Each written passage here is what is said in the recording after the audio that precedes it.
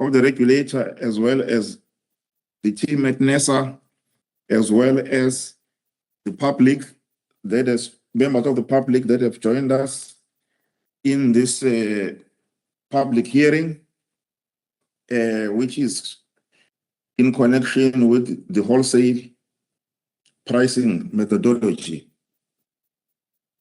My name is William Majola. I am a member of the regulator, primarily responsible for electricity, and I'm also going to be chairing these proceedings.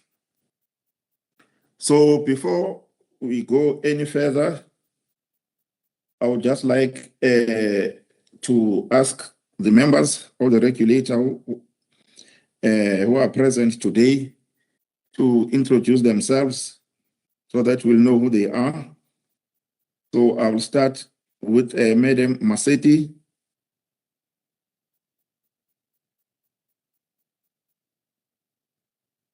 Good morning, Chairperson, members of the Electricity Subcommittee, the staff of NERSA, as well as the members of the public that have joined this public hearing. Thank you, Chairperson. Thank you, Madam Maseti. And I'm now going to call upon Mr. Mkize.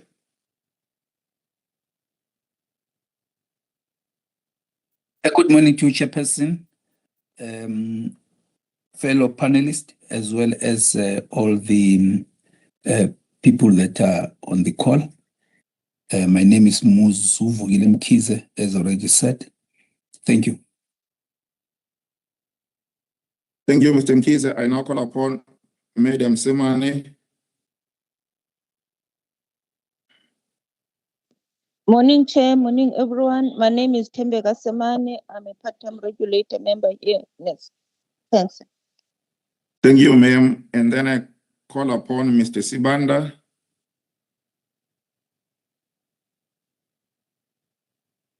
Good morning, Chair. Good morning, everyone. My name is Fungai Sibanda. I'm a part-time regulator member. Thank you. Thank you, Mr. Sibanda. So this hearing was duly advertised in various newspapers, on NESA's social media platforms, and on the NESA website. It is conducted in accordance with the Energy Regulator Act, which provides affected parties with an opportunity to submit their views and present relevant facts and evidence to the regulator. The hearing is governed by NESA rules on public hearings, which may be summarized as follows. All parties are required to make the presentations under oath. Applicants have been allocated 15 minutes each for the presentation, while ESCOM has been allocated 25 minutes based on its formal request for additional time. Only members of the panel may ask questions to presenters. However, members of the public may submit questions via email to publichearings@nesa.org.za, after which the panel will determine how such questions will be addressed. And should any presenter wish to present information deemed confidential, the panel will rule on whether the hearing should be closed for that portion or whether the information should be submitted in writing. Please note that the audio recording captured via the microphones will constitute the official record of the hearings. The following house rules apply for this meeting. All participants are requested to remain muted when not presenting, unless invited to speak. And please keep your video switched off unless requested by the chairperson to switch it on. NESA has received 11 requests to present. We will begin with Mr. Mondi from EUIG. And I see that it's actually a team of three. It's Mr. Mondi, according to the agenda, and Mr. Machainzimbi and Mr. Don. So I'm going to start with you then, Mr. Mondi. I'm going to ask you to switch on your camera. Once you've switched your camera on, please let me know so that then we can continue. Yes, Chair, I've switched on the camera. Please advise if you can see me. All right, I can see you now. Thank you. And then if you can then please raise your hand and affirm the following. Do you solemnly declare that the evidence you are about to give before this panel is the truth, the whole truth, and nothing but the truth? I do, Chair. For the record, please state your name, organization, and designation. My name is Fanele Mondi. I'm the CEO of Energy Intensive Users Group, EIUG. Thank you, Chair. Thank you. According to the agenda, it says there's three of you presenting. Is Mr. Machainzimbi ready to take an oath? Mr. Machainzimbi, Chair, is tied up in a... Yeah, he just joined now, Chair. Thank you. I am available. All right, Mr. Machainzimbi, can you just let me once you've switched on your camera? I have, Chair. Thank you. Please raise your right hand and affirm the following. Do you solemnly declare that the evidence you are about to give before the panel is the truth, the whole truth, and nothing but the truth? I do, Chair. Thank you for that. And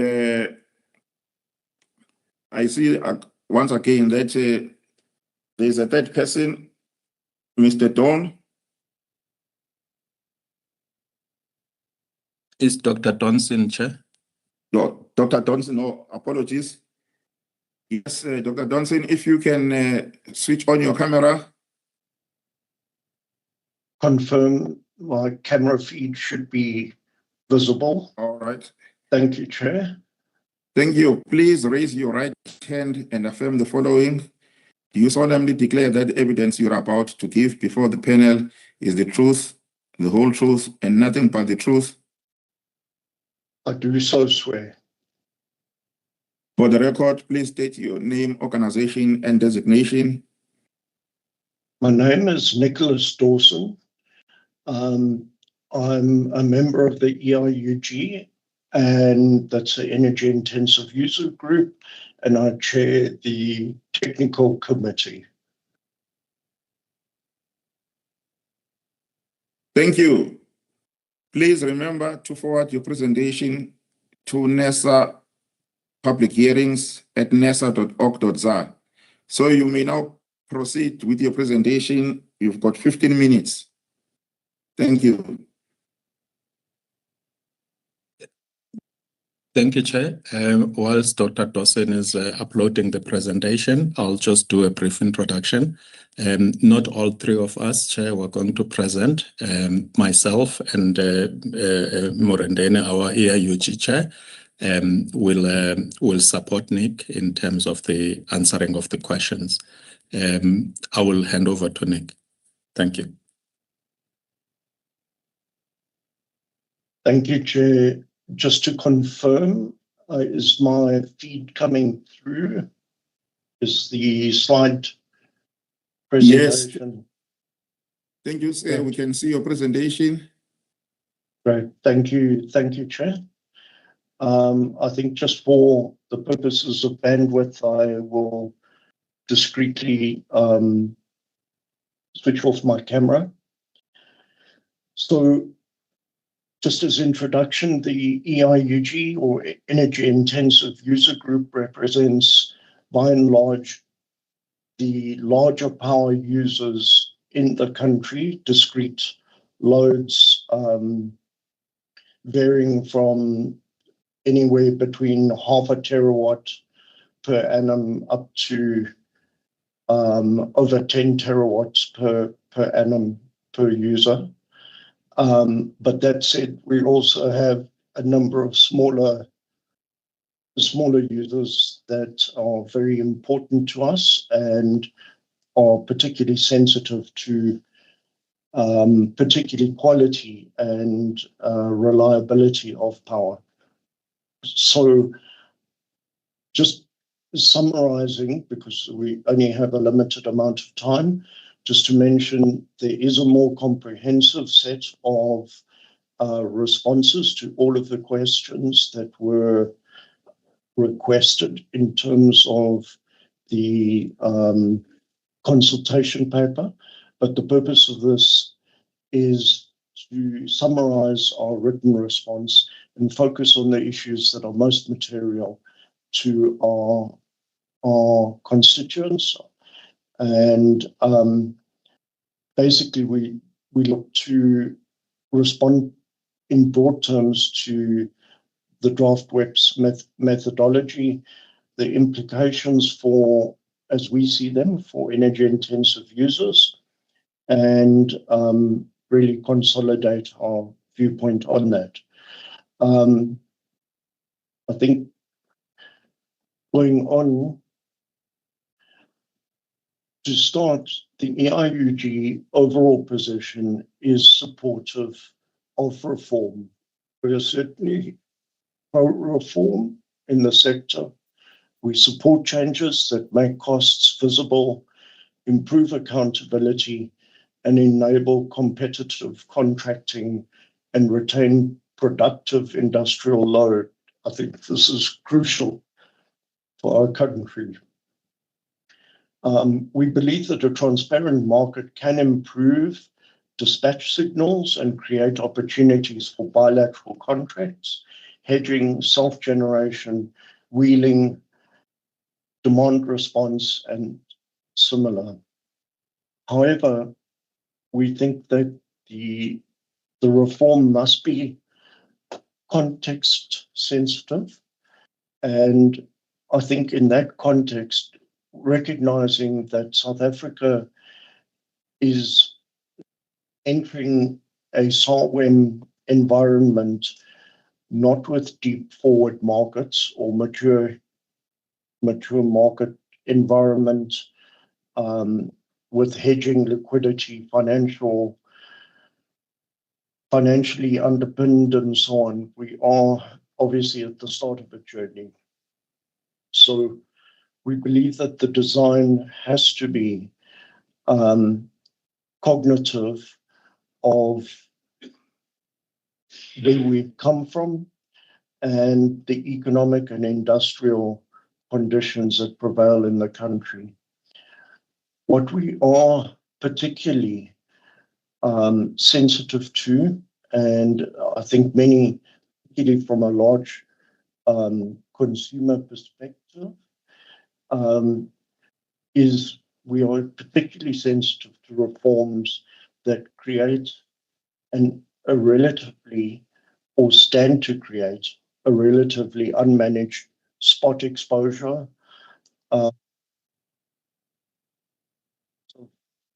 non-bypassable charges, or indefinite recovery of legacy and policy costs. So I think, to put it in a nutshell, we are, I think, all aware that all consumers, and more so exposed large industrial consumers, where electricity is a very large component of the manufacturing account, are particularly sensitive to price fluctuations in electricity pricing. And it is our view that we have to be cognitive of that and view elements with relation to price stability and avoidance of unnecessary volatility and trailing charges, if I can put it that way. So I think looking at what I've tried to do on the slide is really summarize a couple of aspects on market pricing versus regulated charges. I think what we believe there's ample or necessity for a careful balance between these, and a separation in the sense to ensure competitive energy pricing, moving from a regulated monopoly and the associated policy charges, let's say, that go with it to the new environment. We need to make sure that we have a clear set of reference signals for the market, and not specifically cost drivers. There will be an effect, but we're cautious of that. With regard to vesting contracts, we believe that it is a transitional phase and should be constrained as such, with a clear reduction in that component over time and a pathway that is particularly transparent. We recognize the role of the regulator, the oversight that is required, and the necessity to disaggregate retail tariffs so that one avoids the risks that we've highlighted here, being either double counting of certain costs or overlapping of some costs, certainly avoidance of excess non-bypassable charges, and that where there are transitional charges, the avoidance of those becoming permanent. We think that's particularly important, that there should be, it's part of that pathway I referred to earlier. We are particularly aware, and we believe the regulator is equally sensitive and aware of the historic industrial demand destruction that we've witnessed in our country. And we want to obviously avoid the continuation of such, and believe that the wholesale tariff design has a risk, if not prudently undertaken, that may well continue.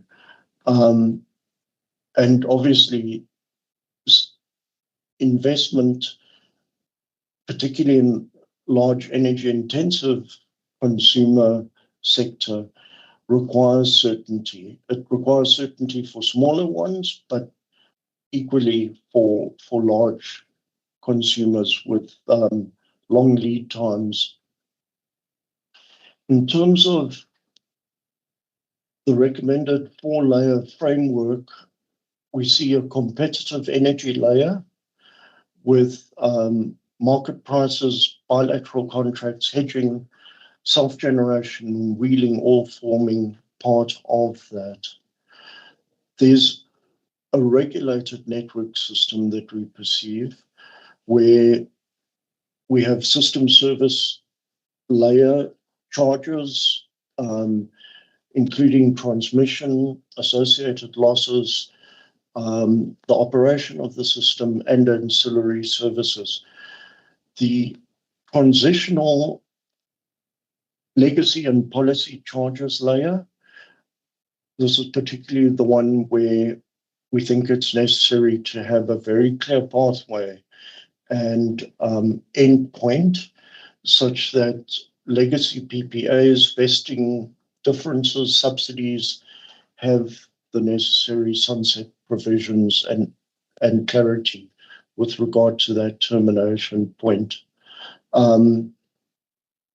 The industrial competitive mechanism, viewing stability of the product ultimately,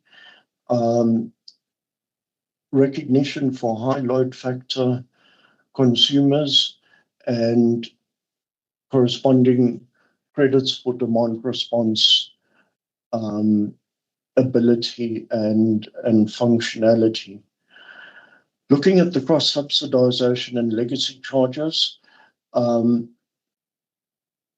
as is our historic position, we oppose an indefinite socio-economic subsidies via tariffs. We believe there should be other mechanisms. The legacy costs, we believe, should be narrowly defined, independently verified, naturally prudently occurred, and kept in a time-bound manner. With regard to transparency and auditability, we require the audited cost data be transparently available, together with published methodologies, prior year reconciliations, and cost reconciliation matrix for each of the tariff applications. One aspect that is important is to consider the price stability mechanisms, and here the anxiety is really with regard to the potential for erratic movement in pricing, and which is particularly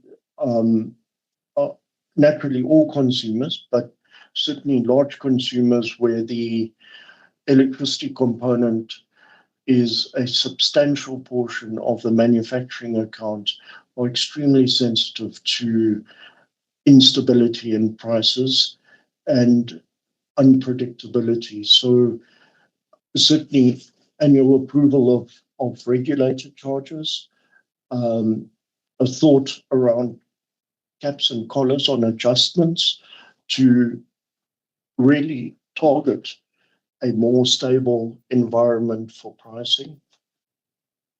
A smoothing of accounts. Now, this is not uncommon, and to an extent, it goes to aspects such as the historic liquidation of RCAs, that accounts adjustments be made in a regulated and smoothed manner to minimize the any potential for erratic movement on the pricings.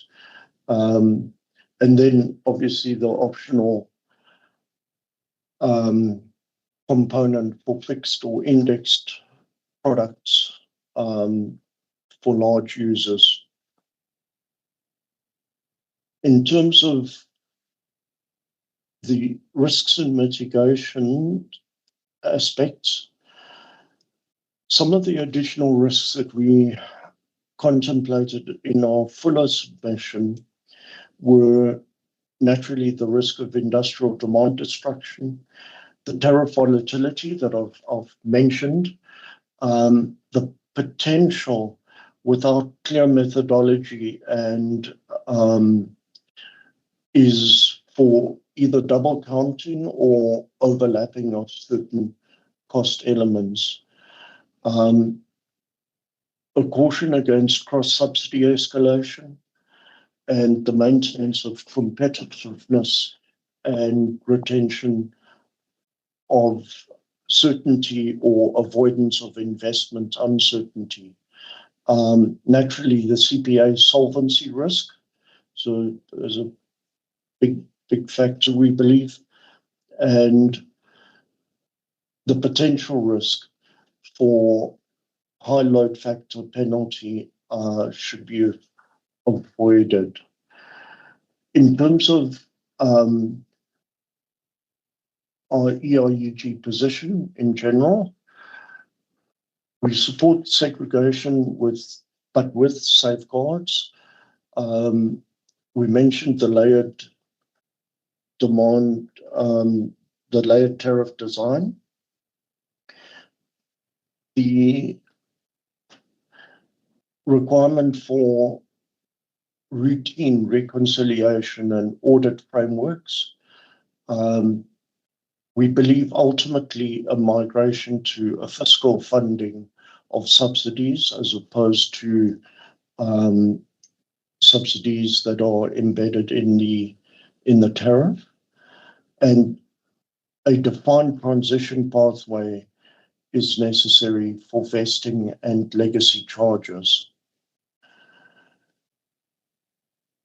The EIUG, I think, is certainly ready to, and we always enjoy engaging with NERSA and other stakeholders around these topics. We believe, importantly, that the detailed modeling and risk assessment needs to be done, and it's particularly the modeling of so as to avoid, where possible, price volatility, or assessing what the potential risk is with regard to price volatility. And then scenario analysis and detailed customer impact assessments, we think, are part of that modeling suite that would be extremely helpful and assist us in avoiding unnecessary risks in the tariff methodology, and ensuring that it is fit for purpose and purpose fit. And then, where possible, market trials before implementation would be a recommendation. I think that basically is our summary. I think I've tried to stay where possible within the time limits, and thank you for this opportunity.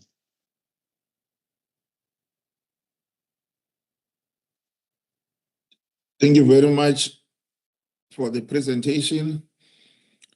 So at this stage, then, I'm going to open it up to the members. If they've got any questions, over to you, members.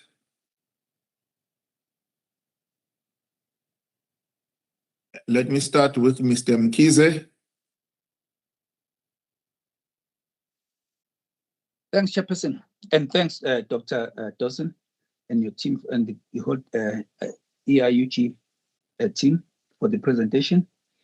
I note on slide 3 that you highlighted the issue of declining Eskom sales since 2001 as a risk.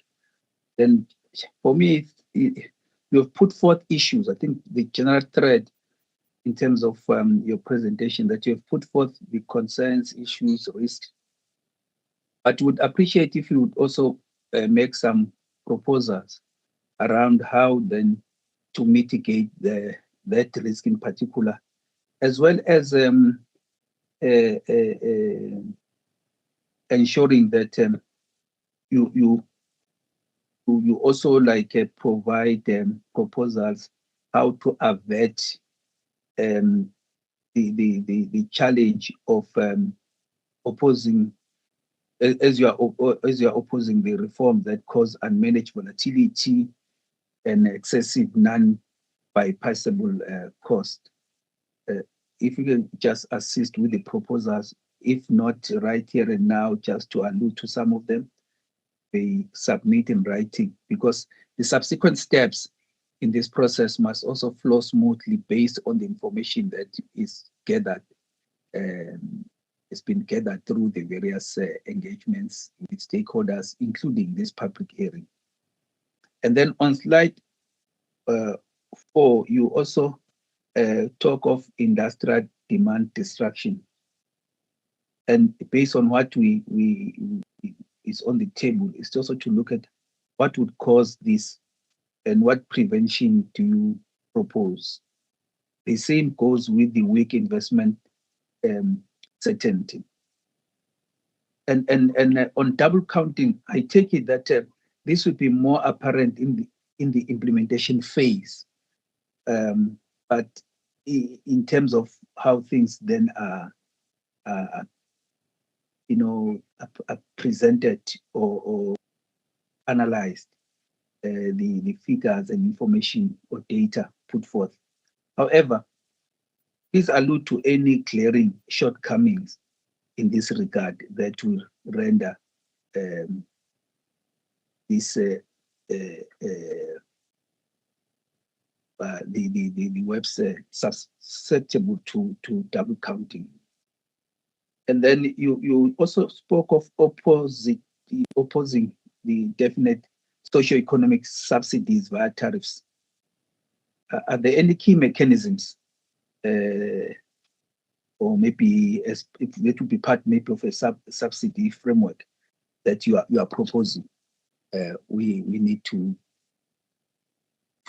adhere to. And then lastly, but one, the annual approvals of regulated charges. Wouldn't you prefer multi-year approvals with the reopeners, or you will stick with the annual approvals for starters?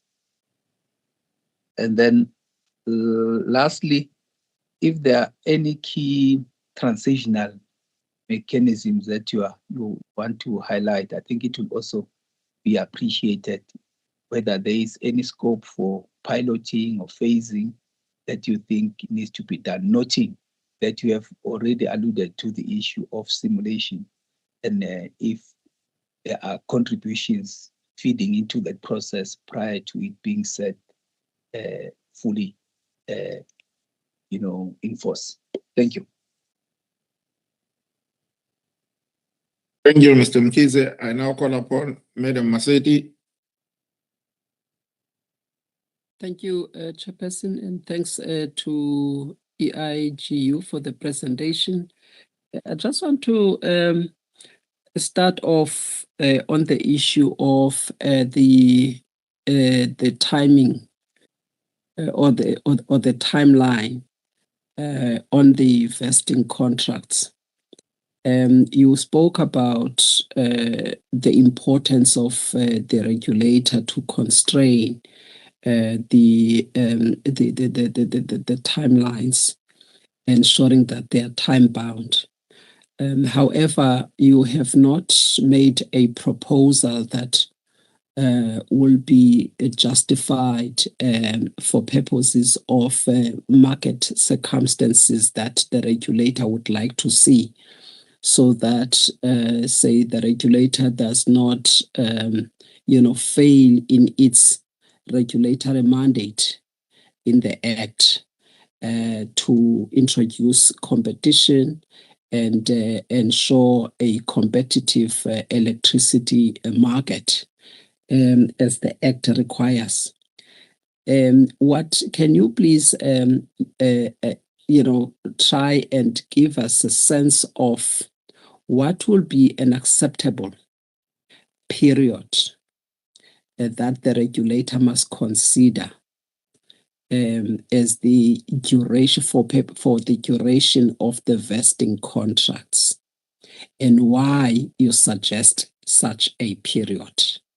I think the economic rationale and the competition rationale is important for us coming out of the stakeholders when stakeholders propose the duration of the vesting contracts.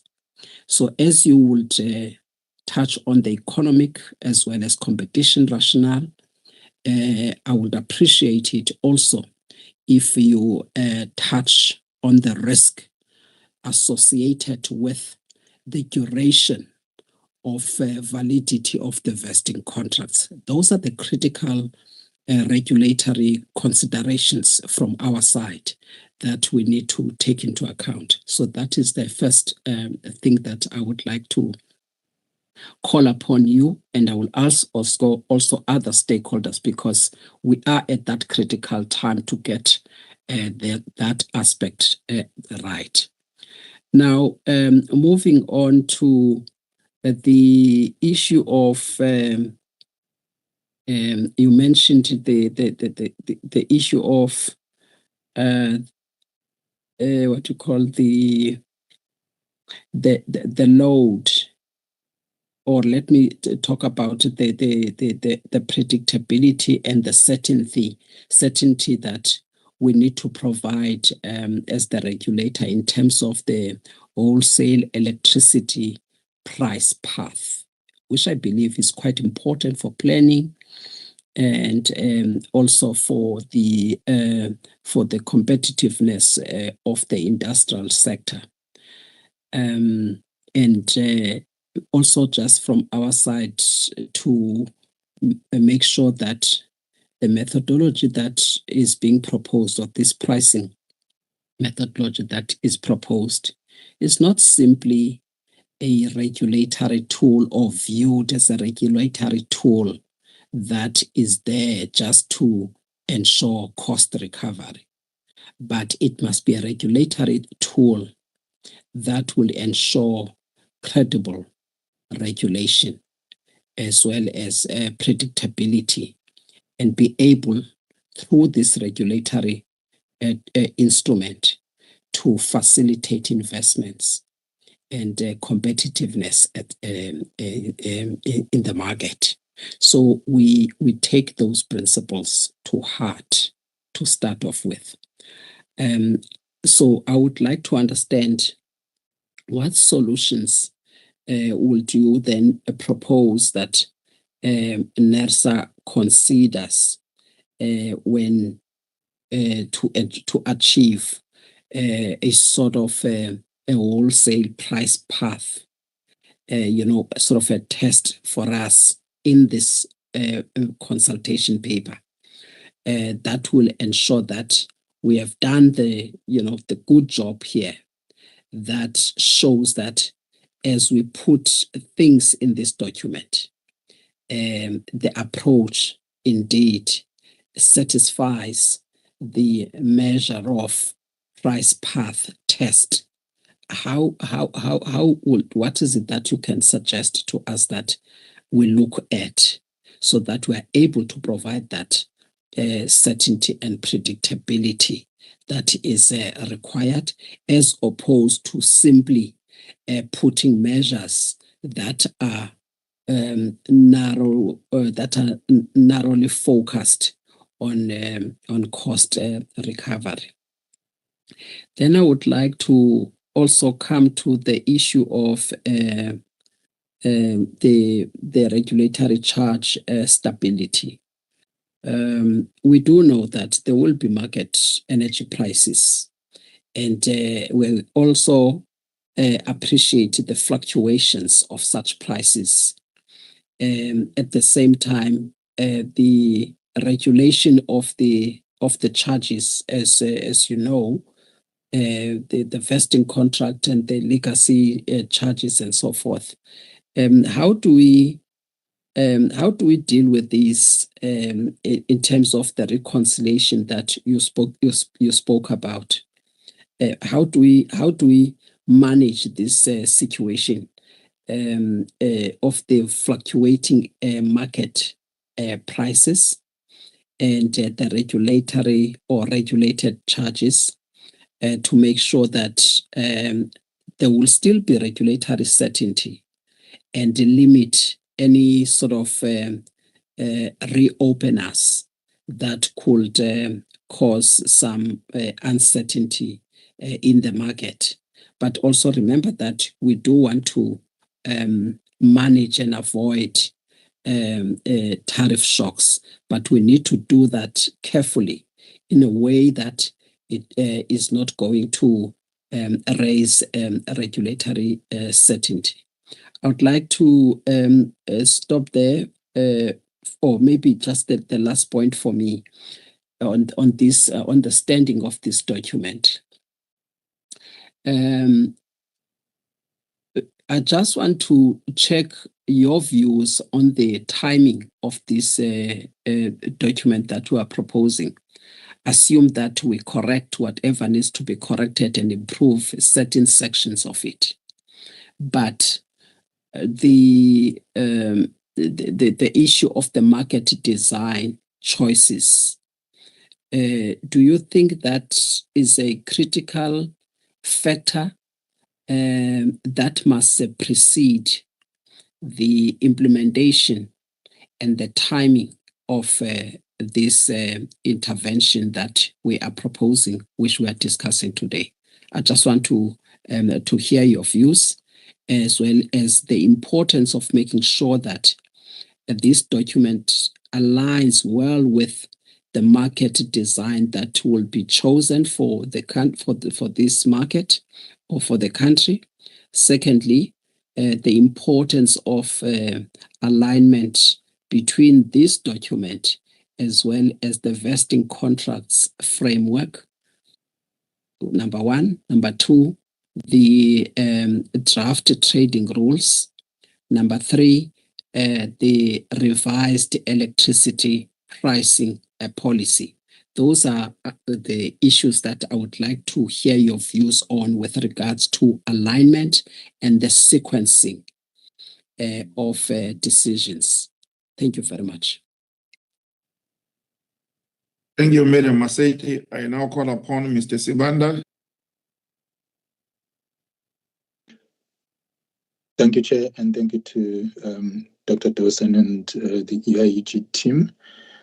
Chair, perhaps my questions have been covered by colleagues, but I'll try to ask them probably use a different from a different angle, and I'll try to be just direct to the point.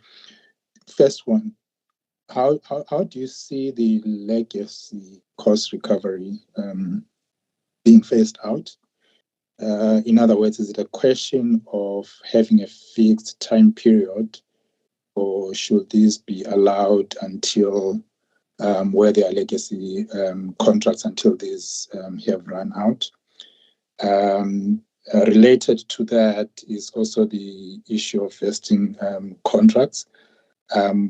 What do you suggest would be an appropriate approach to phasing these out? Is it a fixed time frame again, or should we be looking at market maturity signals or any other trigger? The second question for me, I think Mr. Mkhize probably asked this one.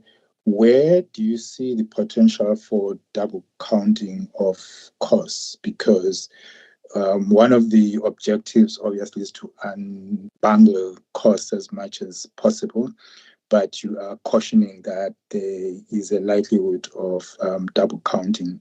So where do you suggest as a regulator we should be paying specific attention to avoid such double counting? My third question, you've also raised concerns around possible excessive non-bypassable charges. Now, if the principle, well, one of the principles behind the methodology is cost reflectivity. So do you think that there is still a risk of excessive cost that cannot be bypassed if we follow the principle of cost reflectivity? Then the fourth question is around subsidies, and you've suggested that these should be transitional. And my question is, what should be the trigger for ending the socioeconomic subsidies? Is there anything that we should be looking at? How should this be phased out if you think that they shouldn't remain perpetually? And then lastly, do you think it's an issue if we proceed with the wholesale tariff methodology first? And I'm asking this as a user. Do you think it would be a problem if we were to proceed with the wholesale tariff methodology first and then deal with the retail tariff later. I know a number of stakeholders have raised this issue. What is your view on that? Thank you. Thank you, Chair. Thank you, Mr. Sibanda. So may I now call upon the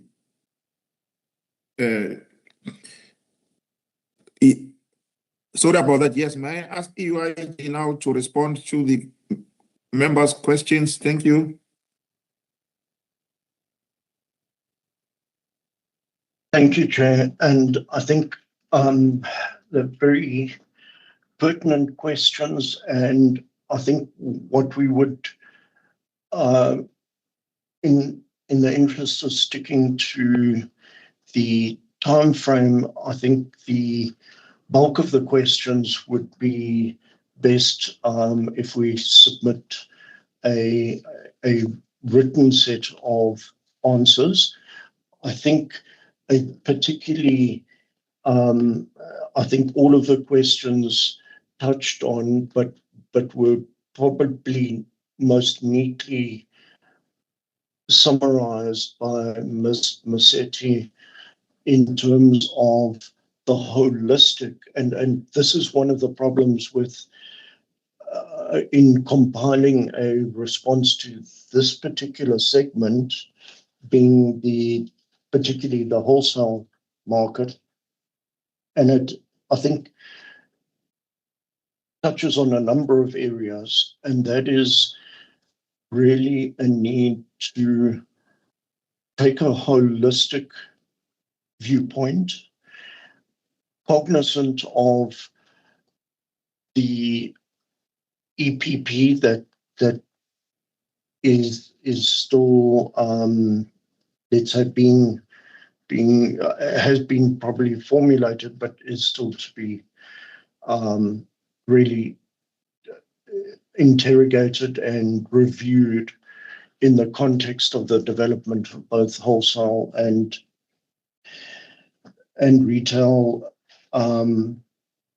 markets. I think that aspect of an aggregated, holistic view is particularly important, because viewing or acting independently, and I think this is one of Ms. Musetti's questions particularly, is the timing. Do we need to have the bigger picture in view and at least a measure of clarity? Nobody's got a perfect crystal ball, but a measure of clarity, and how I'd like to put it or phrase it is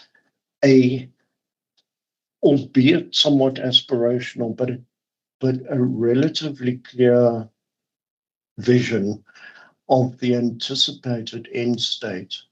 And I think that it sort of, for us, I think it cascades from that point into the different let's say, segments, whether it's SALWEM broadly, vesting, wholesale. I think they're all interlinked to a large degree, and I think that has been actually one of the challenges that we faced in attempting to, I want to say, in not complete, but somewhat in isolation, look at, for instance, the wholesale pricing methodology, while recognizing that that's part of a much bigger picture. So I do think that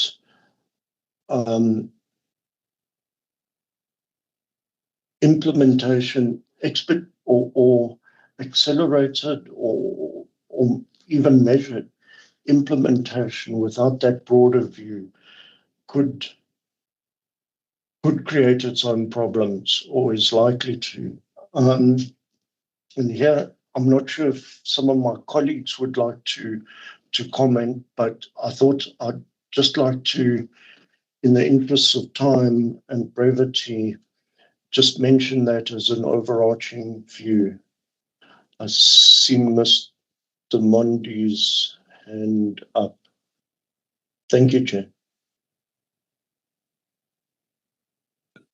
Thank you, Dr. Dawson. You can come in, Mr. Mondi. Thank you, Chair. Thank you, Nick. Chair, I think I tried to dot some of these questions. I think we're just about close to 20 questions. I don't think we'll be able to answer them here. We have submitted a detailed submission. I think it's about 35 pages for this presentation. Because we knew we have 15 minutes, we had prepared another 4 pages, which we took as a briefing note, which will cover some of these questions. The slides, we had to shorten them as much as we can in terms of making sure that we stick to the timelines. However, I think the questions which are asked, some of them may not necessarily be covered in terms of the presentation we've made, but we think these are very important questions. We request, Chair, if we could be sent these questions in writing, and then we will then draft a proper response to all of them. Those, of course, we are able to answer, but we think they are very important questions for moving this forward. The specific one which Ms. Massetti asked about the market design versus the flow of the other stuff, I think we share the same sentiments, Ms. Massetti, as yourself, if I understood your question well.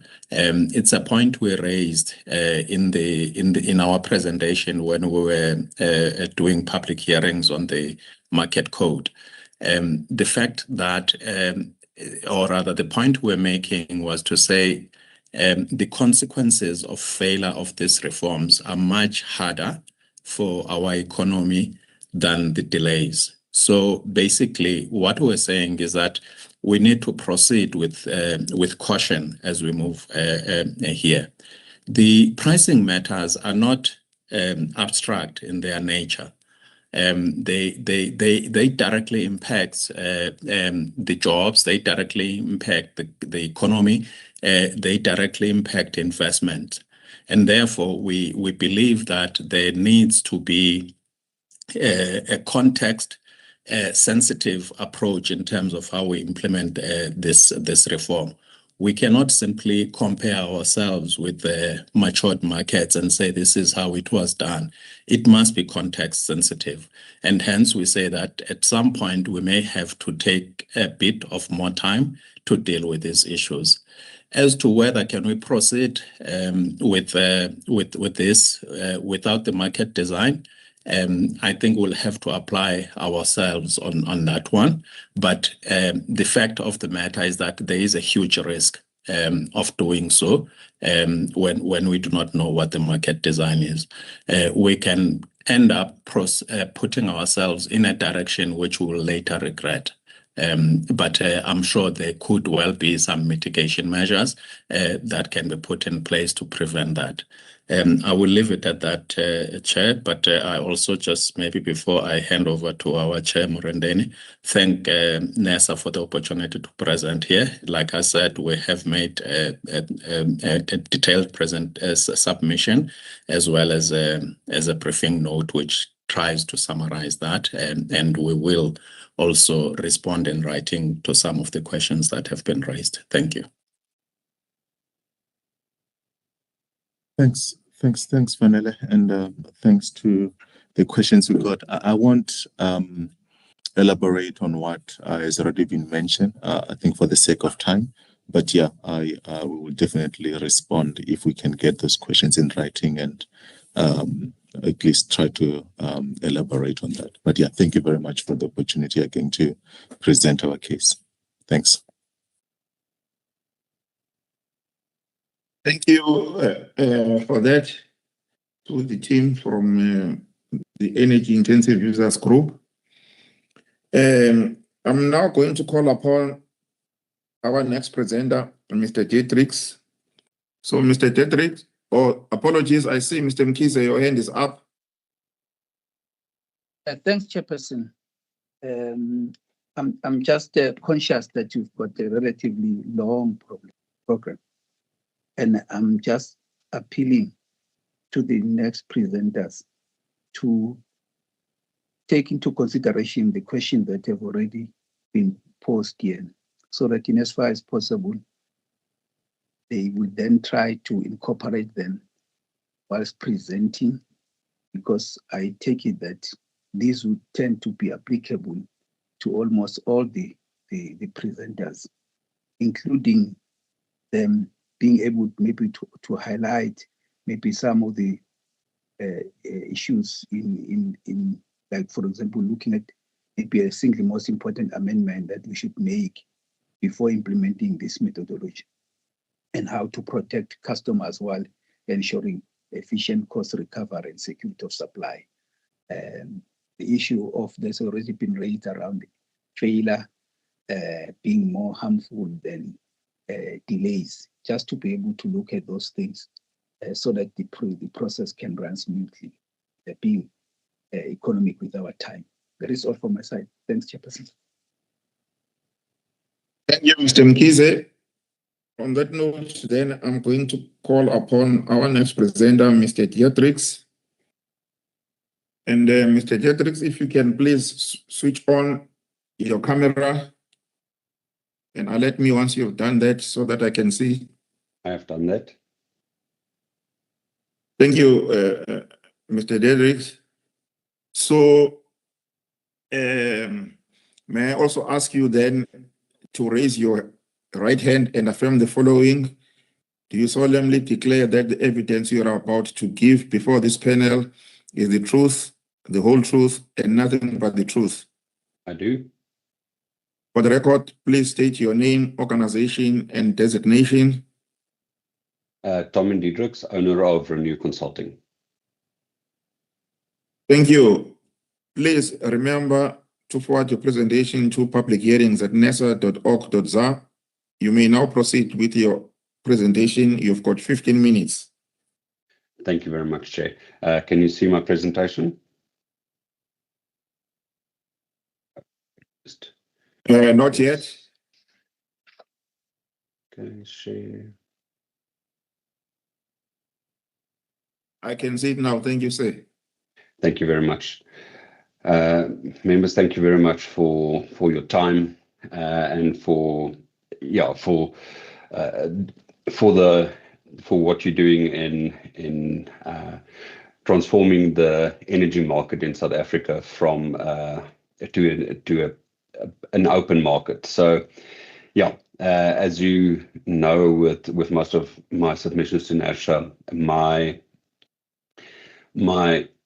viewpoint is always that the wholesale price, or that the benefit of an open market must reach the end users.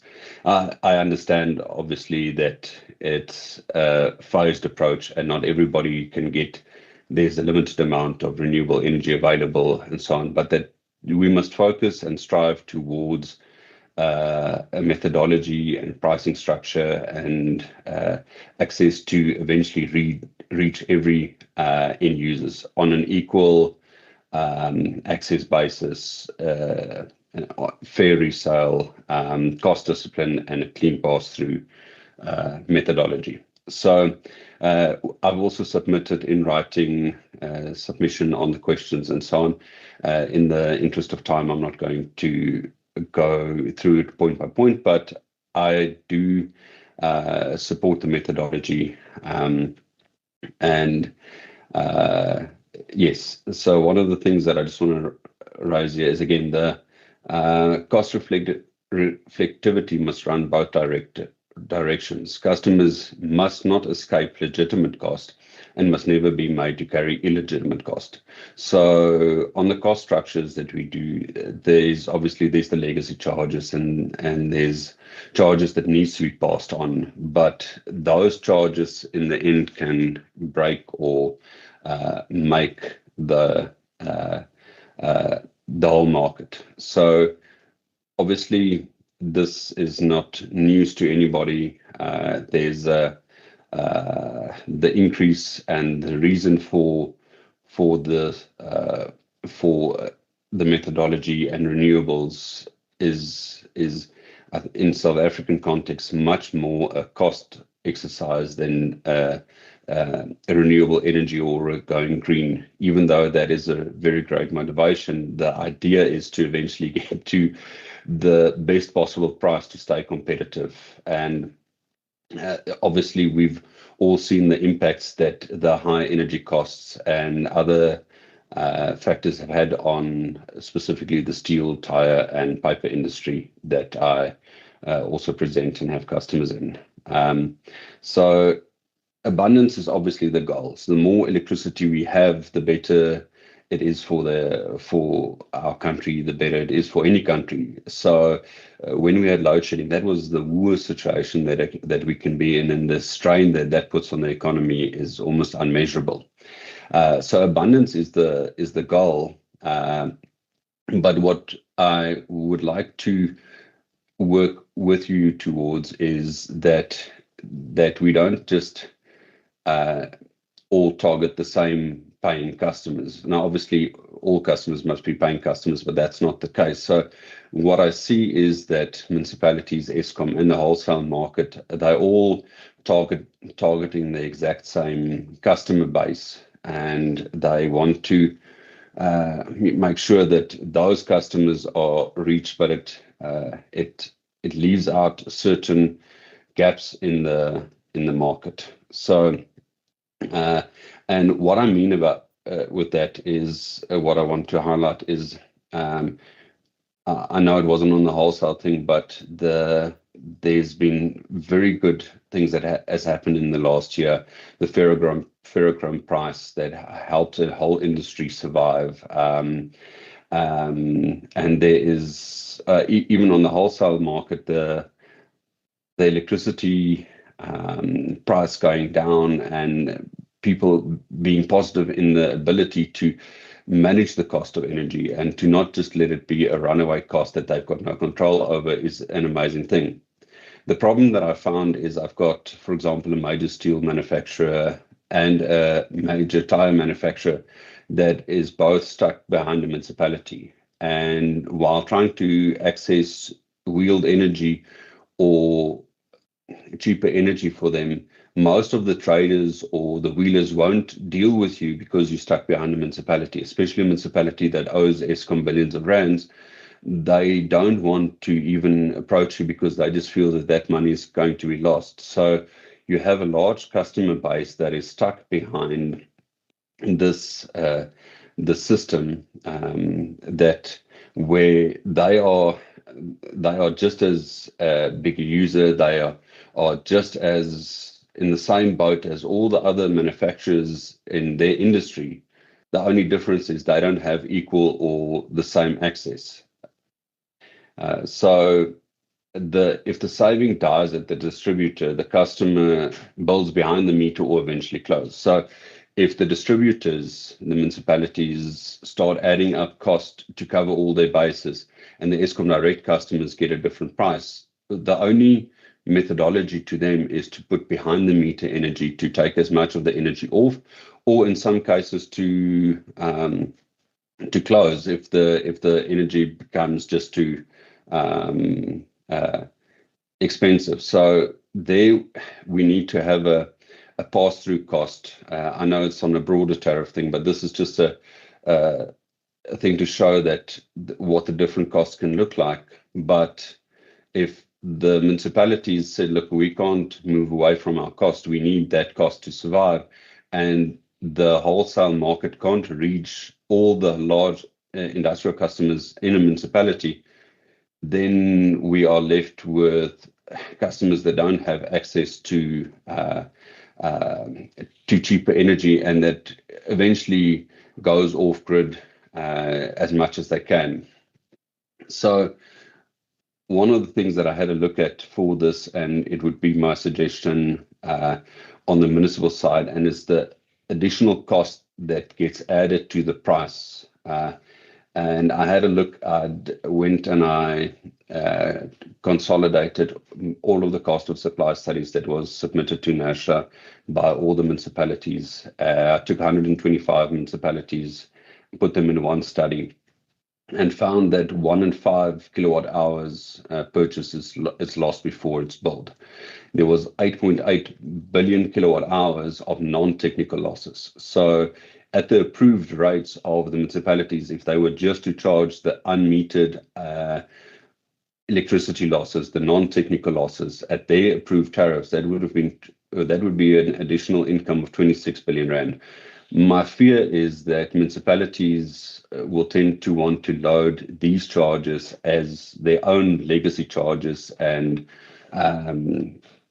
put the unmetered electricity as part of the additional cost that everybody must bear that's in the municipality.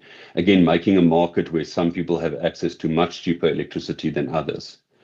Then the rooftop energy at municipal prices. So I know that there's the retail tariff that is also up for a discussion, but in my view, there is a lot of landlords and property owners in the country that own hundreds of megawatts of rooftop solar, which in their own right becomes a wholesaler of energy because they are all obviously selling that energy to their customers. However, the industry standard as it stands today is those customers pay for their electricity based on municipal tariffs. So they are paying municipal rates for renewable energy. And I think just the balance that we must have a look at is ensuring that anybody that sells energy falls under the same banner and the same umbrella, so that there isn't a different silo created that says, no, I'm not part of a trader or I'm not part of a wholesaler, so I don't have to play by their rules. And I would just ask Nasha to have a look at the framework also includes, I know it's smaller customers, but it becomes a wholesale thing when single property companies got 60 or 80 megawatts of rooftop solar and their own base system.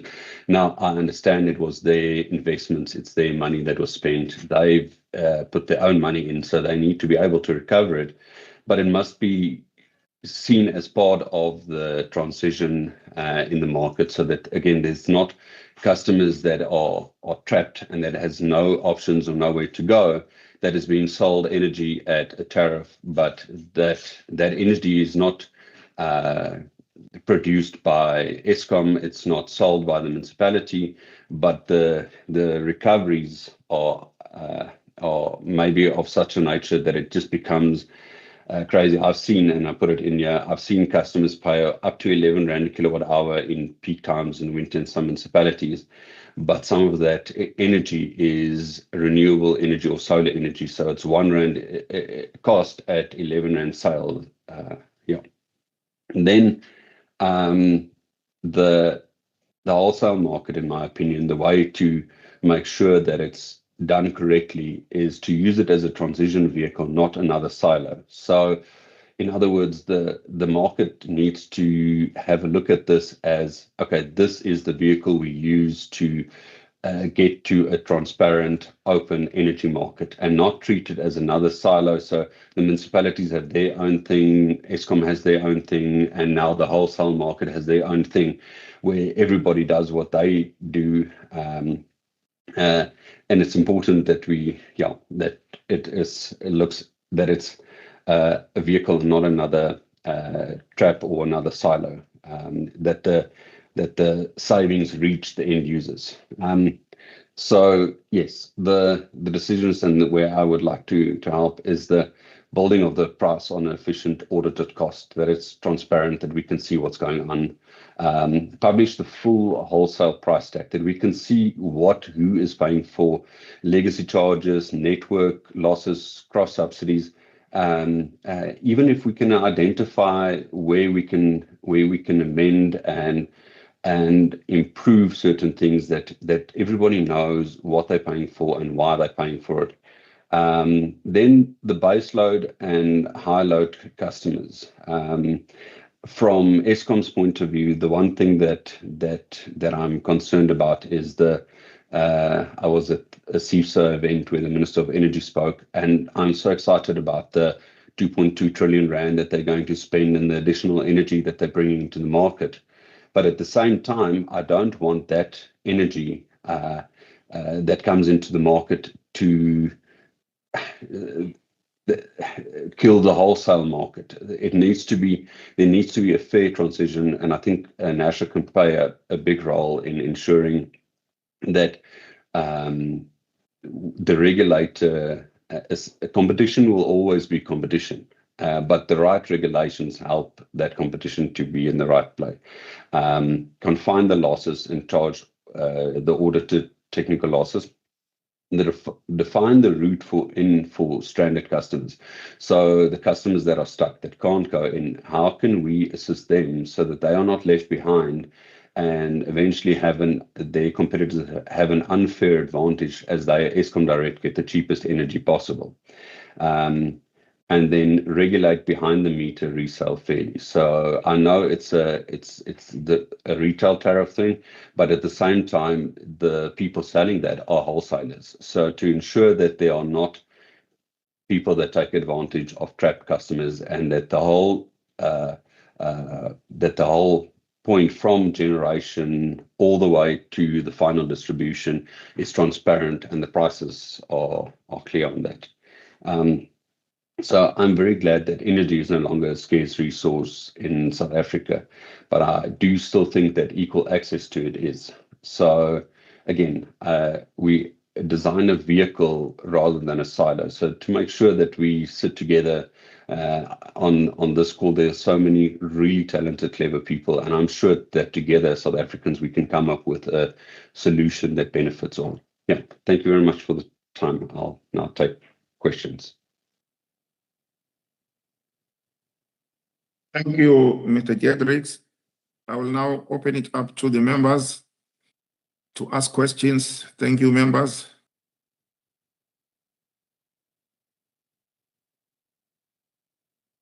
Yes, let's start with Mr. Mkhize.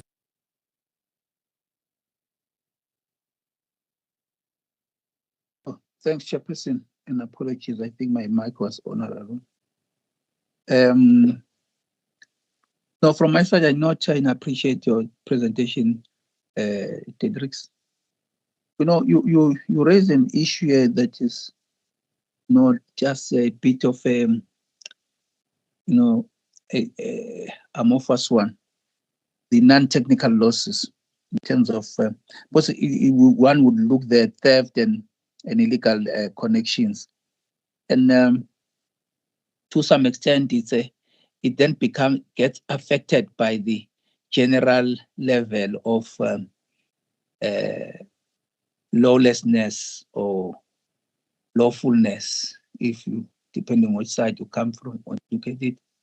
And I'd just like to get your views, because that talks also to the issue of in such instances, how do you deal with the socialization of those costs? Because some of them would be emanating from, one would call failures of the security cluster and the general state of the socio-economic and other factors, a myriad of factors. So I'd just like to get your comment or view around that, so that it can be done in a fair and just manner without necessarily permitting such acts, because we should uphold them as they ought to be.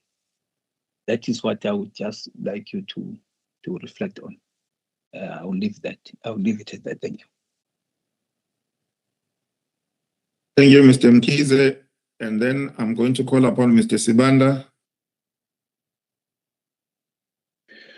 Thank you, Chair. Just one question from my side, Mr. Gedricks. I think you raised a very important point around affordability. I just want to check, do you see tension between the regulated charges, part of the framework, and the competitive side of things, where prices are determined by the market? So in other words, is there a risk that consumers may not see the benefits of competition. If, say, for instance, the regulated charges are overloaded, do you see that possibility or that risk that consumers may not see the benefits of competition? Thanks. Thank you, Mr. Sibanda. And then I call upon Madam Masedi. Thank you, Chairperson, and thanks to Mr. Diedericks. You made in your opening remark before you started with the presentation, you acknowledged the importance of cost recovery also from the perspective of consumers, to say that the electricity business is also about cost. So the consumers must also play their role. I'm just paraphrasing it in a way, and I hope that I understood exactly what you were saying.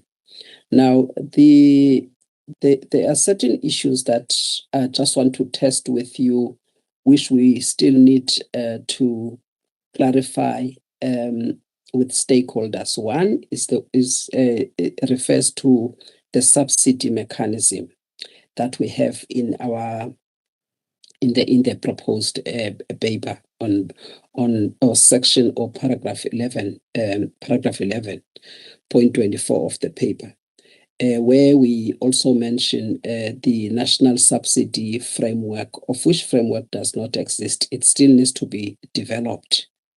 Now, just wanted to now, from a perspective of consumer protection and the risk faced by consumers, just to ask whether this would not raise a risk of consumers accepting a sort of a non-avoidable cross-subsidy charge before that framework is actually developed and is not even quantified and all of that. Is that not a risk to start off with? And how, would you suggest that we deal with that kind of the risk? Now, that's the first question that I wanted to find out.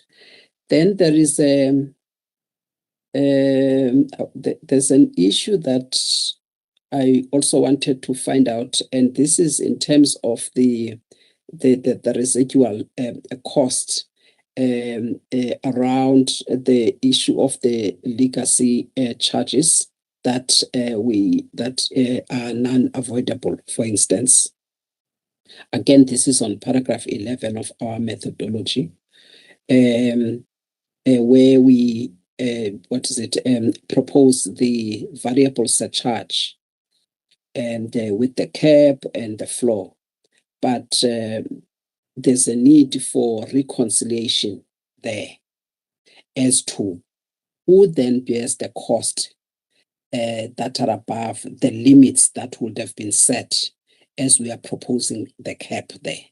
So there is a cap that must be proposed, and there's a variability there, but then who deals with the once the reconciliation is done with the cost that is a residual cost? Is that cost, would it be fair for that cost to be recovered through the consumers? How do we deal with that aspect of the residual cost beyond the cap or the floor? I think that is quite important for clarity, and also maybe some suggestions from stakeholders. And this again is on fairness in terms of the interest of consumers as well as interest of other stakeholders and market participants, so that consumers again do not carry large cost and electricity becomes unaffordable, and then we get to the problem of what is it utility death spiral. I think that, and therefore all of this high cost then will be recovered from the lower consumer base, so to speak. So that is quite critical. And you've also acknowledged the importance of the municipality legacy cost or distributors legacy cost. So that will also be probably in addition. So if you take all of these costs and look at affordability, look at the cost of the reforms, look at the cost or imposed by the transitioning to the SAWEM, and the fact that we need to get this right during this reform and the transition, so that at the end, these costs are not too much for consumers or create a burden. That we must foresee that problem, and in these regulatory instruments, make sure that those things are taken care of. How do we deal with that? Because for us, it is important to get this pricing right, this pricing methodology right. How do we deal with all of these additional costs? Because there's a lot of them, and I understand that it's important that they are recovered, and in the way that certain sections are done, we have done. It is clear that there is going to be some residual cost based on what we have proposed. Now, who is going to pay those residual costs? Where is it going to end? At what point do we now say that this is going to be something that will be workable and benefit consumers, rather than finding consumers unable to pay, and then we reduce the customer base, and at the same time there will be fixed costs that are recovered from fewer consumers, as you know the situations also with the NPAs and so forth. So these are all of the kind of things that the regulator must think carefully about, and some of those things are here in the pricing methodology. What I'm saying is that we recognized the importance of all of the things or the cost that must be there. The issue is whether the approach that is proposed, which we are asking stakeholders to comment on, whether such approach is the one that will at least get us to the end state that will be sustainable for the reformed, or take us to a competitive market where fairness can be seen on both sides. Thank you. Thank you, Madam Maseti. Before I ask Mr. Diedrichs to respond, may I just come in here from a process point of view? We are running almost 25 minutes late, and we actually have two public hearings back to back, actually 30 minutes apart. So when we finish this public hearing, within 30 minutes, we have to get into another public hearing. And I'm already, as I'm suggesting, we are around 25 minutes apart. So Mr. Diedrichs, I'm gonna ask you, please, maybe if you can just respond briefly to what has been said, and then maybe the rest of the responses, you can send them to this next public hearings that we're talking about. So over to you, Mr. Diedrichs. Thank you very much, Chair. Yes, I'll respond in writing. I think these are very good questions and they deserve a proper response. I look forward to answering them. The one thing that I just want to answer now is Mr. Mkize's question on the non-technical losses. My suggestion on that would be the view that I have is 8 billion kilowatt hours and 26 billion rand losses a year. I would love to see a drive from municipalities where they have an amnesty period of 5 or 6 months, where they say anybody that comes forward that has unmetered electricity or the things that they're not paying for all the electricity can come forward, pay for it, and they will have no repercussions after the 6-month amnesty period is over. Anybody that comes forward and tells us about unmetered electricity will get a reward, and those that hasn't come forward in the time allocated to them will then receive the harshest punishment, a 3-year back charge, and any penalties that go with it, so that we can transition to a market where payment culture is also being chased after, so that we don't just have more and more non-payment, and ensure that we have at least it metered and properly looked at. So yeah, but the rest of the things I'll submit in writing. Thank you very much. Thank you, Mr. Dedricks. So our next presenter is Mr. Mbata. So, Mr. Mbata, can I ask you to switch on your camera and let me know once you've switched it on?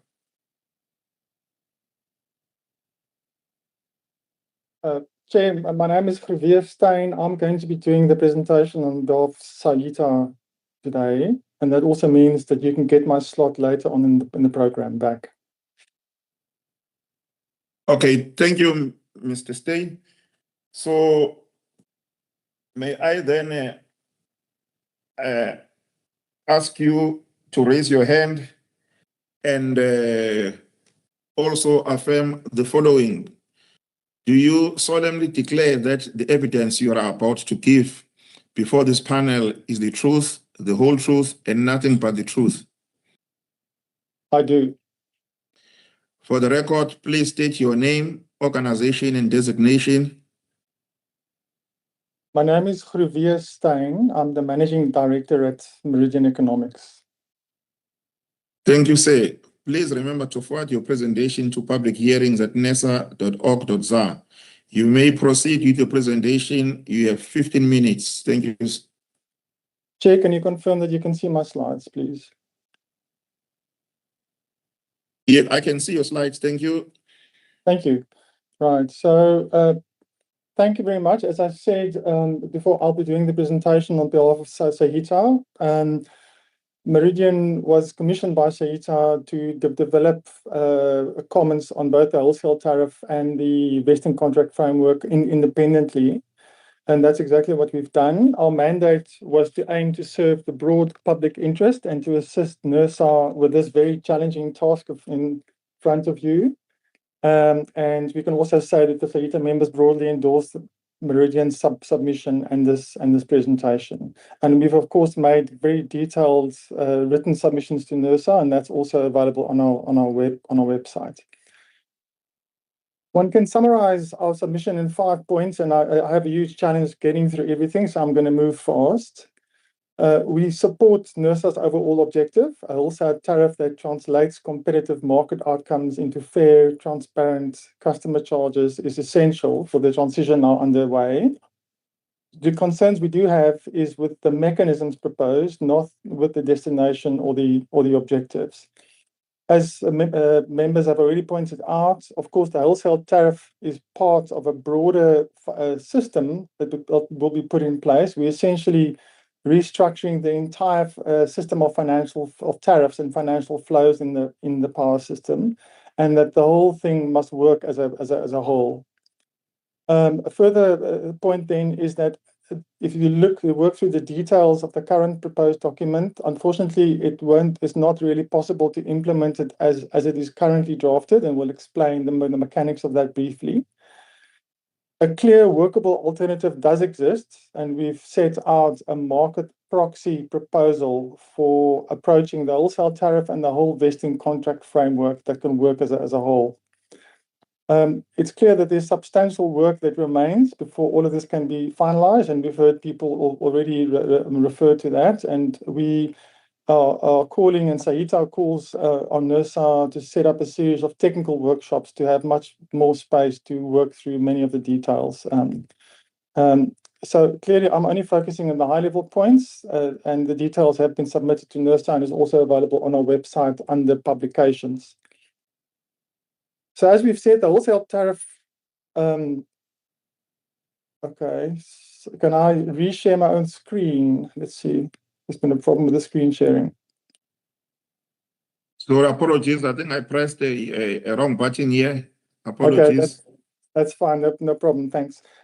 So we've said that the wholesale tariff sits inside a larger financial system of SOWIN transactions, CPA vesting contracts, and of course, both upstream and downstream. And all of this must work as a whole. What is charged downstream must reflect what's charged downstream must reflect what's happening upstream for the system to work as a whole.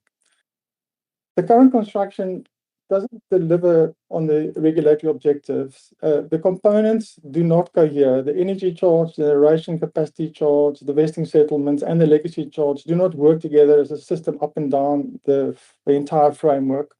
And in some cases, there are problems with the actual calculations and potential double counting. There's a clear concern in the way the energy charge is set up in the wholesale tariff. There's circularity in the calculation. The energy charge is set up as a residual of the revenue, allowable revenue, after all the other charges have been taken off. And this means that there's a real risk that the actual energy charge will not recover what the distributor will pay in the SOWIN markets, and then therefore there's the hedge will be a mismatch, and that will then be thrown in the next round. That will become part of the legacy charges that is again taken out of the total allowable revenue to calculate the now smaller remaining energy charge. So we'll have a situation where the calculation doesn't converge and the energy charge this kind of trends to zero. This is clearly not workable. Also, capacity is paid and recovered inconsistently. The way the capacity is paid to generators doesn't match how it's recovered from customers, and this needs to be fixed. In principle, the remedy is that these mechanisms throughout the whole framework should be based on the same marginal cost principles and tested as one integrated system. So the key point we try to make here today is that the underlying problem is that the paradigm is built for a different task to what we have in front of us today. We currently are working with the legacy revenue allocation approach, but this is not market price formation. The example in the NERSA document shows how the revenue requirement for generation is spread across time of use periods with no consideration of what market participants actually pay for energy in the market. This entire approach is, of course, relevant for regulated monopoly era tariff making, but not for a transition to a competitive market. This means that the economy's reference price for power becomes, and of course already is, based on the incumbent's MAV regulatory asset base, not on the marginal or incremental cost of supplying energy services, which is what an efficient market would deliver and also what macroeconomic theory supports. This is exactly why we are setting up the SOWIN, is to let us discover efficient pricing. So regulating a transition asks a different question. It's not about how is the approved revenue recovered, but what should the market price be? And how does every regulated component converge on that market price? Many other jurisdictions have grappled with this problem and solved it, including dealing with the legacy sunk costs. And we should learn from their approach and how they've managed to still transition to an efficient competitive market. So in other words, what we're arguing is this is not merely about patching the current proposal, which is based on the backward-looking paradigm. The defects in the approach actually follows from the paradigm itself. The remedy is to change the basis of the tariff construction, not merely just to adjust the drafting. And we've spent a lot of time developing this thinking and submitted detailed proposal to NERSA in writing. So this diagram now shows in much more detail the complete picture of what's included in the consultation document, that in the NERSAT consultation document, and we've included in here in red many of the concerns that arise from the current proposal. So the basic approach that we suggest is to build the tariff from market value, not aiming firstly to achieve revenue recovery. So it's about inverting the order of the tariff construction. Start with the economic value of the electricity service established through a competitive market prices or appropriate market proxies, and then also clearly address legitimate historical and legacy obligations separately and transparently. All legacy costs are recovered explicitly, not disguised. Dealing with them as identified, justified charges is what allows the energy price to carry a clean market signal. Embedding legacy charges in an MEAV RAB tariff that has got no relation to the actual cost of supply destroys the signal and transparency without reducing the cost. It's important to realize that the wholesale tariff that we're currently discussing today is critical infrastructure for the whole economy. It provides a reference price against which consumption, wheeling, self-supply, storage, and demand response are all valued or evaluated. In a decentralizing power system, as we now have, it guides efficient investment and consumption decisions well beyond Eskom's balance sheet. The stakes are, of course, large. It's about economic growth and employment, which we know we've already heard today we have big challenges with. A reference price sets to recover an incumbent's historical revenue rather than to signal the value of supply misdirects investment across the economy. This is not only about who recovers what, but about how we restore sustainable economic growth. So basically, implementing this market proxy architecture should be done and should, of course, be combined with a managed glide path from WEPs. As we said, a market proxy will ensure that regulated prices approximate competitive market prices or proxies. And upstream, Eskom generators should receive efficient incremental operating costs and availability costs. And we discussed this in more detail in the vesting contract submission next week. Legacy financing obligations are dealt with separately and transparently, also discussed in our submission on vesting. And really, this is about Eskom holdings, not the individual generators. So in a nutshell, we have three main products, each which should be priced appropriately. For energy, the price should be based on a forecast on hourly system marginal price in the SALWEM, and we need to design the time of use tariff structure to reflect that as best as possible. For capacity, should be based on a competitive capacity price, and we agree the OCGT costs is the appropriate place to start. And of course, ancillary services should be priced separately and transparently priced and should be contestable. And legacy costs we've already identified. It should not be embedded in other charges and should be clearly calculated. And yes, we need a glide path between this approach, which can be set up straight away, and the current approach, and this can unfold over a number of years. So just to try and demonstrate this with a very limited time we have, if you look at the middle graph, we say a market-based time of use tariff, yes, it should be combined with capacity credits, which we can discuss at a later point, is urgently required to ensure that the wholesale tariff reflects upstream realities and ensures appropriate downstream behavior. If you look at what we've done here is we've actually modeled the hourly system marginal price in the SALWEM for every hour for the next 30 or 40 years. And we plot this here. So the first thing, if you look at what will happen in 2030, if you apply the current WEPS tariff, this is an average summer day in 2030, you see the purple area. That's what will be charged with the current WEPS time of use structure. The black line we show you here is actually the average SALWEM system marginal price that will obtain in 2030 according to this scenario. You can see there's a huge difference between what the current tariff structure charges and what energy actually costs. And then what we demonstrate with the blue line is a recalculated time of use tariff to reflect an annual forecast of what the hourly WEPS tariffs will be. And that shows you what is possible. It is possible to design a tariff that it actually does not depart very far from what is expected to happen in the market on an hourly basis 1 year in advance. This can easily be done. We are already modeling this, and players like the NTCSA are also capable of doing this. Why is this important? Well, we've explained downstream all the pricing signals and the role of that. If you look at, for instance, what's happening in Australia, batteries are already flattening the duck curve, as you see in this right-hand curve, due to proper pricing signals. The details of our market proxy proposal shows how this all fits together for the whole system, and we can discuss that over time. So let's just look briefly just to demonstrate what this looks like with reference to a wholesale tariff that we are more familiar with. This is just a sketch to give a rough idea. Currently, the web system or the wholesale tariff system looks like what we see on the left-hand side here. Energy charges make up a big part of the revenue that the tariff generates. And then, of course, there is a whole range of fixed non-bypassable charges, including the GCC.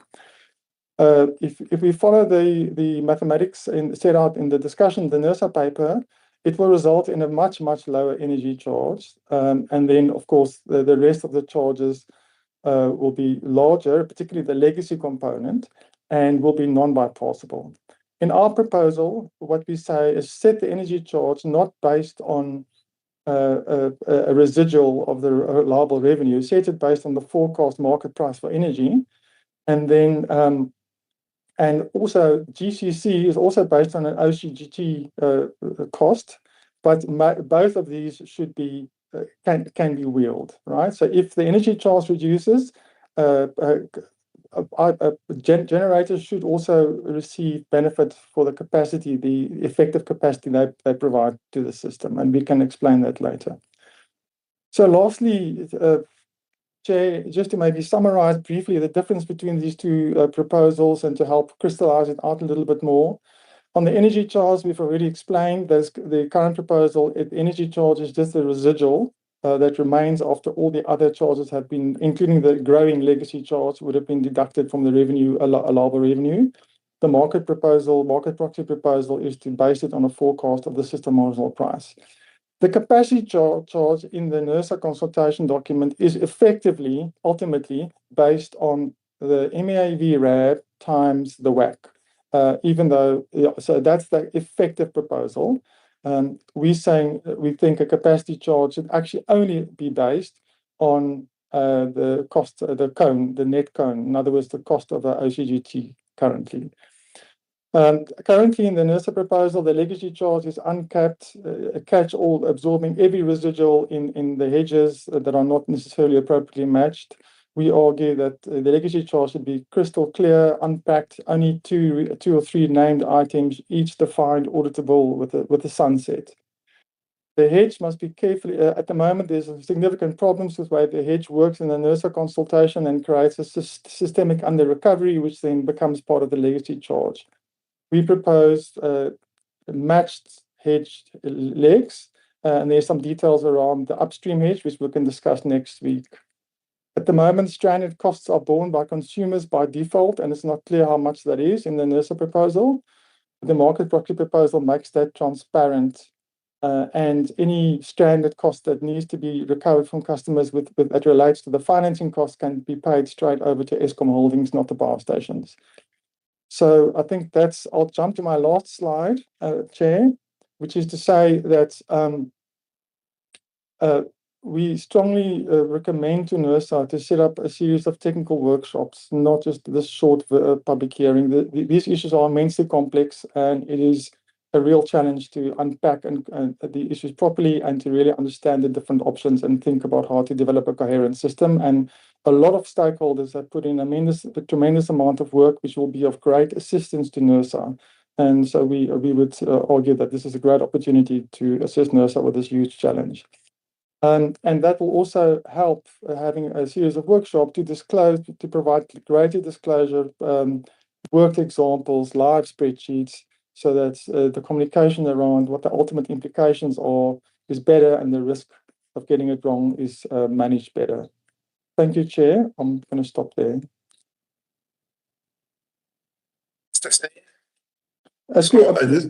Sorry, can I just say, I know you're aware of time. I have listened carefully to a lot of the questions and I've jotted them down. I could respond to some of the key questions that have been asked, but it's up to you, Chair.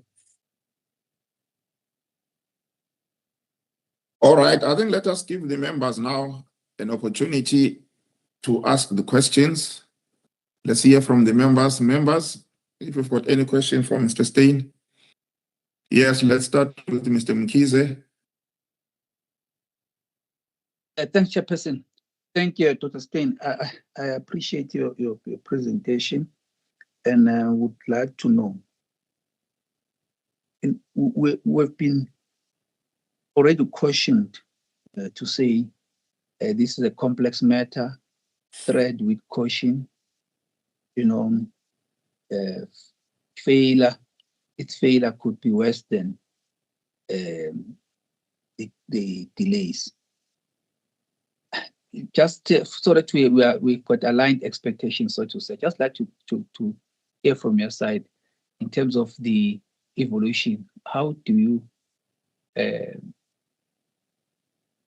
expect it to evolve? The time that it would take, and I know that there are a series of workshops that we are proposing.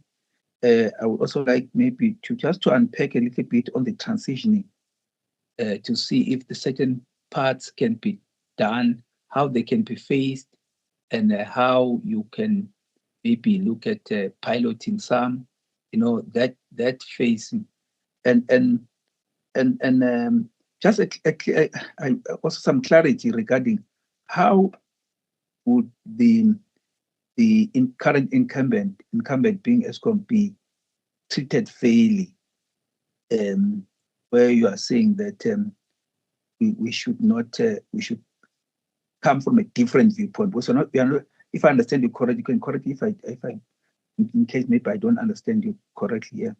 But my understanding that you are saying that you must start with what should the market price be instead of how the approved revenue could be recovered. Just to change it a little, just the angle at which we come. Not necessarily to say that it is the revenue from Eskom side will not be sufficiently covered in terms of the vesting contracts. So I just like that clarification, noting that you have already indicated that you are going to respond to some of the questions that have been raised. I don't want to repeat those questions. Thank you. Thank you, Mr. Mkhize. I'm now going to call upon Madam Maseti. Thank you, Chairperson, and thank you to Dr. Steyn for the presentation. I'm going to just ask straightforward questions that I did not ask previously, and these are based on your presentation. I must just recognize that proposal. I think it's quite constructive, the proposal for the technical team from NERSA to organize maybe the workshops, because there is a lot of work that still needs to be done, and clarification that is required.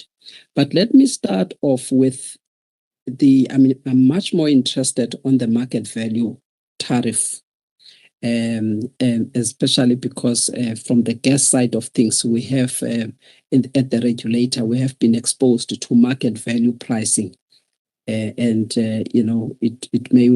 may have the pros and cons. So I just want to understand it from the lens of the electricity market. Firstly, to understand your definition of this market value tariff that you are proposing here, because it may have many meanings and definitions. So I just want to understand it. In your proposal, what do you mean by the market value pricing in this instance? I couldn't understand it. And then in as much as I couldn't understand it, I am also very cautious about the undue over recovery of the market value pricing, especially if you are also talking about the proxies. Proxies that could preempt the real competitive prices, because that could actually look into the market outcomes that are desired, instead of undertaking a process of a cost or competitive price discovery, which is what we are getting into if we are going to the SAWEM, and we want that to be a process that is discovered from the market based on the SMP pricing that would take place at SAWEM. So for me, that I would understand it as a process first, as we are transitioning, so that we can discover what is the price, as opposed to already land on the market outcomes or price. And then we try to say, well, this is the competitive price because it's based on certain proxies. I'm a bit concerned if that is what you are suggesting, and that for me also would have would ignore the realities of the market and the associated or prudent cost. Let me put it that way: the prudent and efficient cost. For me, it will violate that principle. And the principle of price discovery determined by the market's fundamentals of supply and demand, and the bidding that needs to take place. So that is my point of departure and the source of concern that that I have, which again would, I believe, in my view, would also depend on the credibility of the underlying market. That's if you can answer that. And then the second one that I would like to test your views on is in relation to the issue of or the concerns around the balance sheet for the CPA, for the Central Purchasing Agency. Can you just share your views around that, whether you are able to do it now, or perhaps to do it in writing, just so that we can have your perspective as well with regards to how do we deal with that aspect of the solvency of the CPA. Thank you very much. Thank you, Madam Masedi. I now call upon Mr. Sibanda. Thank you, Chair. And thank you to Dr. Steyn. Yeah, no, it is indeed a complex system, but I noted quite a number of differences between our proposal and your proxy market model. But the one area that probably more interested in is the legacy costs, and you characterized our proposal as sort of a catch-all of every residual, whereas in your proxy market you only identified 2 items, but you didn't, or at least I couldn't see, where did all these other residuals disappear to? Have they been excluded? And if so, on what basis? Is it because they can't be allocated to specific customer groups or whatever? So I was just interested in that, because they reduced quite substantially under your proxy market, but I couldn't quite get what happened to the rest of the cost there. Thank you, Chair. Thank you, Mr. Sibanda. So can I now ask Dr. Steyn to respond? But if again you can respond briefly, and then maybe the rest you can send a written feedback. Thank you, Dr. Steyn. Thank you, Chair, and thank you for these questions. Let me take them from the top. Yes, Mr. Mkhize, so just on the timing, and I know the question was also asked earlier on, and how you actually have a number of different processes running at the same time, and how do you coordinate them, and what must happen first? So my view is, I mean, clearly a lot of this hinges on the SALWEM being set up and becoming operational and credible. So that is a critical priority, and should be, a lot of resources and time should be thrown at making that happen soon. I do just want to add to that is that internationally the experience is clear. There is no end state to a market.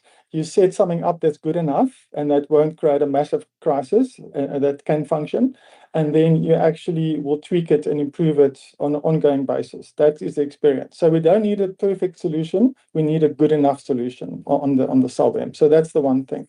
I think this wholesale tariff system and also the vesting contract system that we're working on it's going to take quite a bit more work. I think as people are already recognizing, we should continue with that on the assumption that we are going to have a functioning SALWEM.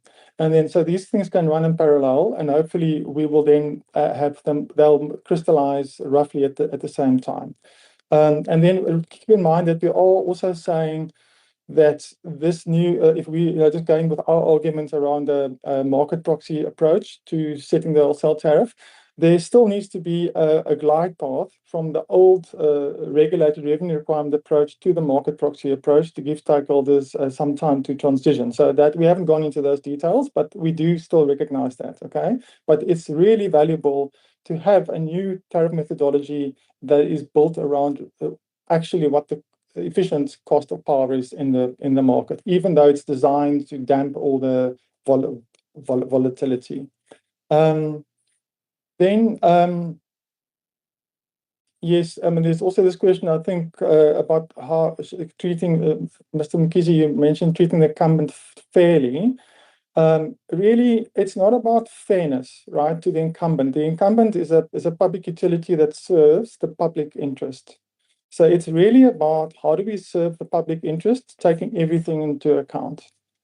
We can get more into this conversation on the vesting contract side, but of course the elephant in the room is the sunk costs in some of these large coal-fired power stations and even on the pump storage assets, and how that is recovered in a situation where there's no large competition in the broad sense of the word.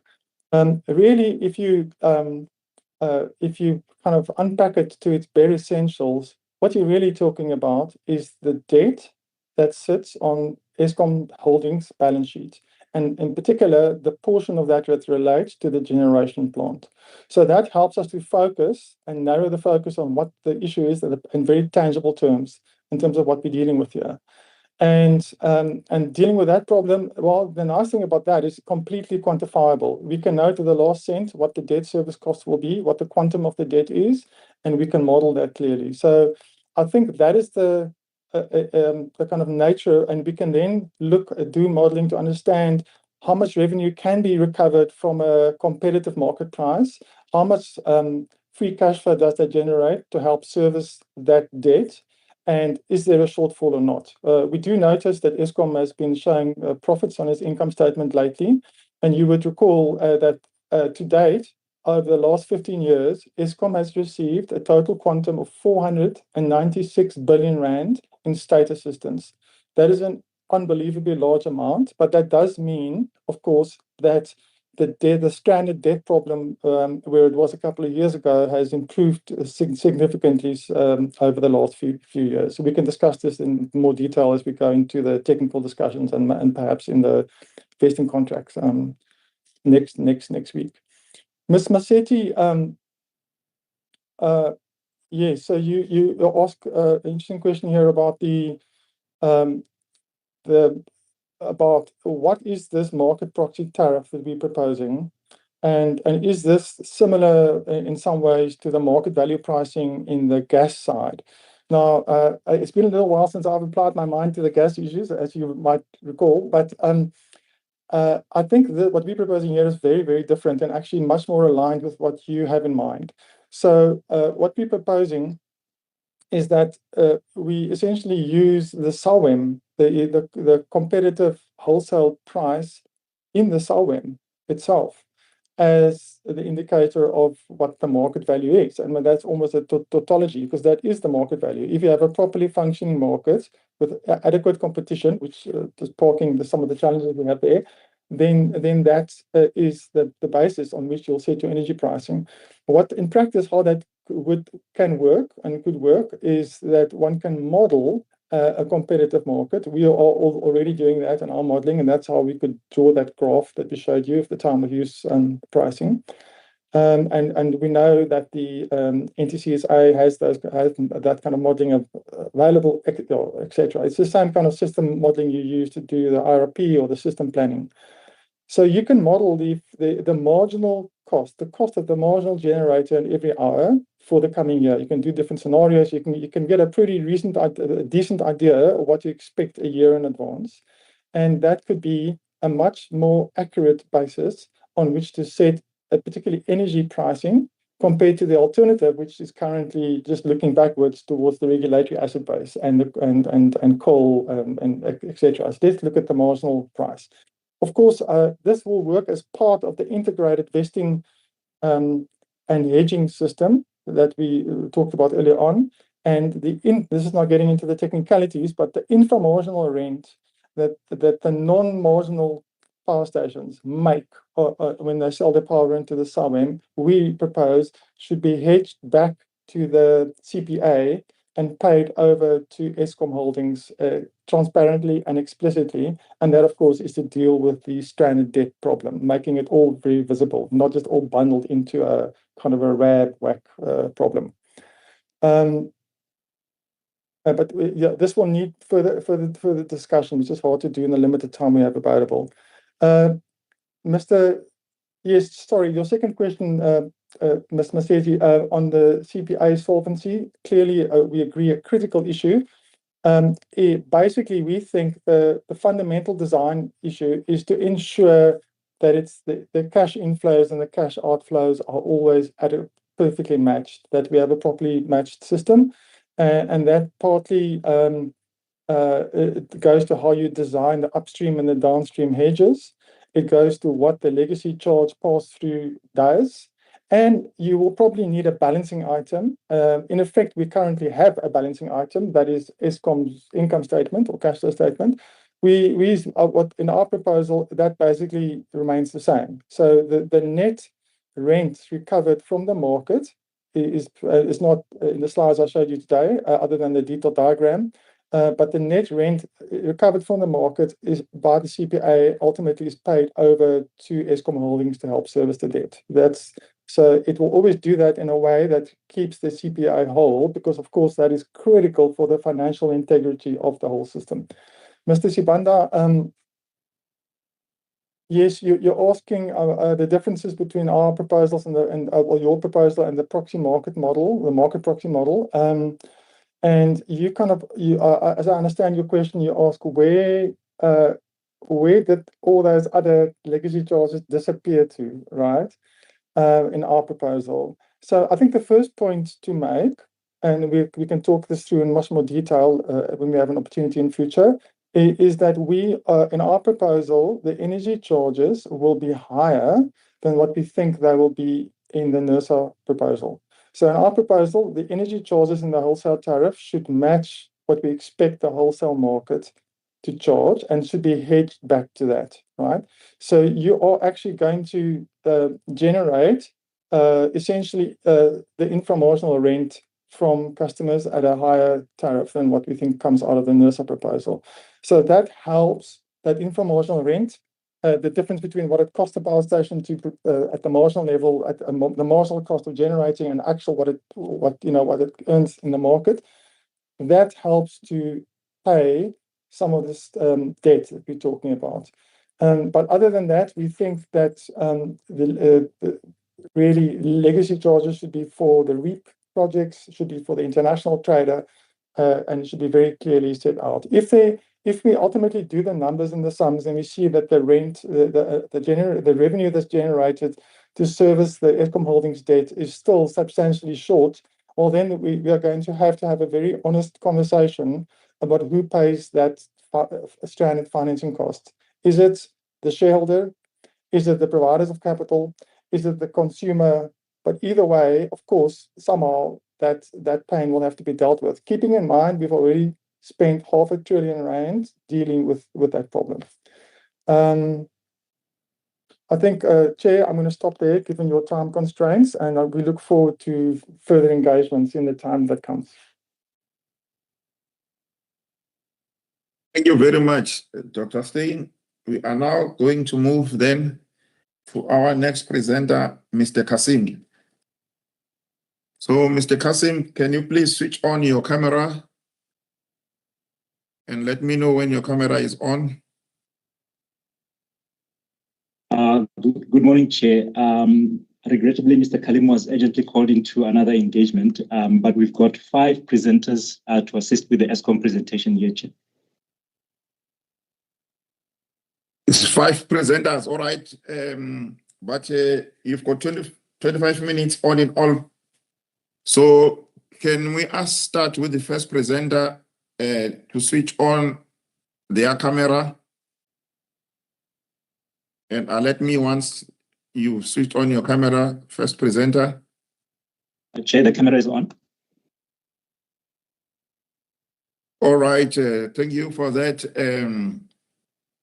If you can then raise your right hand and affirm the following. Do you solemnly declare that the evidence you are about to give before this panel is the truth, the whole truth, and nothing but the truth? I do. For the record, please state your name, organization, and designation. My name is Tendani Muchuchu. I work for Eskom, responsible for financial planning and economic regulation. Thank you. Can we then ask the second presenter to switch on their camera? It's on, Chair. And then please raise your right hand and affirm the following. Do you solemnly declare that the evidence you are about to give before the panel is the truth, the whole truth, and nothing but the truth? I do. For the record, please state your name, organization, and designation. I'm Onika Rantwane from Eskom Energy Trading in Distribution, Battle Manager. Thank you. Thank you, ma'am. And then can I ask the next presenter? Switch on your camera. Chair, the camera is on. And thank you. And please raise your right hand and affirm the following. Do you solemnly declare that the evidence you are about to give before this panel is the truth, the whole truth, and nothing but the truth? I do. For the record, please state your name and organization and designation. My name is Snehal Nagar. Organization is Eskom, and I currently head the finance in generation. Thank you. Thank you. Can I then ask the next presenter to switch on their camera and alert me? The camera is on. Thank you. Please raise your right hand and affirm the following. Do you solemnly declare that the evidence you are about to give before this panel is the truth, the whole truth, and nothing but the truth?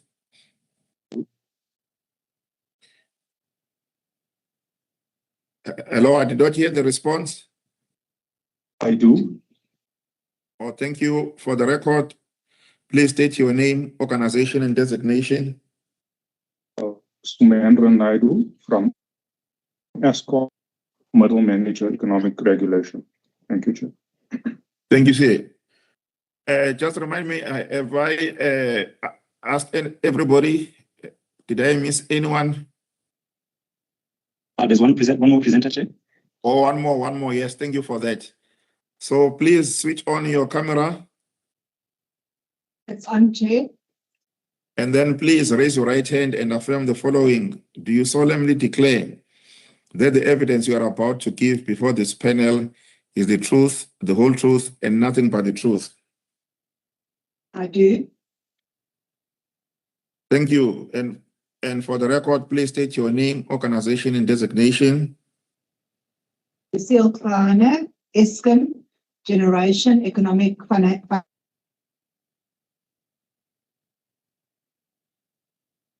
Thank you. Please remember to forward your presentation to publichearings@nesa.org.za. You may now proceed with your presentation.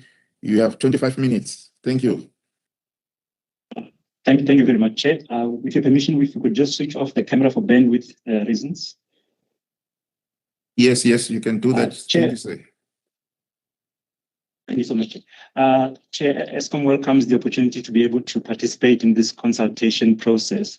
What we are about to present is obviously a short snippet of what we've presented in detail in the comments that we've sent through to NESA. So these comments that we make this morning are not exhaustive. Our presentations are essentially two, in the sense that we've got two distinct license activities, being generation and distribution. And our comments were also forwarded in that format, in the sense that we've got two sets of comments for each of these license activities. And the reason for that is that we acknowledge that these two license activities will play distinct roles in the envisioned market, reformed market that we will be participating in. So the presentation will proceed in that format, Chair.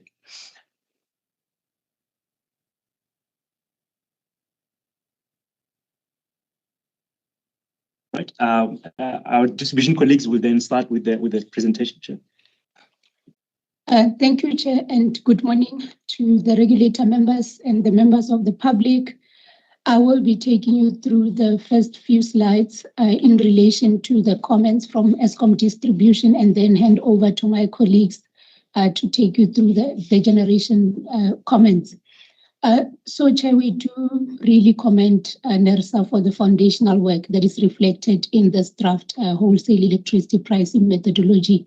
We believe that it is a critical instrument to ensure that we do get to the implementation of the SAWEM and the transition towards a competitive electricity market.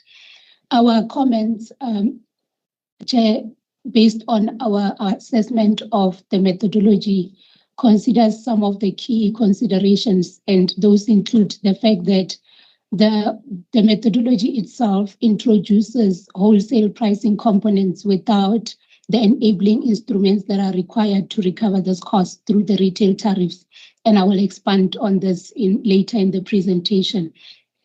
So most of the risks relate to the absence of these critical frameworks, because we believe that it carries material risks, including the fact that it leads to the under-recovery of the costs and threaten the long-term financial sustainability, not just the financial sustainability of the incumbent, but the sustainability of the electricity supply industry as a whole.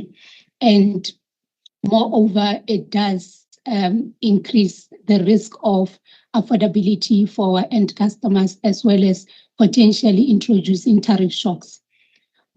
So before I go into the detailed in terms of what we are proposing, a summary of our recommendation, I just want to use this slide to set the scene in terms of what we have in terms of the current tariff regulatory approval.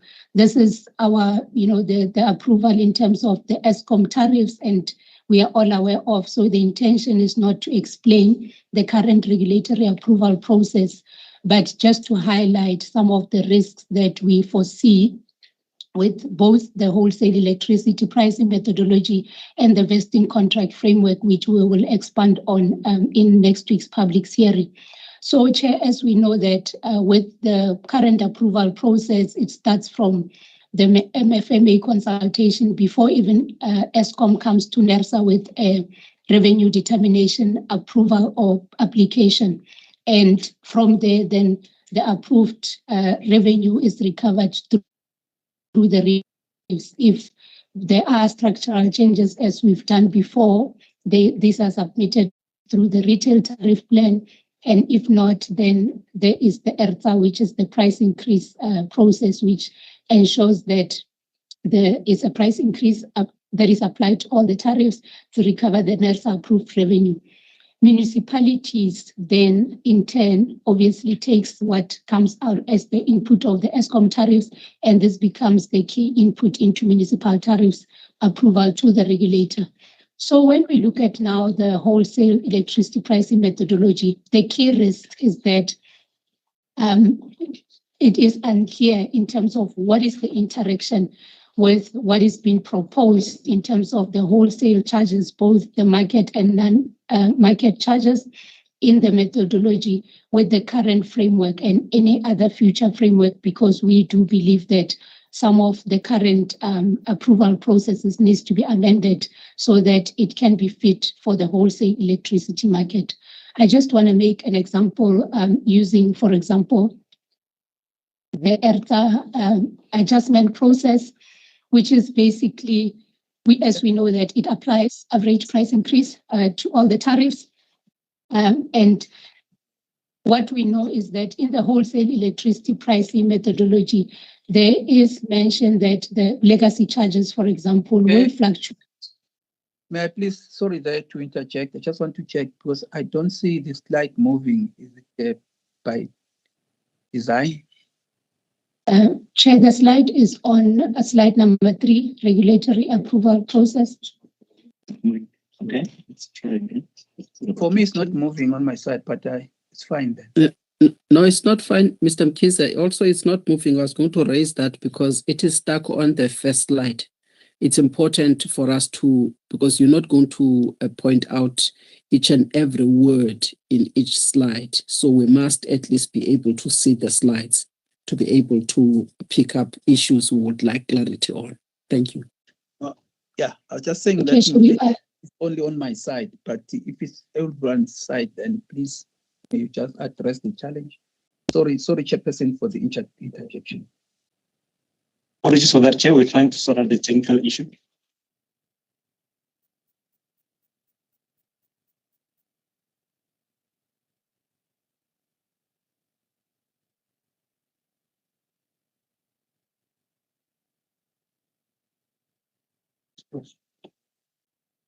Yeah.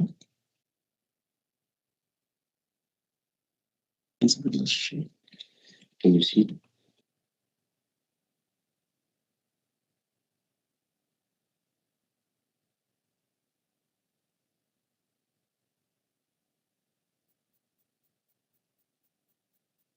Colleagues, may I suggest that you forward the presentation for us to be able to assist on our side whilst we are dealing with the technical issue.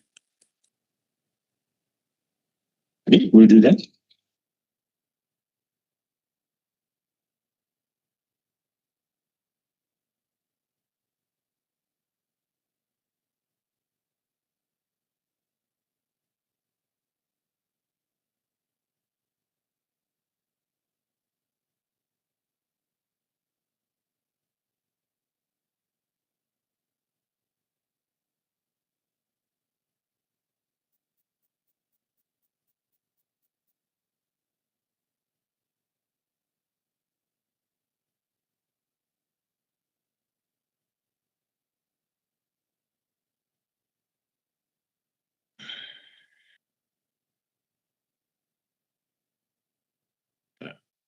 I can see the slide now, tariff regulator approval process.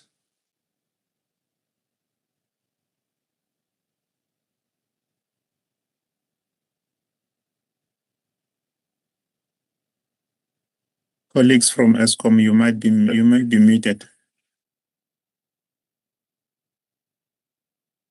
Hello, ESCOM, we can't hear you, but we can see your presentation. Oh, it's gone now. I don't have it yet. Chair, I can't see a presentation on my side. Can you see it now? Same here. Chairperson, may Yes, I propose that we move on to the next presenter so that ESCOM can, in the meantime, resolve the technical issues and then so that we can at least save time. Can we take the next presenter? ESCOM can come back after it has resolved the issues and share the presentation with RSU as well. Thank you.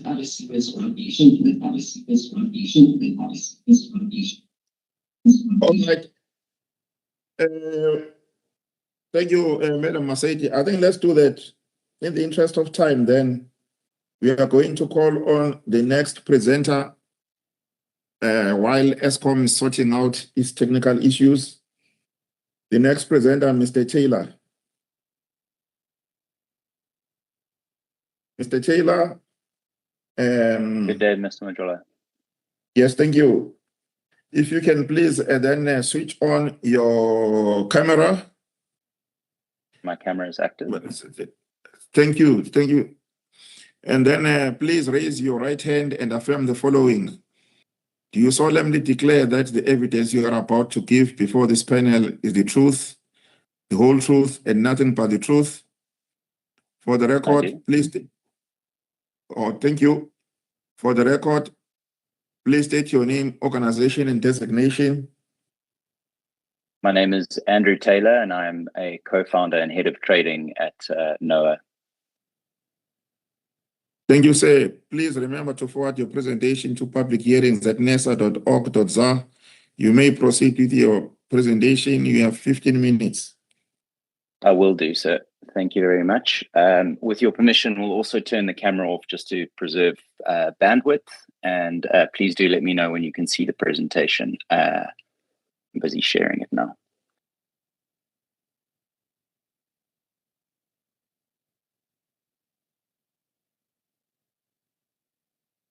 Thank you. I can see the presentation. Right.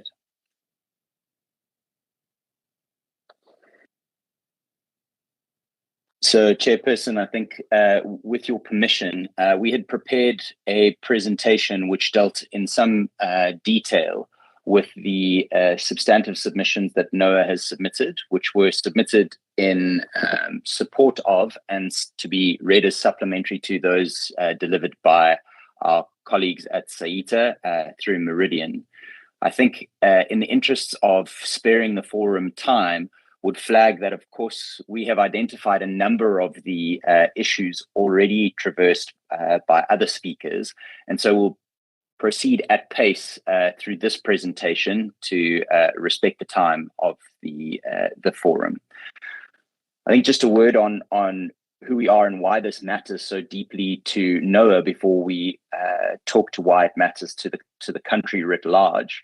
So NOAA is both an aggregator and licensed energy trader, but also an independent power producer with a generation fleet nearing 5,600 gigawatt hours per annum. We seek to combine wind, solar, and battery energy storage so that we provide wheeled energy to our customers when they need it, and utilize the ESCOM grid infrastructure to wheel to various customers, a number of whom are represented on the forum today through the Energy Intensive Users Group, but also all the way down to smaller customers who also make use of wheeling as a service to procure something that Madam Maseti referred to earlier as price certain energy, which we believe is critical to underpinning the competitiveness of South Africa's economy. But I think that this makes us both a buyer and a seller in the market that we are here to design. So we aren't trying to comment from the sidelines, and whatever this methodology produces, as we all know, we will be trading against it, financing against it, and seeking to explain this to our various customers. So I think where we wanted to start, as has been iterated by a number of the previous presenters, the methodology and its objectives are without question supported. And I think at clause 2.1, we set out those three tests for this wholesale electricity pricing. Does it operate to provide us with an effective transition mechanism for a future wholesale market? And does it ensure the recovery of regulated and unavoidable system costs? And finally, does it provide a clear and transitional interface to get to the market that is competitive and liberalized, and to make sure that each of these charges that underpin the tariff methodology serve these three purposes transparently and in a way that an investor can price? Because, of course, the price that an investor would look at dictates the level of new generation that we will see entering the system. And as a consequence, if we do not correctly price that new generation, we risk lagging new generation capacity, as well as non-cost reflective generation entering the system, which undermines the very purpose for which we are all convened today, which is to, over the long term, reduce the cost of electricity so that our businesses and economy can thrive. And so this competition is central to the concerns that we are raising today. And given South Africa's commodity and manufacturing intensity, and the fact that many of our resource exporters compete internationally based on cost, particularly given that electricity is a huge part of that cost, the distorted higher cost tariff that may arise if we get this mechanism wrong obviously undermines their competitiveness, particularly in light of mechanisms such as carbon border adjustment mechanism, which seek to punish those producing from carbon intense, expensive grids such as South Africa. Second concern then is, of course, the level of the price itself. And this is the point that we would most like to leave with the audience, is that a market reference tariff ought to contain a mechanism by which the cost of electricity over the long term can decline to leverage the efficiencies of new technology and more efficient financing mechanisms, and allowing this cheaper capacity to compete, and in so doing, reduce the price over time. But strikingly, a tariff that is built to recover a fixed revenue requirement does not contain such a mechanism. And I think that is one of the central tenets of our concerns with the existing or the currently debated methodology. It can be efficient and fair and even perfectly reconciled, but it's only ever still going to go up. And choosing between those two structures is one of the single most consequential decisions that the wholesale pricing methodology has to address. And then I think third, the growth of the economy obviously has to be the central underpinning element by which the success or failure of this mechanism is mentioned. We are not short of electricity ambitions. We've heard recently of 100 gigawatt commitments from our Chinese colleagues to the South African economy. We've heard from the previous presenter, Mr. Diedrichs, of several 100 billion rands worth of commitments to the grid.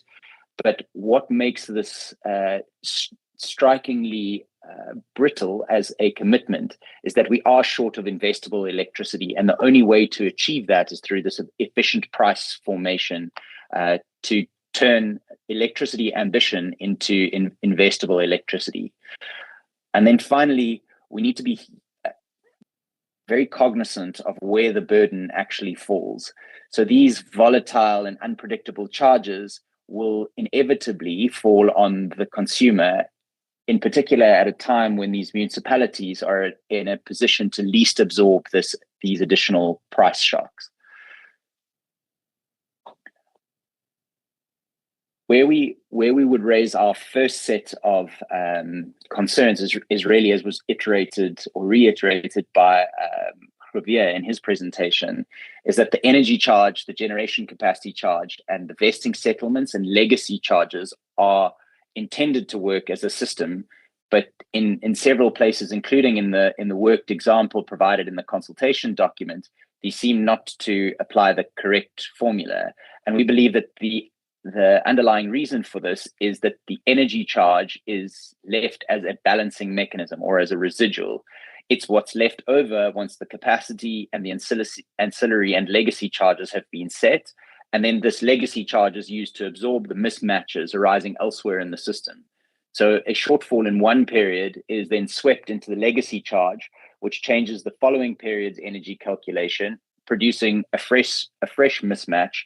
And this circularity continues in a negative feedback loop and will likely result in a non-cost reflective, unstable outcome.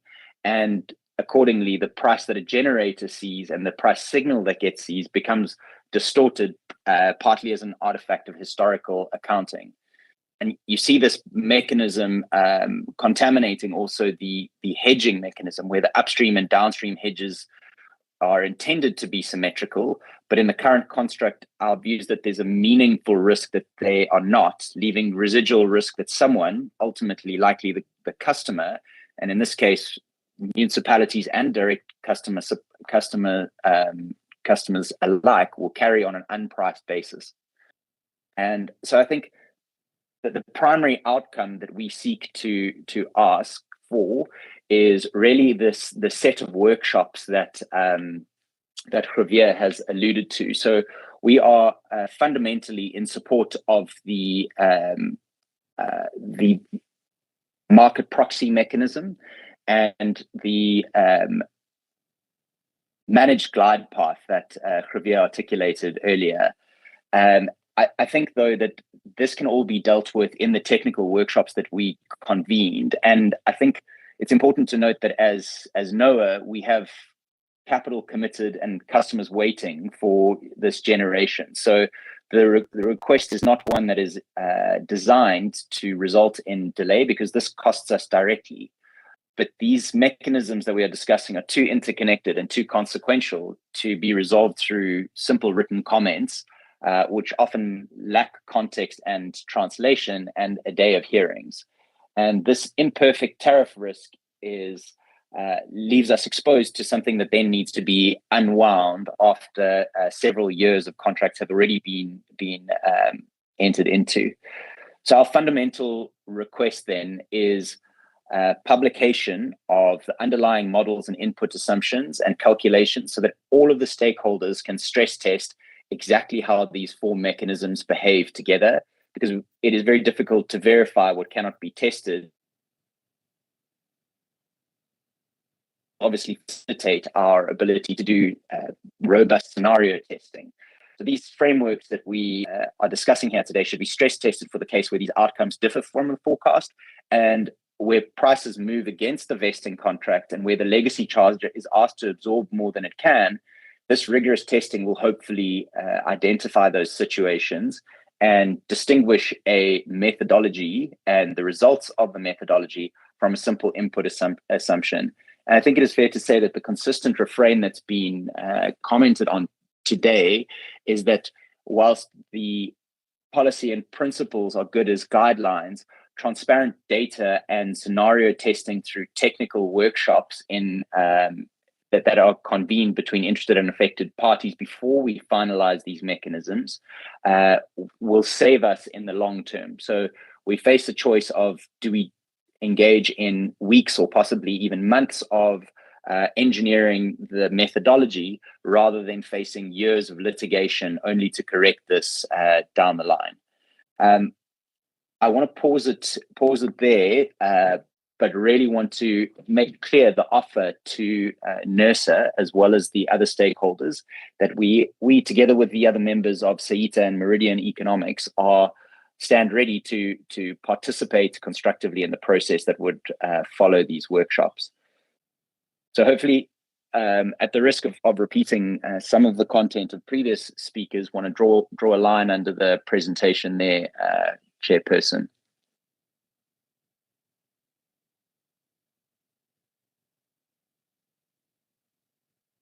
Yeah, thank you, Mr. Taylor. So at this stage, then I'm going to ask the members if they've got any questions, they can come in. Over to you, members.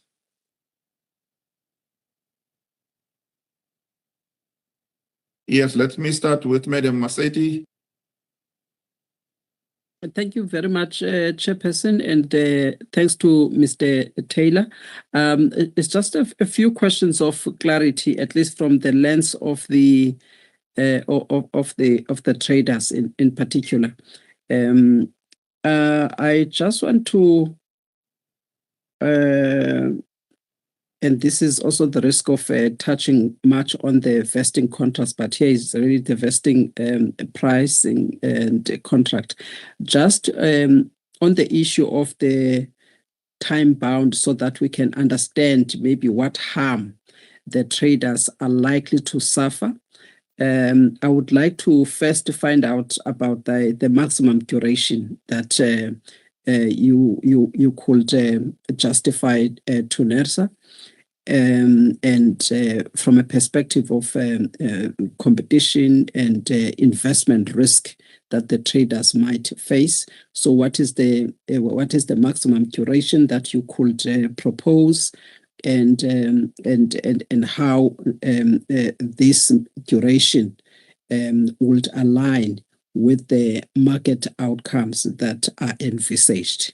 If you can start off with that. And then the second thing that I just wanted to find out is who should then bear the difference between vesting prices and the actual SAWEM prices? And also maybe just linked to that is the question of why should these differences be recoverable from customers who procure from independent traders, for instance? I think that question is quite important, and I touched on it differently from the perspective of those residual costs, but it has not been answered. So now that we are dealing with the trader, perhaps you can just look into that. Then the other question links to maybe foreclosure. Could the proposed generation and distributor vesting arrangements materially reduce volumes available to traders? Just to understand perhaps the potential harm in the market that we can foresee for purposes of assessing, or for purposes of looking at these from the lens of competition. And if maybe from your side you can quantify the effect, if you are able to do so, or just to indicate what circumstances could lead to that kind of effect. Just from the perspective of consumer protection, I would like to find out, and this is also dealt with in terms of just looking at the section here. Apologies, I just wanted to ask that question on the consumer protection. Sorry, my notes here are not so very clear. My own handwriting. Okay, maybe I can just move on to the last question that I just wanted to ask.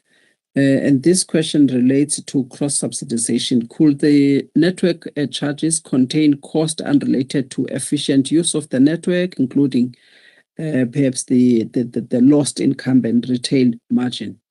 That is the key question that I wanted to check, and this relates to the margin as well as the potential margin squeeze that could actually happen in the market. If you can kindly indicate your views on the estimated sort of delivery price after energy, capacity and legacy, as well as network losses and other ancillary services.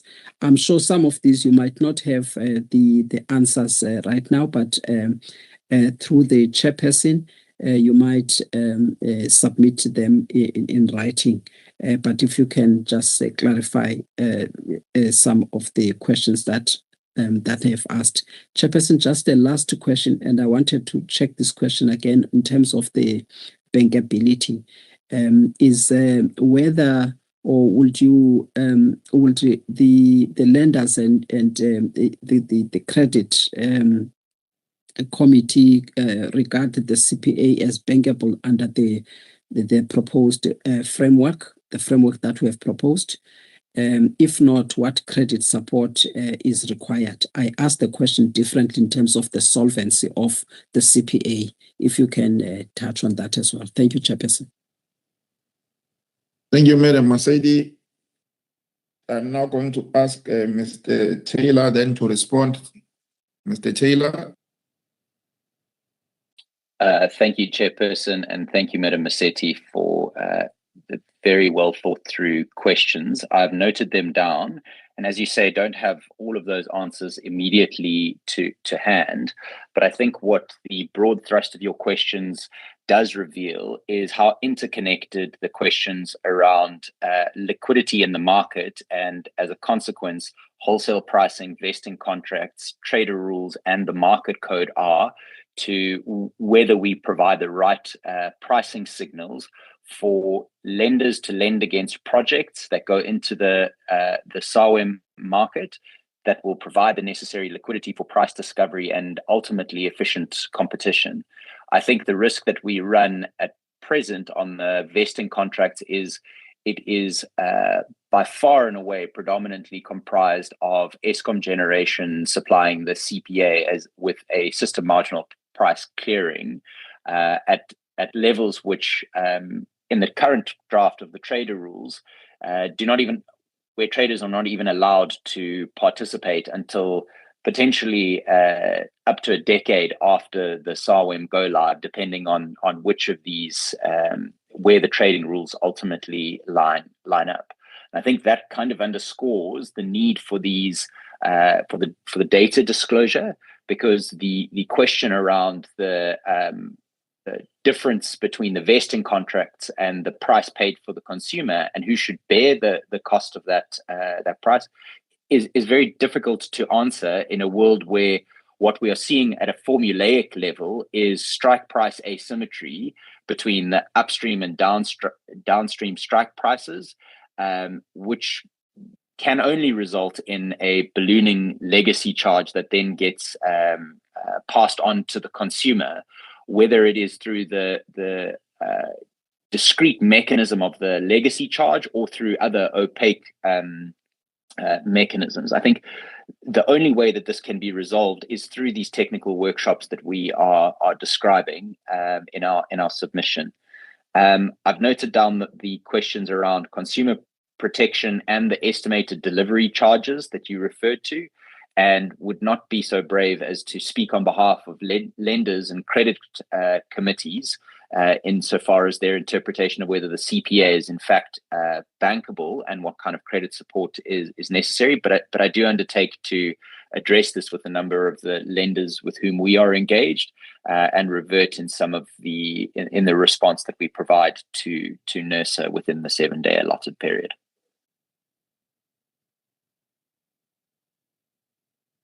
Thank you, Mr. Taylor. So we'll look forward then to your further written responses and the submissions. Thank you very much for your presentation. Can I now go back to Eskom? Eskom, are you ready with your presentation, and have you sorted out all the technical issues? Team Eskom. Thank you so much. We apologize for those gremlins, technology gremlins that stepped into our presentation. Yeah, we're ready to proceed. It's with the Secretariat on that side. Yes. Yeah, can I ask you to really speed up now because we've lost time? And yeah, please go ahead, but please speed up. All right. Thank you again, Chair. So I was basically trying to explain some of the key risks and the recommended mitigation. So, Chair, I'll just move on to that slide in terms of the tariff regulatory approval process. Can you confirm that you are seeing that slide on your side? Next slide. Okay. Yeah. So as I was explaining, Chairperson, that some of the key risks relate to the interaction between the current regulatory approval process in terms of both Eskom and municipal tariffs. And I'll just use one example in the interest of time. For example, as we know that within the current regulation, both Eskom and municipal tariffs are approved through annual tariff approvals, meaning that if you've got a charge that is approved, it will be applicable for the whole year without any adjustment of that tariff, of that regulated tariff.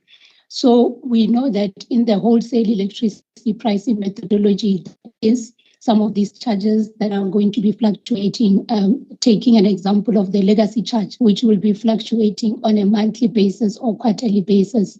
And the risk then is how do we then, as distributors, both Eskom and municipalities, make those adjustments within the current regulatory process, and also the risk around the MFMA consultation process. We see this as a timing risk as well in terms of ensuring that once the wholesale electricity pricing methodology is approved and the wholesale tariff itself is approved, we need to ensure that on the retail side, the tariffs at the retail side aligns in terms of the timing with what is being approved on the regulation side. So, Chair, we've grouped our risks into 6 main risks. Next slide. 6 main risks, and these risks, I'll start with, as I've indicated, in terms of the regulatory alignment, and this alignment with the MYPD as well as the RCA, ERTA municipal tariff processes, as I've indicated. So the implication of this, Chairperson, is that distributors may incur wholesale costs without a clear route or recognition to then recover this cost. So some of the recommended mitigation is that it goes back to the discussion earlier on around the sequencing and making sure that we align the wholesale electricity pricing methodology with all the other regulatory instruments that are currently being developed, including the revision of the electricity pricing policy, the development of the wholesale to retail tariff framework, the subsidy framework, and so forth. And in terms of the timing issue, to address the timing risk, we believe that if we can develop pass-through mechanisms that ensures that you've got the reconciliation mechanism for those charges that will be changing on a frequent basis, with and aligning the timing between the wholesale and the retail settlement differences. So, Chair, in terms of the 4th risk, the methodology itself has got a table that correctly lists all the charges in terms of what the market participants are going to be paying when they procure energy from the market, or those loads and generators that are connected at the transmission system. We fully support the separation of the charges, because it also goes further to separate what is market charges and what is non-market charges. So we do support that. The separation is well acknowledged. However, there is a lack of detail, because this is a methodology document, and a methodology is then supposed to, in terms of how each of these charges will be determined, how it will be allocated, adjusted, reconciled, and recovered from the different market participants. In terms of the legacy charge, Chair, and it's one of the key risks as well that we've identified, and the other stakeholders have also indicated. It seems like the legacy charge is going to become a residual bucket for all the cost variances, the mismatches in the vesting contract, the timing differences, and the incomplete pass-through mechanisms. This ambiguity basically is not it's not supported, and because it does create transparency and certainty in terms of the wholesale pricing structure. So our recommendation is that we need to develop the comprehensive methodology for each of the charges, including generation capacity charges, the legacy charges, and all the charges that are listed in the document, and clearly distinguish between what is the true legacy charges and the vesting mismatches, and all the other timing differences and pass-through mechanisms should be transparently shown, so that we provide investors and all the market participants with the price certainty. The other risk, Chair, is related to, which is acknowledged in the document, is the lack of the subsidy framework. And this creates a material risk, because Now you've got, you are introducing the market, and we are saying that participants that participate in the market will have to pay subsidies, but there is no framework in terms of how these subsidies are going to be recovered through the wholesale charges. But it goes beyond just the recovery of the subsidy. The framework should also guide in terms of how the different subsidies are going to be funded, as we know that there's currently socio-economic subsidies within the current tariffs in both Eskom and municipalities, and we need to get that into the framework, which then guide to say that if a customer that is within a municipality goes and purchases electricity from the market, how is the CPA going to be recovering that cost and then reconciling it back to that municipality to ensure that they continue with the obligations to support indigent and vulnerable customers through a subsidy framework? And this lack of the subsidy framework, as well as the unclear cost allocation and recovery, also leads to the risk of customer affordability, which is what I've stated, and unfair cost shifting, because if you are not clear in terms of how the cost is going, but then customers that switch suppliers would be able to avoid contribution to fixed unavoidable system costs if these are recovered through volumetric charges. And Chair, this will shift the burden now unnecessarily and unfairly to the remaining customers, resulting in higher tariffs. So our recommendation is that we then ensure, which is our key input as well in terms of our comprehensive inputs that we've provided, is that the fixed unavoidable system costs should be recovered through non-bypassable charges. And we've discussed the issue of the modeling when we also presented on the market code, that to know exactly what the impact is going to be of these frameworks, we need to conduct an end-to-end process modeling. And because this framework seems to focus only on the wholesale tariff without then the wholesale to retail tariff implication, it becomes difficult to know what exactly is going to be the customer impact, because as much as this document is dealing with wholesale charges, the impact will be on the customers through the retail tariffs. So that we need to then have that comprehensive end-to-end wholesale to retail tariff integration, so that we can model the impact on the customers. And only once you've modeled the impact, then it can inform whether some phasing in needs to be done once you understand the impact on the customers as well as the entire industry. So in terms of, we believe that the framework should be implemented only once this critical instrument has been in place. I've already spoken about this.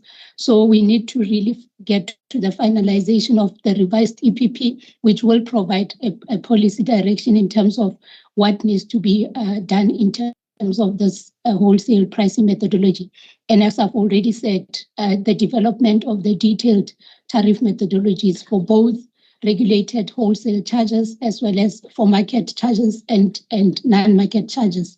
And I just want to mention that, someone could say that some of these instruments like the EPP, the subsidy framework, does not belong in the wholesale tariff methodology document, which we agree with, Chair, and we acknowledge. However, if I use an example of the subsidy charge again, the intention is that once this methodology is approved, the CPA is able to develop a wholesale tariff, and NTCSA then submits a wholesale tariff to the regulator and tells the regulator that based on this methodology and this guideline, which was according to the revised electricity pricing methodology or the national subsidy framework, I have developed X amount of subsidy, and this is how I'm going to do it. With the absence of these frameworks, the CPA will not be able to do that. So we believe that in its current form, this framework is not going to be implementable. These frameworks are not just supporting instruments, they are critical enablers to ensure that we get this wholesale electricity pricing methodology to be implementable. Chair, I'll now hand over to my colleague who will take us through the rest of the ESCOM generation inputs. Good morning, everyone. If I can just highlight two principles, we have submitted a detailed position of a paper on all of the issues to consider. But if from a fixed cost recovery perspective, and that has been spoken about through various other presenters, but the big risk here with regards to the recovery of your fixed costs is that there's a disconnect between the vesting contract, the wholesale tariff, and the retail tariffs, and which causes a misalignment with the revenue recovery downstream and upstream, especially if this is done through a volumetric tariff. And I think that's been mentioned by many other presenters as well, which ultimately results in in an under recovery or potentially under recovery of your fixed costs. So that's a risk. And the other risk is we don't foresee or we can't understand a volumetric tariff or a blanket volumetric tariff being applied for ancillary services.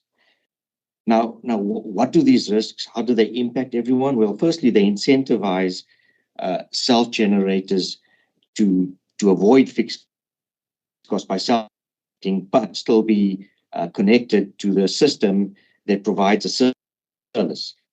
That then also results in municipalities and distributors' volumes declining, NTCSA generation thus not being able to recover their fixed costs, and ultimately results in the people that or the entities and people that cannot self-generate, with increased pressure to recover, call it fixed costs. And that we feel will probably result in financial instability across the entire system. So mitigation, how do we think we should fix this? We need the vesting contract frameworks and the retail tariff designs to be aligned with the wholesale tariff methodologies. And you need to appropriately provide for availability-based capacity charges. We need to separate energy charge, capacity, and ancillary services charges throughout the chain. We need to, we need to preserve the nature of, and the recovery needs to be based on the nature of some of these costs that are being incurred. So capacity and fixed type charges should be done through capacity type charges, or should be recovered through capacity type charges. And ancillary services should also be differentiated. So as an example, I mean, a black start facility, which doesn't really produce energy, shouldn't be recovered on a volumetric basis. That's just an example. So if I raise another principle, if we look at the legacy cost recoveries, and I think, this principle has also been largely spoken to by many presenters. The first risk we see is that Eskom's assets may be implicitly excluded from the Section 34 IPPs, because it typically focuses on IPPs, not necessarily legacy costs or legacy generation. And this principle, this legacy cost recovery mechanism, is also being left or excluded from the vesting contract framework. Ultimately, the risk of this is that there might be potential under recovery of fixed costs again, and the mitigating factor is we need to recover. We need to find a mechanism to recover the fixed cost through capacity charges and avoid fixed costs not being recovered. One of the other things that's been spoken at length is there is an evidence of a proper financial modeling, and we support that, proper financial system modeling be done. And we support that this needs to be done by NERSA on its own and by various other parties, so that models could be compared to see if there's any sort of risks or items that have not been picked up and allowed, one can then understand how to manage that risk or how to manage the implementation of such issues. The last point here is you've got a lot of mixed different generation capacities producing at different costs. And when you have a change compared to plan, how is that going to be recovered? And I think that could give you a distortion to the tariff that's been set. And one of the mitigating factors to that is maybe an RCA type retrospective reconciliation. Chair, I tried to really be very brief because of time. I'm just going to hand over to Tendani again. Thank you. Thanks, Chair. Just to conclude, we note that from an ESCOM perspective, we note that this proposed methodology depends on a suite of other instruments that are yet to be developed or finalized, including the EPP, the wholesale to retail tariff, and the national subsidy framework. And as a result, if this framework is developed on its own, solely on its own as a pricing instrument, we foresee a risk that it will create uncertainty and potential gaps in how costs are allocated, how costs are recovered, customer affordability, and financial sustainability of the industry. So as indicated, our view is that there should be alignment between this framework as well as the vesting contracts to ensure that the legacy costs and other fixed costs are recovered appropriately, not through a volumetric charge, but through another mechanism that ensures that fixed and capacity-based and non-passable charges are recovered appropriately so that there's non-avoidance of those costs because they ensure that there's availability of energy within the system. We support the view that has been shared by other stakeholders as well.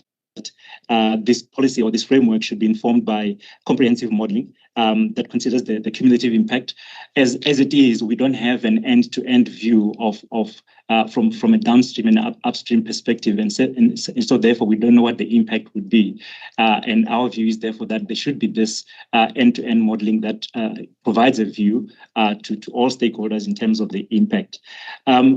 Chair, we remain committed to constructive engagement with NESA as well as other stakeholders. But in our view, this framework at the moment is not implementable, Chair. Thank you. So, I'm going to ask members if they have got any questions by show of hands, members. I'm starting with Mr. Mkhize. Thanks, Chairperson. I don't necessarily have a question, but just to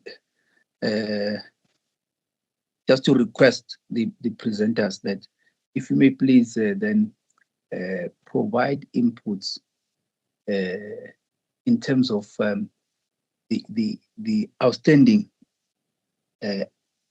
gaps that still need to be addressed. For example, we're talking of a subsidy framework. I think from your side, in terms of what the key aspects of that framework should entail. The same thing if you look at the CPA, because you're also highlighting the issue of the reconciliation between the wholesale and distribution to make sure that that happens accordingly. If you may also be able to provide just the key aspects, at least, to build upon, so that we that we have already seen the vastness and the complexity of this issue, but just to make sure that we are able to move with speed going forward. That would be my request and appeal to you. Thank you. Thank you, Mr. Mkhize. And now I call upon Madam Maseti. Thank you, Chairperson, and thanks to ESCOM for the presentation. I have 3 questions for ESCOM. I just want to start off with the question that relates to financial risk.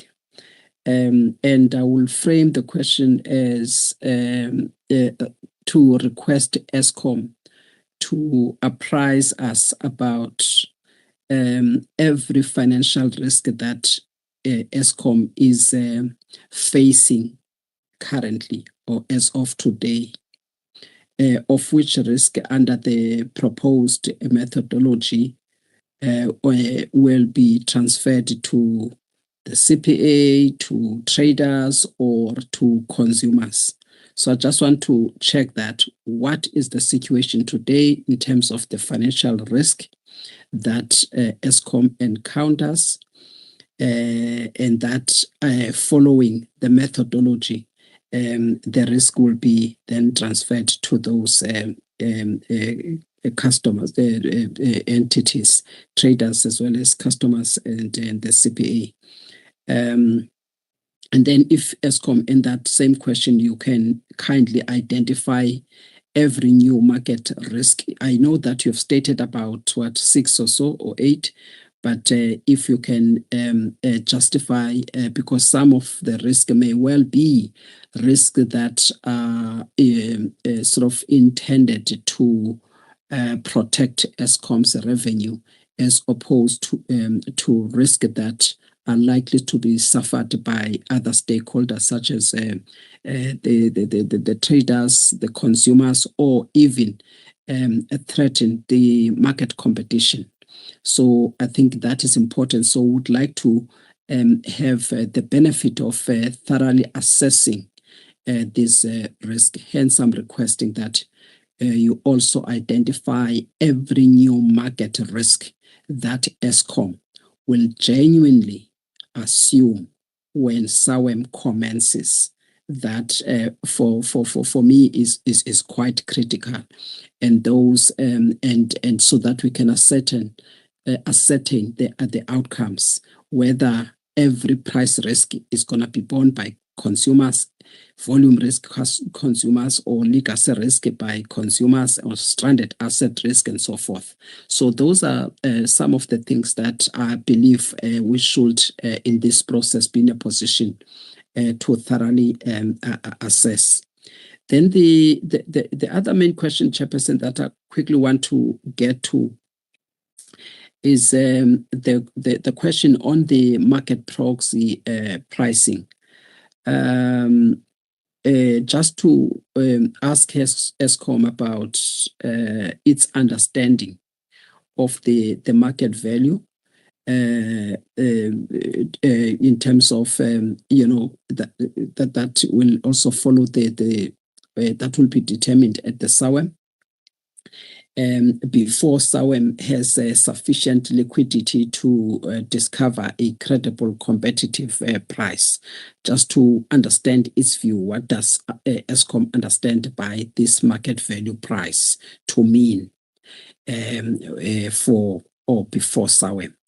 If that question can be clarified, and then linked to that question is whether Eskom will support publishing the proxy's complete cost or value decomposition.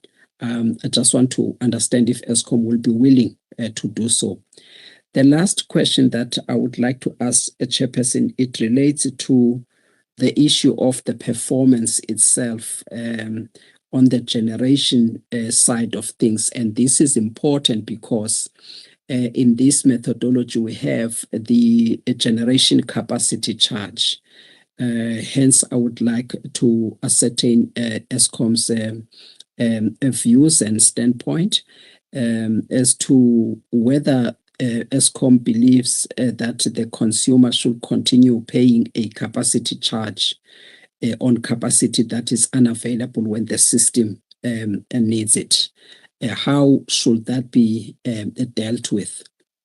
And also just to ascertain from Eskom if Eskom will support capacity payments being reduced automatically when availability falls below the predetermined performance thresholds. That, for me, is quite important in terms of ensuring that compensation follows a good performance and consumers are not therefore compromised. That will be the last question, Chairperson. Thank you. Thank you, Madam Masedi. And I now call upon Mr. Sibanda.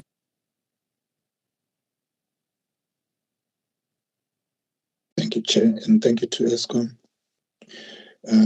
Chair, so ESCOM has mentioned critical frameworks that are still outstanding and need to be in place, perhaps before we finalize the framework.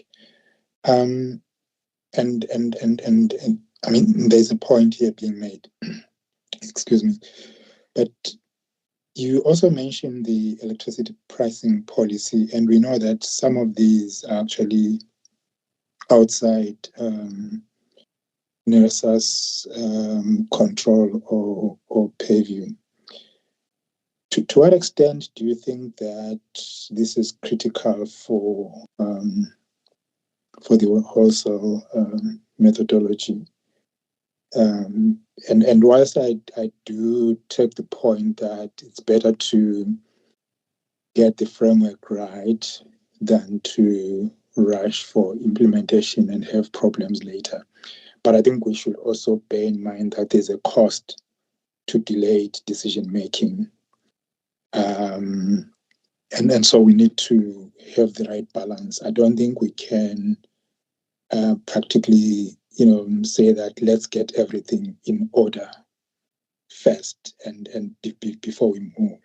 I mean, there is a cost to delayed decision making. So perhaps what might assist is for ESCOM to then say what components are critical, because I'm pretty sure it's probably not every framework. They might be important, yes, but I don't think that everything is 100% critical for the wholesale tariff methodology to be implemented. And so you then also talk about the various processes, the regulatory processes, and the alignment that needs to be obtained there. For instance, the MYPD, the RCA, the ERSA, MFMA processes, and so forth and so on. But because ESCOM has been part of these processes for a while, it might assist to then perhaps make proposals on what you think might be workable, so that whilst on the one hand you point out to these gaps and the risks, but on the other hand you are making suggestions based on the experience that you've had with these processes and what you think might help in terms of alignment. Because yes, indeed, it's important that the alignment is right. You've also suggested that legacy costs be embedded in the vesting contract framework. Is that not mixing two different issues and actually complicating the transparency and the unbundling of costs that this framework is seeking to achieve? If you can please just assist me with that. Yeah, and of course, I mean, while talking about sequencing of issues, you've also said that we should have the retail tariff framework in place. And I think I asked this one of the earlier presenters, whether it's really necessary to have the retail tariff in place before the wholesale. Because in terms of sequencing, I think you want to have the wholesale tariff in place. Yes, you can do your modeling and test and see what the impact might be on the end user, on consumers. But do you necessarily have to have that framework first before you can have the wholesale component? Thank you, Chair. Thank you, Mr. Sibanda. So I'm now going to ask ESCOM to respond, but if you can respond just 1 minute, we are really running by in time. Then the rest of the responses, you can submit a written response to NESA. So just 1 minute for now, and then written submissions to follow. Over to you, Tim. Thank you so much, Chair, and thank you, members, for those detailed questions. Yes, we will respond in detail in writing, but maybe just to highlight one or two in respect of the first question around the outstanding gaps. So we have detailed these in our detailed comments that we've submitted, but we will send a written response, maybe just to elevate them for assistance of the members. In respect of the various risks that ESCOM faces, including the financial risks, we believe this will be part of the outcome of the modeling process, amongst others. But again, we will provide a written response in respect of the risks that we perceive we may face as ESCOM. We note the questions on the market proxy, the publishing of information, the generation performance, and the other questions from Mr. Sibanda on the EPP outside being NESA's purview, as well as the regulatory processes, suggestions on that front, as well as the conflating of legacy and vesting contract issues and the sequencing of the retail tariff framework. We will, in the interest of time, Chair, we will provide detailed response in writing to those queries. Thank you. Thank you, Team ESCOM. And now we are going to call upon our next presenter, Mr. Clement Mwepuri. So can I ask you, Mr. Mwepuri, to please switch on your camera? Okay. Oh, am I audible enough? I can hear you. Thank you. Okay. Oh, okay. Good day, everyone. Okay, sorry. My name is... Yeah, maybe can I ask then you to raise your right hand? Can I ask you to raise your right hand and affirm the following? You solemnly declare. Oh, okay. Sorry, there's a lot of echo there. Can I start afresh? Yes. Chair, apologies. Can we ask Clement to raise his hand, to switch on his camera, please? Yes, Mr. Mwepuri, can you please switch on your camera? Yeah, my camera noise, the screen. I'm sorry. I'm struggling the screen, man. I'm sorry. I'm not using a laptop. I'm using the phone, and the screen is broken. I'm we sorry. Need to see you raising your hand to take the affirmation. We need to see you. Chairperson? Hello, yes, ma'am. It will be difficult for us to hear. He needs to find a place that is quiet. There's too much noise in the background, and it is also compulsory for him to show his face. And so if we can move on in the meantime, he must sort those things out. In the meantime, we can proceed to the next presenter. Thank you, Chair. Thank you for that. So, Mr. Mwepuri, if we can find a place where there's not noise, and also it is compulsory indeed that we see your face when you are taking the affirmation. So we'll give you a chance to do that. In the meantime, we are going to go to our next presenters. It is Mr. Howie and Mr. Sikwe. So can I ask Mr. Howie and Mr. Sikwe to please switch on your cameras? Can you hear us, Chair? And then if I can then ask you to raise your right hand and affirm the following. Do you solemnly declare that the evidence you are about to give before this panel is the truth, the whole truth, and nothing but the truth? I do. I do. For the record, please state your name, organization, and designation. Sure. My name is Kai Howie. I'm the General Counsel at G7 Renewable Energies. My name is Oratile Sikoy, and I am the Research and Development Analyst at G7 Renewable Energies. Thank you. You please remember to forward your presentation to public hearings at nesa.org.za. So you may now please proceed with your presentation. Thank you. Can you confirm if you can see the screen, Chair?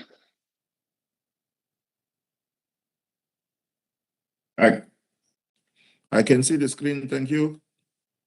Okay.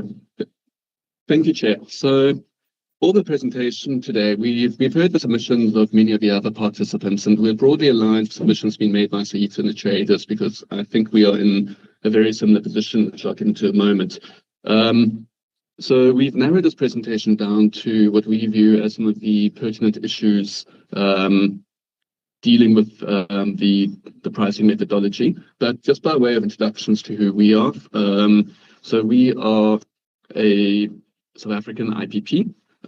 We specialize in utility scale projects, normally either in regulated Section 34 programs or through private bilateral PPAs or through selling through traders using wheeling. And in terms of how this affects us, is that looking at the market structures and the way the market is going to be evolving as a whole. And this is a theme that we've spoken about, in our presentations on the market code today, and we'll also be presenting on the vesting contracts, and I won't be touching those issues relating to the market code or the vesting contracts today.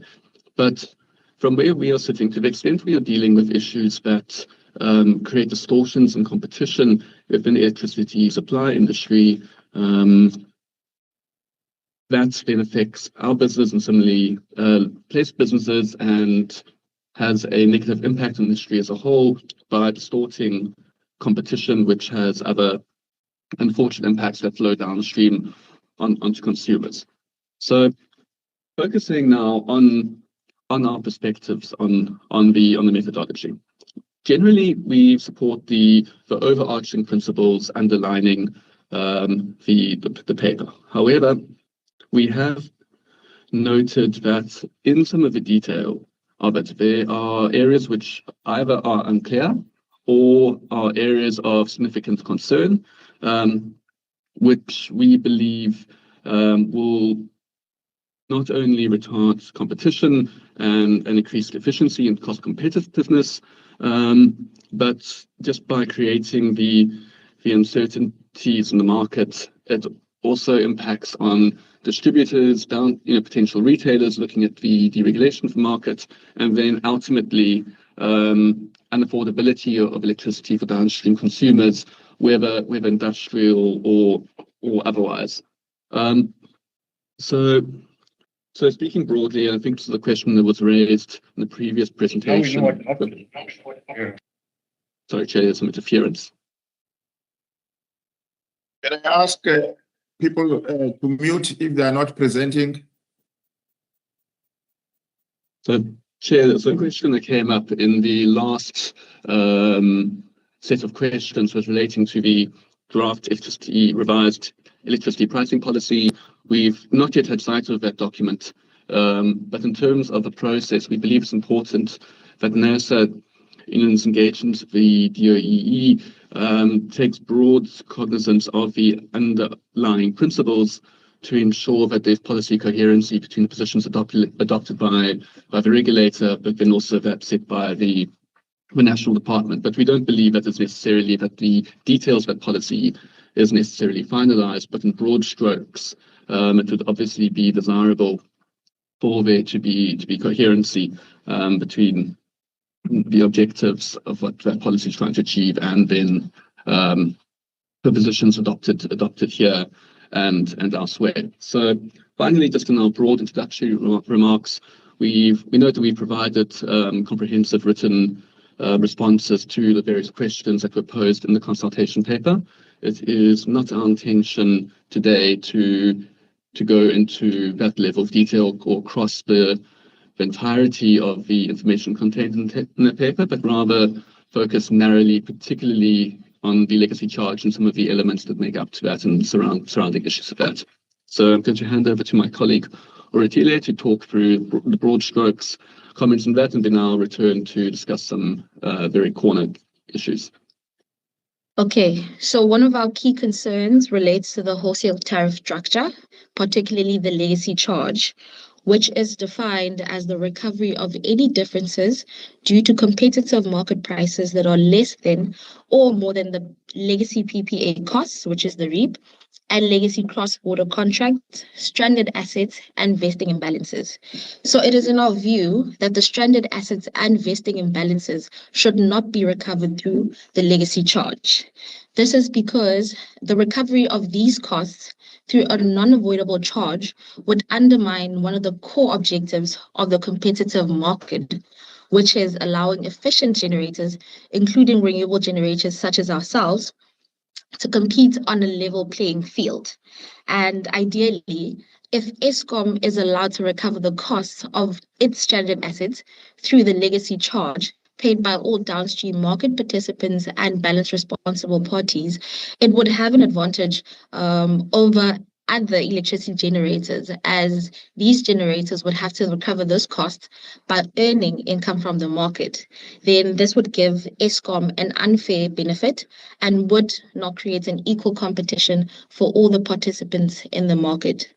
Therefore, our main concern with this is that this may allow Eskom to recover a substantial portion of its costs through regulated charges, as it would recover from the legacy charge. There are capacity payments and ancillary payments as well they would be receiving, which this would allow them to bid artificially low prices into the market.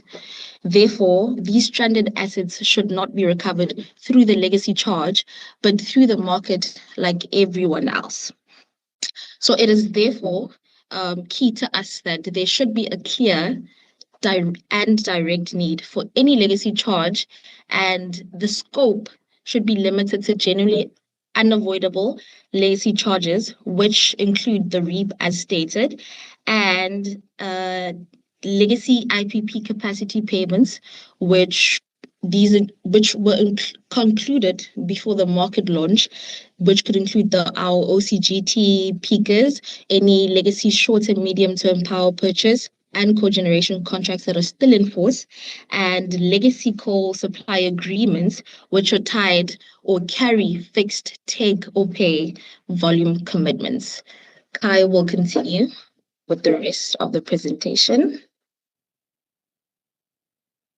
Okay, so one of the points that formed part of this consultation paper was that there was this vague mention of stranded assets. Now, for us, it was very unclear about, what really is being meant here, because most of the assets within the Eskom generation fleet, as I think everyone in this call is aware, are generally very well matured assets, proceeding towards the end of life, with the exception of Kusile and Medupi, which are efficient plants, but obviously have a very high capex value to it. So, to the extent that the concern of the regulators that you have these efficient plants, but if that high cost of the capex had to be bid into a competitive day-ahead market, those assets would not be dispatched. That itself has to be addressed through various mechanisms, whether it's in the capacity market or elsewhere. But at the very least, it has to be defined how much is stranded. What proportion of that capital would not be looked to be recovered from your day-ahead bidding, and that actually has to be determined in both its quantity, but also in terms of how it is amortized going forward. It cannot be that South African consumers are ultimately lumped with this charge into perpetuity, and it also cannot be that the industry itself is not actually aware of how this cost will be determined or how it will be set. It is ultimately the cost of the inefficiency of that program that is now going to be impacting the wallets of consumers and businesses, and it is something which has to be specified in significant amount of detail in terms of how it gets recovered. The main concern there, of course, is that too much of it and too much of the cost base of the existing generation fleet, which is trying to be protected through vesting and other arrangements, finds itself being recovered through the legacy charge, which creates artificial price signals which don't actually impact reality and lead to inefficient economic outcomes, and then through that high pricing ultimately on the South African consumers. The second point, and which has been raised in previous questions as well, has been regarding the vesting quantities, the imbalances around that. So looking at the proposed vesting regime, and this is something we'll get into significantly in the public hearing regarding these contracts. If we think about how it will work on a very sort of high level, a certain level of volume will be vested, and that will provide a secure revenue base, particularly to Eskom generation, significant exposure base to Eskom distribution, which will then be recovered through ultimately through the retail tariffs at a fixed price, which will then be readjusted depending on where the day-ahead prices land. Now, if we look at a few scenarios. The first scenario is, assuming the volumes match the volumes under the vesting contracts. If there is an over-recovery through the day-ahead charges, effectively the Eskom generation will have to refund Eskom distribution, which will then ensure that Eskom distribution is kept whole in terms of its allowable revenue base and would have recovered under the expected prices under vesting from the retail, but then also from basically refunding the over collection of revenue from the day-ahead prices. So in that respect, the entities are kept whole, and there's not really a need for there to be this additional cost. Effectively it's accounting between different entities within the current group. If in the scenario where we are looking at an under recovery, in other words, the prices in your day-ahead markets are too low to support the revenue base or the revenue commitments that have been paid by Eskom distribution to Eskom generation, that shortfall, that should perhaps be looked at being recouped via the retail charge and perhaps not the wholesale charge, in order to ensure that the costs are actually recovered by Eskom distribution at the retail point. And that is something that we believe the regulators should consider in terms of how it structures the unbundling of the different levels of a tariff. The third point that we want to make is that the vesting volumes are ultimately there as a form of security and revenue certainty to ensure that the regulated asset base is adequately addressed and protected in this transition phase, as well as the secondary objective is to ensure the behavior of the dominant market player bidding into the day-ahead market is relatively controlled. The question arose, what happens to these volumes that fall outside of the vesting volumes and how that gets dealt with? In our view, like all other bidders, it is a responsibility of bids into the market to reflect commercial principles relating to the cost of providing that service and that generation, and includes not just the cost of fuel or the operating costs, whatever it might be, depending on the technology behind it, but then also capex amortization, and effectively your other capital recovery charges, and to ensure that the price that's being bidden is done on a commercial basis. And in our view, for the volumes that are not protected by a vesting regime, we would be expecting that the generators, whether it is whoever they might be, would actually then have to bid in the commercial basis and assume commercial risk on that based on the behavior. There was also a point in the paper regarding the nature of the legacy charge. Whether it should be sort of vague references to being migrated from volumetric to fixed over time. We considered that, and we found it fairly unhelpful to have it in that vague state. And at the very least, there is going to be a migration. It needs to be clarified under what conditions and how exactly that mechanism will work. We believe it's probably simplest and easiest to keep it as a volumetric charge, although consideration will have to be given to the risk of it becoming an avoidable charge.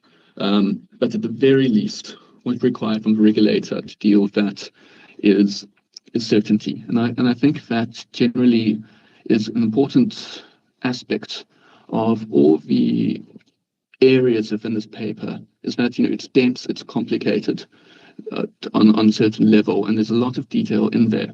But at the very least, to the extent when it's finalized, there cannot be any sort of vague gaps or lacuna where market participants and consumers are looking at this and saying, actually, what does this mean? Under what conditions will these events that are envisaged actually occur? And so what we'd be asking for regulators that in finalizing the positions on this is to say, is everything actually certain in terms of how this transition is going to operate, and under what conditions, what effects or changes will be introduced.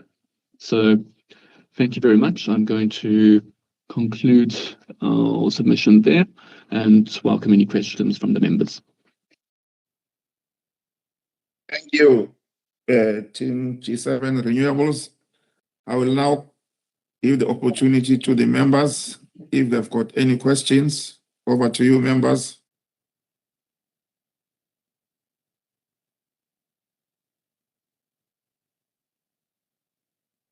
I'll start with Mr. Mkize. Thanks, Chairperson. Thanks, Raul and Madam Sukoi. I am a bit puzzled by slide 5. If you may just assist to explain them, because you are alluding to the fact that the playing fields should be leveled such that ESCOM should not recover the 100% of the, I would say, what may I say, the MYPD determinations in line with the issue of addressing vesting imbalances. Don't you think that will also be unfair and unduly disadvantageous to ESCOM not to recover all of those costs, given also the impact thereof overall as things stand now and moving forward, and taking into cognizance also the crucial role they've also played in terms of bringing us to where we are now, by way of being the buyer with regard to the independent power producer procurement program run under the Department of now the Department of Electricity and Energy. What isn't that? Wouldn't that be fair to ESCOM to recover that? And please also maybe clarify the alternative that you are putting forth there, because for me it remains unclear as to the alternative that you are proposing instead of the recovery as envisaged in the methodology. I'll leave it at that. Thank you. Thank you, Mr. Mkize. I now call upon Mr. Sibanda.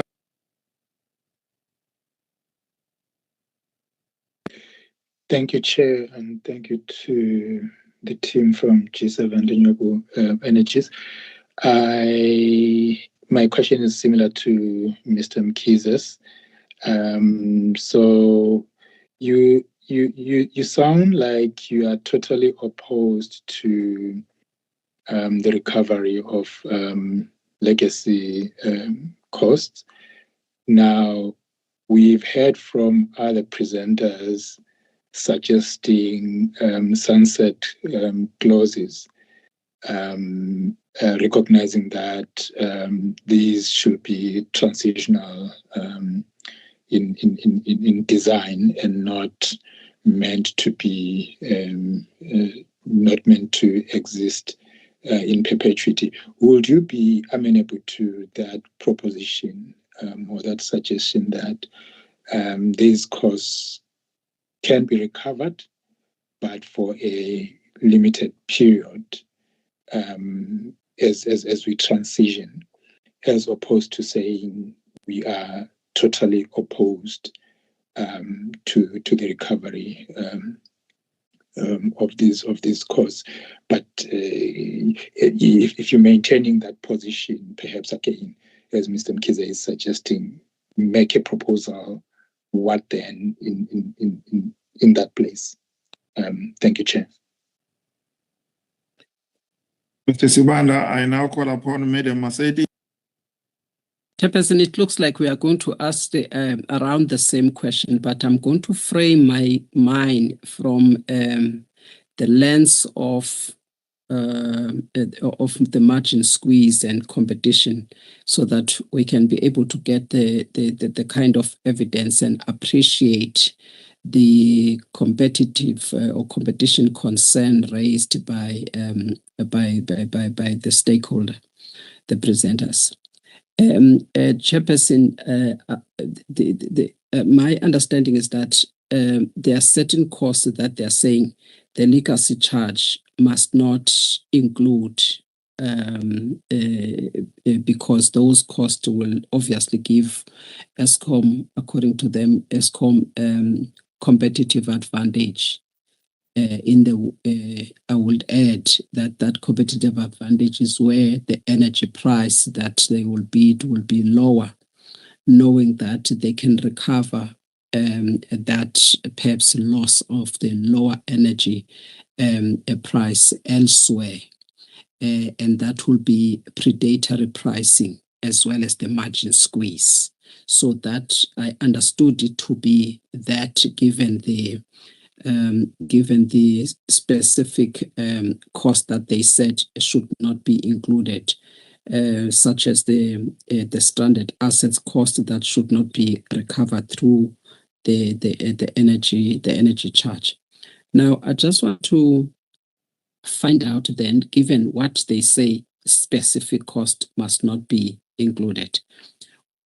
What kind of a test can we apply in terms of the genuine cost that should be included in the legacy charge? I think that kind of test will be critical for NERSA to consider, so that there is no issue of the margin and unfair margin squeeze, or raising the rivals' cost, and that will obviously undermine, investments by other sort of independent traders participating at SAWEM. We appreciate that, but we want the sort of the evidence to support the margin squeeze effect that could arise at adding other costs that Eskom would recover elsewhere. If that can be clarified. And I think maybe to add to that, it will be critical, even if you're going to do it, obviously, on a confidential basis to NERSA, if you could demonstrate how, if that legacy charge were to be loaded with other costs that should not be there, how that will increase your delivered electricity price, and by how much. I think that will be critical, so that we can be able to see the argument, the economic argument of a margin squeeze, as well as an economic argument of a predatory pricing that is likely to arise. The last question, still on that, on the legacy charge, but a separate aspect. I would like to find out at what legacy charge does an equally efficient trader sees being able to offer a meaningful saving against Eskom. I think that's a reasonable measure for purposes of establishing a credible threat of a foreclosure to competition by other traders or other market participants. So it is your typical competition question that you will raise for an equally efficient trader to see at what cost would if the unfairness occurs, will drive out the efficient trader out of the market because of abuse of dominance through predatory pricing or through the margin squeeze. Thank you. Thank you, Madam Masidi. So I'll now give an opportunity to Team G7 Renewables to respond, but can I ask you to restrict yourself to 1 minute response, and then the rest of your response can come via written comments. Over to you. Thank you, Chair. That is well noted. So we will, Ms. Maseti asked a lot of very detailed questions. We will reserve our right to respond via writing on that, noting the time limits. So first of all, I want to apologize to perhaps a lack of clarity that might have been in our presentation. We are not entirely opposed against the recovery of the sort of allowable revenue. But it is a question of what falls within those buckets that is of key concern to us. So, for example, the Section 34 projects, just used as an example, we fully believe and support that gets recovered through the legacy charge. And that has a significant part of the presentation that my colleague Oratile spoke about, because that is appropriate for that to recover the legacy charge because it was a policy choice to implement that. Same way of splitting out things like network charges and the like. That is right and fair and appropriate for the nature of the electricity system that we've got.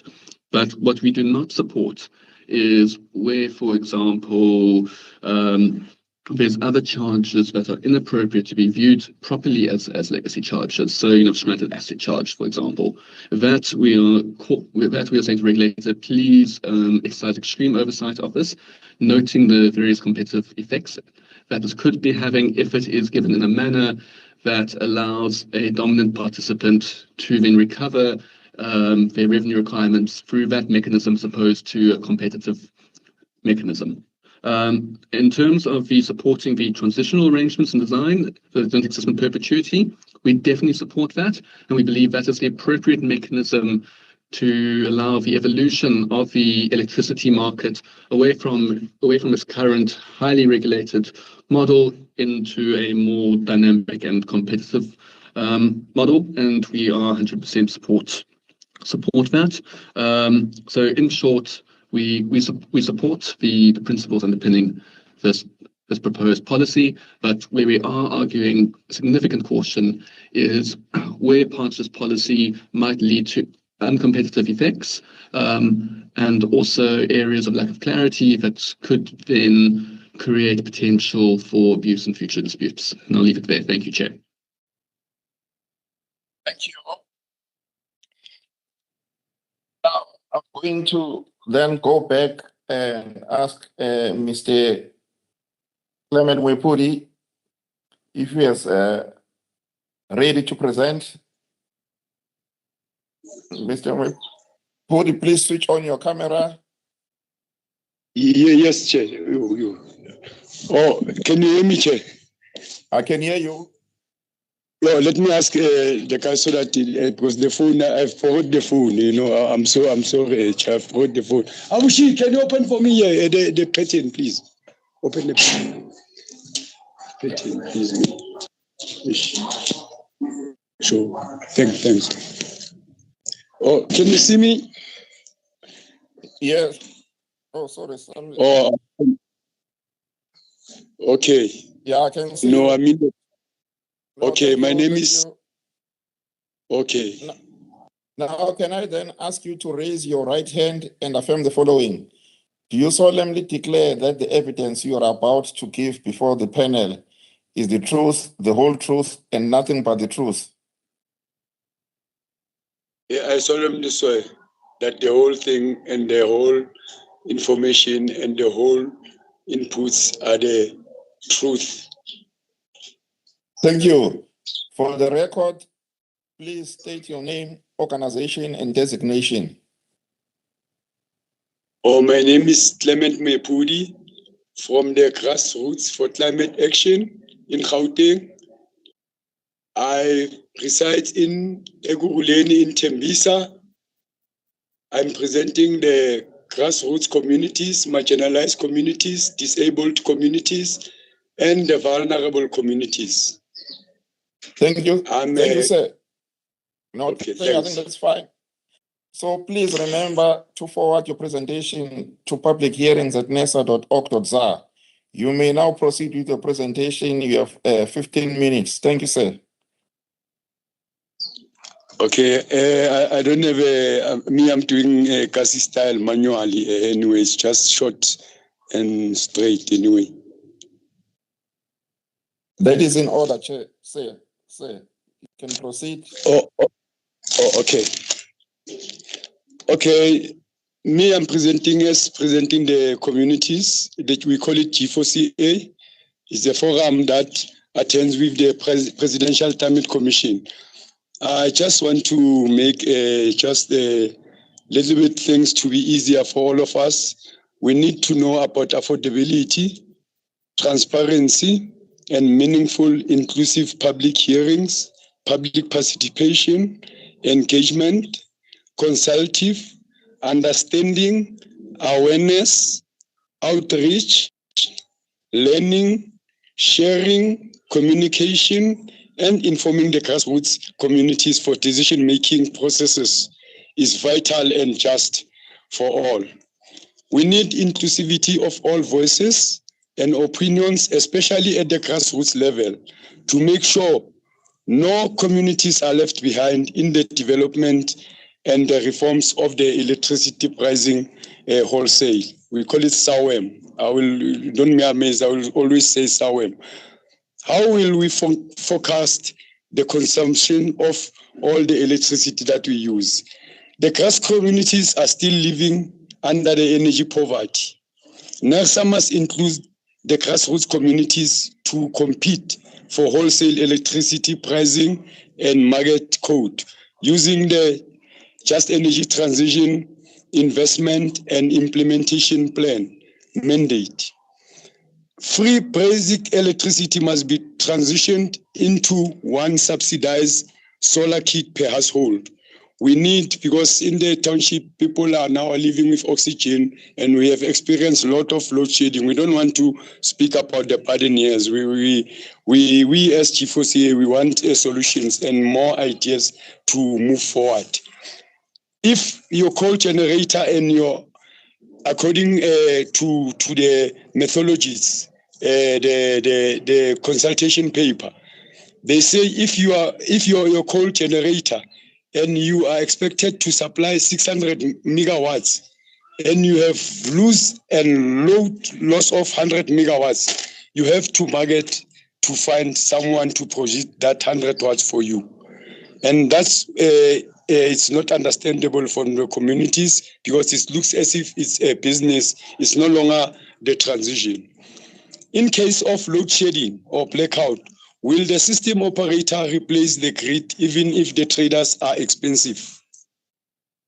Why the price of the trader and the customer are not the same if they buy from the generator and system operator? Uncertainties of a day ahead are not met after or are balanced even under Section 34 of ERA Act, Electricity Regulating Act of 2006. Program what will happen under the power purchase agreement. We want to know what will happen under the power purchase agreement because it's not just and then it's not transparent for the grassroots communities knowing about the power purchasing agreement. Will the vesting contracts benefit the grassroots communities? We want to know that. Will the vesting contracts, because it's concerned with the just transition, because we know that it's concerned with the just transition, mixing with the just energy transition partners, where they've pledged money for South Africa to develop in the decommission and also in the low carbon. Grassroots communities want to know the cost of supply from all the wind, solar PV, gas turbines, concentrating solar power, hydro, biomass, and landfill using the wholesale electricity pricing methodologies. We must compare with the medium MYPD 6, how they differ. How will the wholesale electricity pricing methodology determine the price between urban tariffs, residential tariffs, and municipal local authority charges? In the SAWEM, it's what we're talking about, the electricity methodologist. G4CA is aware that the current regulatory and market reform initiatives don't shape the effective and credible regulation under the Electricity Regulation Act as amended. The price and tariff rule from Electricity Regulation Act as amended requires NERSA to set unbundled prices and tariffs in a manner prescribed by a rule by the ERA Act. Wholesale tariff methodology does not set a transparent framework for the wholesale electricity pricing. It will not recover essential system costs and bridges regulated tariffs. And market-based pricing under SAWEM must be fully researched and also consulted, bring to the communities and have the view, because most of the vulnerable and the grassroots communities are the majority who use the electricity. Even if they work where they're working, they are using electricity. Apologies, apologies, Mr. Mepudi. You can switch off your camera now, and then you can continue presenting. Thank you. Thanks, Chair. The vesting contract framework that NERSA have developed won't be transparently and inclusively approved and implemented, even after the Central Purchasing Authority concluded with ESCOM generation and distribution. Power Purchase Agreement, PPA, between a generator and a buyer for the sale of purchase, and the energy must be just and transparent to all South Africans. Municipal wheeled energy that is measured at municipal connected off-taker installations during the time of use, we call it TOU, periods, that is supplied by the buyer and transported through ESCOM infrastructure must be known by all grassroots communities. We must know how you transfer your grid to your renewable energy to the ESCOM grid. Generation wheeling tariff that is applied for wheeling energy through ESCOM grid and calculated on energy consumed or wheeled during time of use periods must be known before wheeling to South Africans.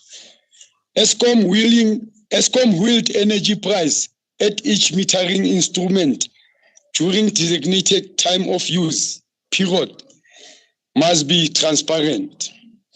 During the peak, the standard and off-peak must be clarified to all grassroots communities. ESCOM direct home pricing around 330 to 4 rand, because even what we are facing now, even the people outside, they are selling us more electricity. We buy from ESCOM, we buy from municipality, and even the spaza shop, we can come with a complaint. Per kilowatts, once the fixed charges are baked, the higher the charges are, even the tariffs. We can feel it even here in the township, because we are afraid now to wash with the kettle. G4CA condemns the appointment of members of the Electricity Market Advisory Forum without the relevant stakeholders and without including the grassroots communities or forums like us as Grassroots for Climate Action, and also the community-based organizations as the most affected by the energy poverty. NERSA still have a chance, an option to include them for a just transition where no communities are left behind in the wholesale electricity pricing methodologies and reforms. NERSA reserved the right to appoint further members to the advisory forum as its discretion going forward.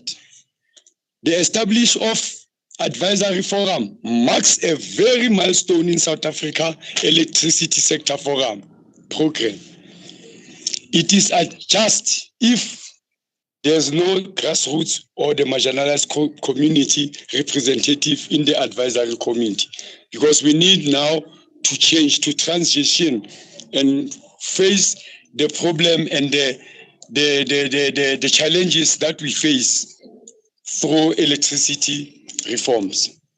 G4CA previously commented about how the advisory forum will strengthen stakeholders' engagement, enhance transparent regulatory decision making, and ensuring that the electricity and energy market frameworks are robust, practical, and must align with the needs and interests of consumers and the economy. The consumers is us, the grassroots communities, because we use electricity every day. The advisory committee must be multi-stakeholder platform, like the PCC, because we are the part of the PCC. Each and every comment, we always participate with them. The president is our chairman. President Matamela Ramaphosa is our chairman. He always understands that we're coming from the grassroots communities. That compromises representatives from regulatory authorities, state-owned entities, FPIs, CPOs, NPOs, NGOs, industry-associated academia, philanthropists, financial regulators, faith and traditional organizations. And also, the grassroots forums and movement must be included. We are not the civil society. The civil society also must be included, and labor, because labor is them who are affected by this pricing wholesale market. NERSA must publish the electricity regulation project dashboard, stakeholder consultation, and regulatory reform tracker, because it was developed to keep stakeholders informed of key regulatory initiatives and reform-related projects currently underway and future within the Electricity Regulation Division. G4CA knows and is aware that the dashboard must support and promote transparency, accountability, and stakeholder participation during and before development and implementation of Electricity Regulation Act, number 4 of 2006 as amended. And financing the Just Energy Transition Investment and Implementation Plan 2023 to 2027. The overall indicating funding must be overcome with all of us as stakeholders to attend the problem of making all the electricity to be accessible to all South Africans. And NERSA must align SAWEM with the Climate Change Act 22 of 24, Chapter 2, Section 7, 1 and 2, the policy alignment and institutional arrangement, the alignment of policies, 7.1. Every organ of state that exercises a power of performs a function that is affected by a climate change must review and, if necessary, revise, amend, coordinate, and harness and harmonize their policies, laws, measures, programs, and positions in order to ensure that everyone is on board. Because we need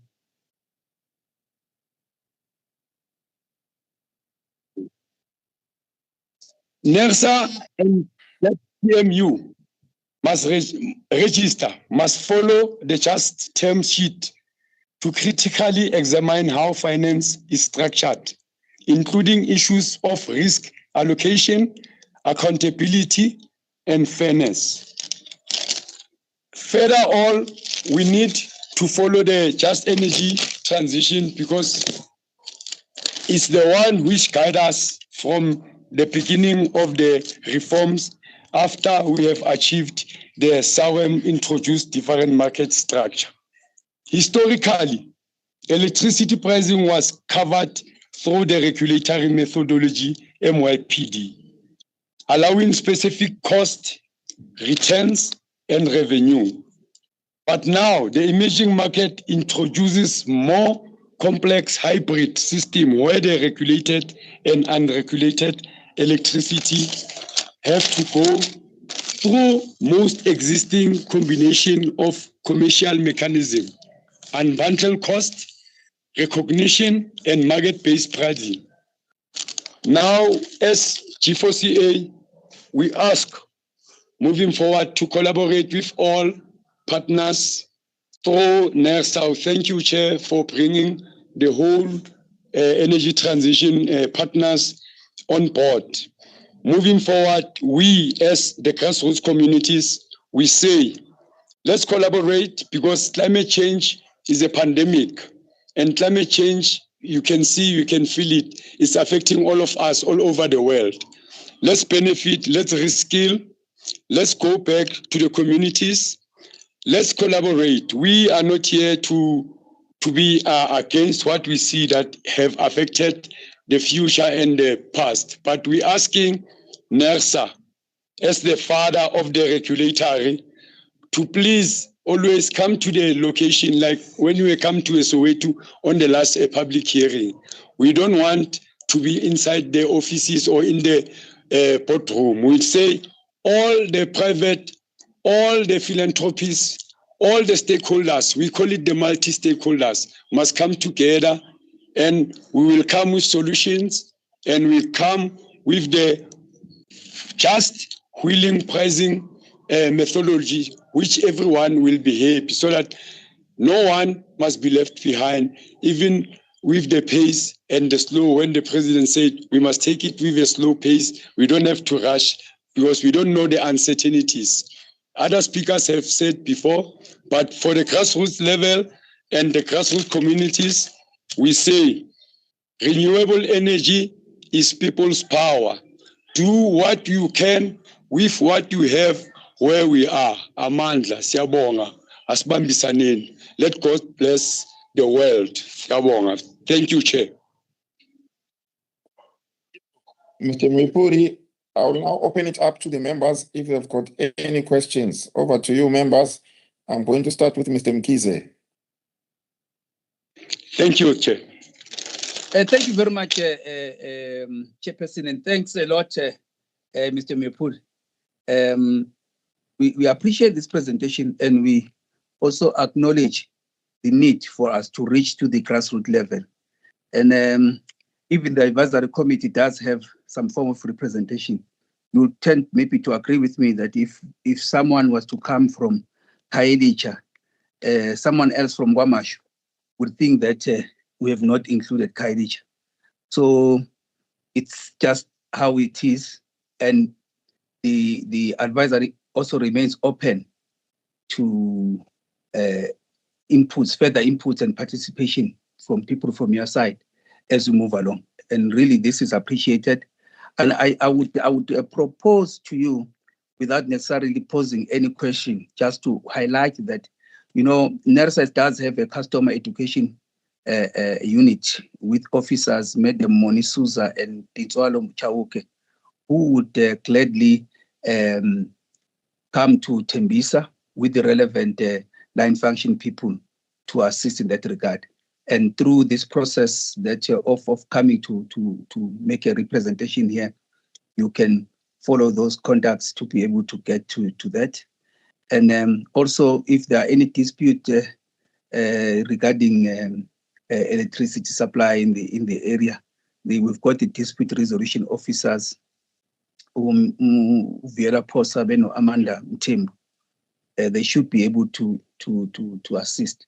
And I think if we follow that, we appreciate that. I must say that because sometimes when you go around making these presentations, we find that in terms of the depth in the on the issues that we want you to contribute in. We find a lot of gaps, and it would help to have that kind of an engagement, because we are not sitting here claiming to have the monopoly of wisdom. We are saying here we need to all work together, rank and file, and also understanding that we've got a challenge in the country because we've got a lot of poverty, unemployment, and the inequality, which is a big problem. So from our side, we appreciate it. And I think that, yes, we might not be able to come to Tembisa, because if we do come to Tembisa, also someone from Malamulele will echo the same sentiment. But through this platform, we're able to reach to you. You would agree to some extent that we're able to reach you whilst you uphakathi lapha eKasi. Yeah, uyakhona ukuxhuma nje ngefoni kalula. Beningama eceleni kwefoni ibe u4 ibe u5 ibe u10. Nifaka uspeaker nikwazi ukusilalela. So I think ukuthi to some extent we're doing what we can. I don't know, maybe what's your reflection on that, Bob? Thank you. Thank you, Mr. Mkhize. Yes, Mr. Mwepudi, you can come in. Oh, sorry, Chair. I'm sorry, Chair. Thank you very much, Umbusisile, for Kabazele. Thanks. You know, we as G4CA, I'm touched by the way Mr. Mkhize have commented. He commented because we don't like to ask questions because we know everything. But we need, Mr. Mkhize, people to see that when we go to these meetings, we meet you guys, we are global. Our organization and forum are global. We understand all the agreements. We are part of the PCC, the Presidential Climate Commission. But I would like to say to all, nobody must come, maybe this platform it's for people who wants to know too much. No, people in the location, because I'm an eye, I'm an ear, I'm a mouth, I'm everything for the community. I have to tell them what's happening because they go into the social media, they go into everywhere. And we've got people who are sick, they are using oxygen, they are using, at least if we've got, per household, than the free base electricity per month. We better subsidize communities. They are willing to pay with one solar kit per household, contributing and aligning with the municipalities. Now, the capacity building is needed to all government officials. We don't like to point names, but we need capacity building due to that the developing countries must assist and must support us with a finance mechanism, because to do everything, we need financing mechanism for all of them. We don't speak about the pledges, we don't speak about, because you give and take. Even then they know how when they want this and this, but we can't talk geopolitics in this pandemic era. Thank you very much, Mr. Mkhize. We are always welcome. We always attend the invitation. We always collaborate. Whoever wants to make the change for our future and even for our lifetime. Thanks. No, Ushab Manatate. Thank you. Thank you, Mr. Mkhize, and thank you, Mr. Mwipudi. I am now going to call upon our next presenter, Mr. Klassen. So, Mr. Klassen, can I ask you to switch on your video? It's on, Chair. And then please, can I then ask you to raise your right hand and affirm the following? Do you solemnly declare that the evidence you are about to give before the panel is the truth, the whole truth, and nothing but the truth? I solemnly declare. For the record, please state your name, organization, and designation.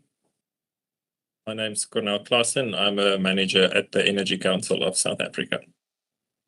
Thank you. Please remember to forward your presentation to public hearings at nesa.org.za. You may now proceed with your presentation. We have 15 minutes. Thank you, Chair, and good afternoon to everyone. I'd like to be quite brief with this presentation and refer to the submission and also to the more detailed submission we provided on the vesting framework that we'll also discuss on Wednesday's consultation next week. So we support the unbundling of the wholesale tariff into separate cost components, and we do support the principles that's set out in this methodology. And we'd like to recognize that this sets the structure for how regulated wholesale costs are allocated and recovered. And we should also recognize that it establishes the method for the wholesale tariff application that should follow, and that will also be much more detailed and contain all the numbers that we need. We support the methodology essentially because it's a key enabler for the South African wholesale electricity market and key to the reform that's set out in the ERA as amended. It's very necessary to separate these cost drivers and separate energy costs from capacity, ancillary, legacy, and use of grid. Apologies, I just realized now my screen isn't sharing. I will assume it's visible unless anyone stops me. It's also therefore important to enable transparent recovery for what becomes the network service as a public good service and a regulated part of the wholesale electricity value chain. So we must note that energy charges eventually should reflect time of use and system conditions and the marginal or system marginal price. So separating these from fixed costs and use of grid costs would eventually get more responses to price signals and allow better shift in demand and reduce system costs over time. But we should acknowledge that a wholesale tariff in itself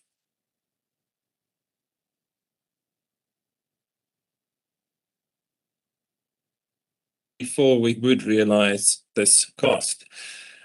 Part of our argument then is we must consider that these documents and instruments are transitional by nature, and this methodology is designed as a mechanism to allow the incumbent to enter the market more sustainably.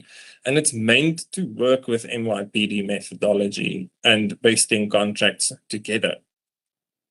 So the transition design then should not assume a fully mature market. It's not possible. We don't even have a market yet.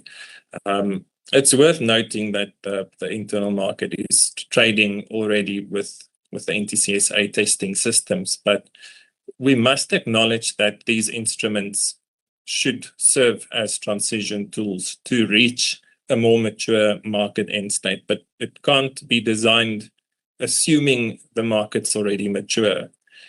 So the big picture is critical, and we all acknowledge that the wholesale tariff methodology should consider vesting. It should consider the trader rules. It should consider all other instruments as part of the greater reform. But we should also be very careful when we design these instruments to not overreach. Vesting and revenue stabilization should not be addressed by a wholesale tariff, which is meant to transparently recover costs. So in that light, we do think that every cost in the wholesale tariff methodology should be separated and clearly shown and definitely not blended. It's worth noting then that we should, in a wholesale tariff itself, see two types of costs. And the first is the costs that the tariff methodology itself can address, which is related to the transmission network, grid access costs, losses, ancillary services, and cross subsidies. But a very important part of what the wholesale tariff methodology then does is pass through costs that arise from other key drivers. As we've all discussed at length today, the most notable one is, of course, vesting contracts and Section 34 costs through the legacy charge itself. And it's important that we design those drivers and instruments to support the transition and have sunsets or envisaged end dates. But the tariff itself should not necessarily have end dates until an instrument isn't needed anymore. In the case of vesting, it's better addressed there. So our key proposals to itemize these charges, we've used the legacy charge as an example because it does have a lot of compositions like the REAP costs, vesting, settlement, cross-border contracts, and stranded assets. If we report that as a blended figure, then we just risk price signal distortion, and we really need to see the itemization to allow stakeholders to also have confidence in the method. It's also a very easy way as transparency to show that we're not double recovering any costs, but it also strengthens regulation and confidence. So just to wrap up from my end then on other, it will be quite important that we understand how this all comes together, and because it's a transitional tool, we have to make sure, as it's also mentioned in the tariff methodology, that it must align with MYPD methodology. So once we've settled on these designs in terms of tariff recovery and vesting framework itself, we need to understand or make sure that we don't have overs on the downstream side or the upstream or vice versa, because it all needs to balance in the transition. And the key work really lies in the exposure mechanisms to slowly enable transition to a more competitive market when ready. Lastly, then, just on the legacy charge itself, it's worth mentioning that it needs to be aligned with what's contained in the CPA rules as part of the market code. So I'll leave it there and open for any questions. Thank you very much. Thank you very much, Mr. Glasson. I will now open it up for members. If they've got any questions, over to you, members.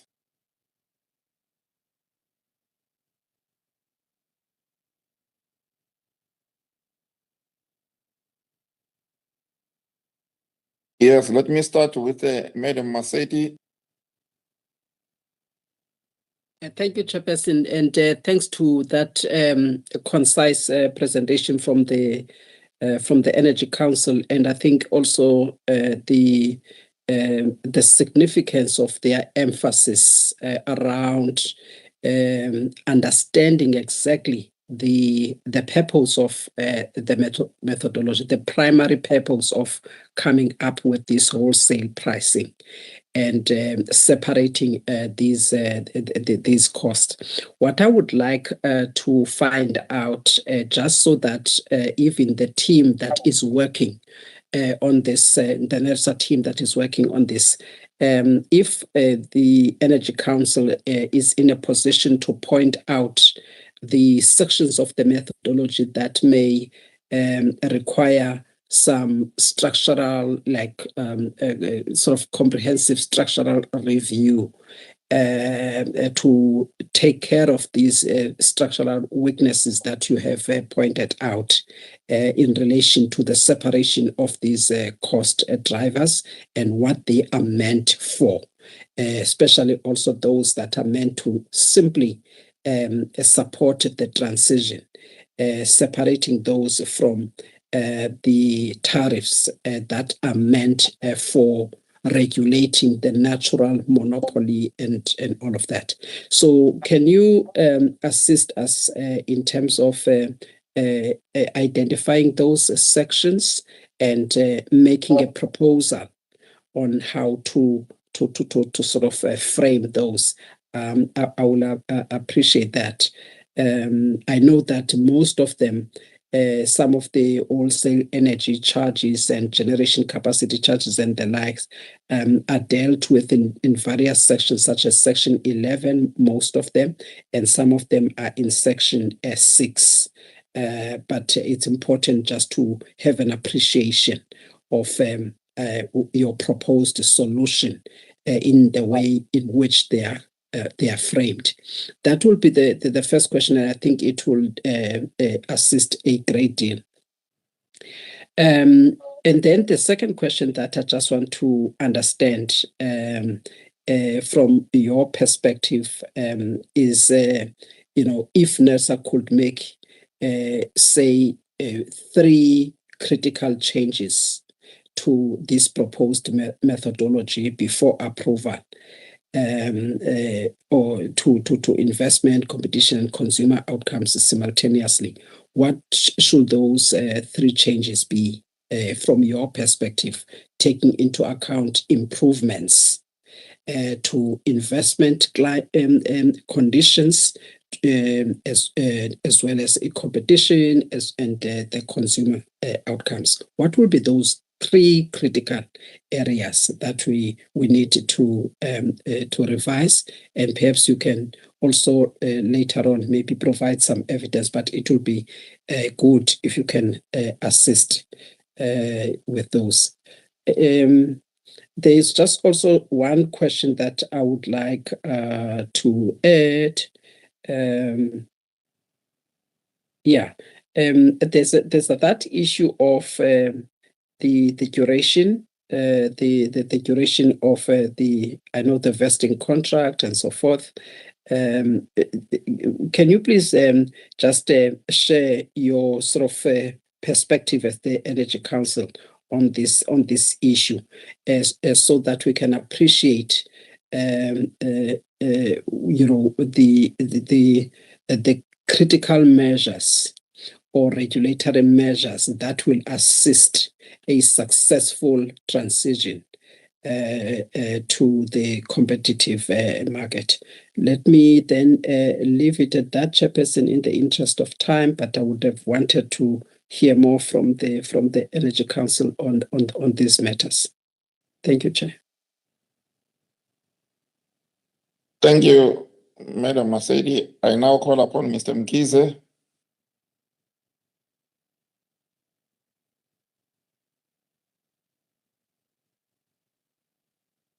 Yeah, in the interest of time, let me not repeat what Madam Masedi has said.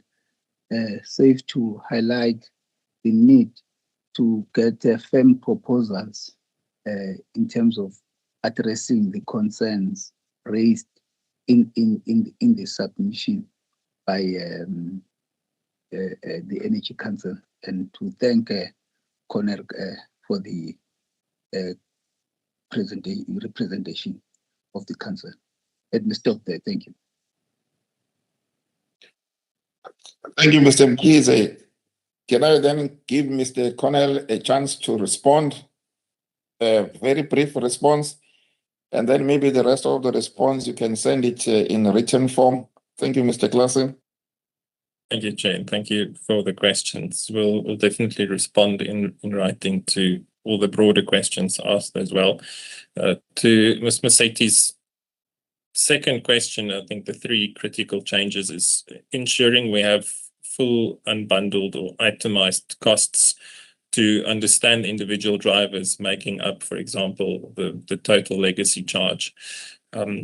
There's always such a great advantage and efficiency in transparency, and it requires far less oversight to make these things more visible and publicly available, because we're all quite interested in the reform and transition as participants as well. We'd naturally strengthen the review process just by our mere participation as the entire sector, not just the Energy Council. Lastly, I think in terms of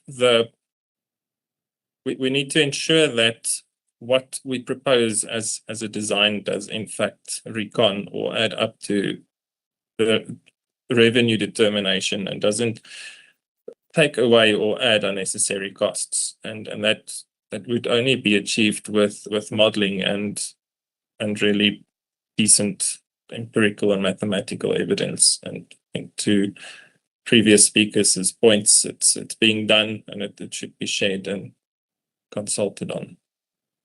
Everything else we will submit in writing, but thanks for your time and questions. Thank you, Mr. Klassen. So what we'll do now is to move on to our next presenter, Madam McDade. Over to you, Madam McDade. If you can please switch on your camera. It's on. Hello, everybody. Thank you. And then if I can ask you to raise your right hand. Got it. And affirm the following. Do you solemnly declare that the evidence you are about to give before this panel is the truth, the whole truth, and nothing but the truth? I do. For the record, please state your name, organization, and designation. Liz Iswe McDade, Special Advisor to the Green Connection. Thank you. Thank you. Please remember to forward your presentation to public hearings at nesa.org.za. You may proceed with your presentation. You have 15 minutes. Thank you. Thanks. Now what I'm trying to do is understand where the presentation is. I don't normally use Teams, so apologies, Chair. I'm just trying to, I've opened the presentation. I can't get it onto my screen. So yeah, we can see it now. Can you see it? Oh, wonderful. Yes. Okay, if you great. Can put it in presentation mode, maybe. Okay. How's that? Thank you. Okay, great. Firstly, to say thanks very much for the opportunity to present. I'll try and keep it really short. I'm presenting on behalf or with my colleague Nicole Lawser, who's not here today. So just to say that we have provided a technical submission, but this is kind of my excuse for not being very technical. So I'm just going to share kind of high level almost the principles. So firstly, just to say we're a community organization, non-government organization that works with communities. And so our focus is on electricity as a public service and how do we ensure that we have a tariff structure that serves that purpose. So we're not a trader, we're not a generator, and that's our focus. Just very quickly, I think we need to acknowledge that not all the costs of generation are currently included in the way that we pay, sell, buy electricity. So we've had the climate change issue, which obviously needs to be costed. We have constitutional rights issues, the ongoing case with the coal fleet and their failure to actually implement the required measures to reduce their pollution. So if we are trying to move to an equal playing field, then the tariff structure has to ensure that the full cost accounting is done. So we are that's one of the points that we think we need to make sure that the structure is set up so that it does this. Then just to emphasize the former presenter on public participation, we do have the law under NEMA that if something affects the environment, we need to have people the opportunity to understand and have the capacity to participate. And I just want to say there's a lot of terms, it's quite complicated. And for many of us, including myself, often it looks like just a big cloud. And how are we going to make sense of it? So I heard, I think it was Mr. Makila speak about an education unit or some outreach part of NERSA. I think that needs to be brought into rocket stage gear, because what you are doing now is making decisions for the millions and millions of South Africans who do not even understand what is happening. And And I really would emphasize that I do believe it's NERSA's job to actually inform people about how this will work, how it will impact on electricity prices. Electricity for most of the people in the country is far too expensive. And even though we hear that we're not getting real cost recovery, I think we need to relook, and this is the opportunity to relook on how the tariffs are structured. This has been said many times today. So just to do it again, is we really think that when you look at the elements of the tariff, we should not be using something like the legacy charge or the vesting contracts in a way that subsidizes the extension of the coal fleet and or provides a barrier to renewable energy. If we are trying to put it on an equal playing field, then the charges, if you don't include the pollution charges, for example, then coal might appear to be cheaper than solar or something else. Then the other issue is within the tariff structure, it talks about the importance of the IPP contracts, but it talks about not just legacy or old contracts, but new contracts, particularly Section 34 procurement. Surely there needs to be an out for this. You can't have a methodology that's trying to change things and then you allow that maybe a Section 34 decision, which is an uneconomic asset generation, just that those costs must just be passed on to consumers. So I think that needs to be looked at and reviewed. And then just to raise that the electricity pricing policy, which is now under reform, I don't think we should be slowing down this kind of restructuring, but I'm not sure how it will work if you make a decision and then we have to revise it. So maybe we have to look at regular revisions in the transition period. Yeah, and I've said the need for real transparency and in the consultation process. So the risk for us is that, as I've said, there's a possibility that we are simply going to carry on business as usual, but just with a little bit of makeover in a dress sense rather than in a real sense. And that could lead to some charges being duplicated. It could mean that we are extending the status quo of subsidizing generation that should be phased out from both the climate change and health impacts, and that we are creating more uncertainty by protecting some things or not being clear. So the stranded assets is a concern because we're already sitting with very, very expensive power stations that the costs of which are being passed on.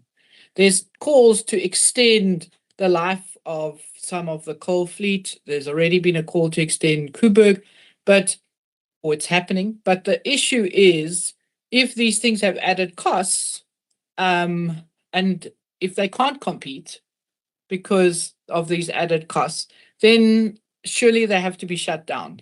We don't carry them on forever. So I think also here we would also be talking about if you're going to have, like the IPPs, the renewable IPPs, they have PPAs, they have time frames. So presumably the legacy side of it will only be until the PPA expires.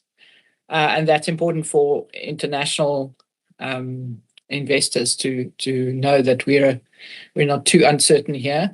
But where you have power stations that don't have a expiry date, then I think we need to ensure that there is an expiry date so we don't continue them forever. And if that expiry date is the phase out of the coal fleet, maybe that's it. I'm not sure what you do for some of the other power stations. So overall, I would say we would be very keen to see more engagement because it's very complex and there's definitely a need for the general public to understand that restructuring the tariffs impacts on the electricity prices, hopefully in a positive way, but we need to be clear and transparent about that. And I really do think there is a need for NERSA to run a public education campaign or, involve people in explaining how this is going to work. Thank you.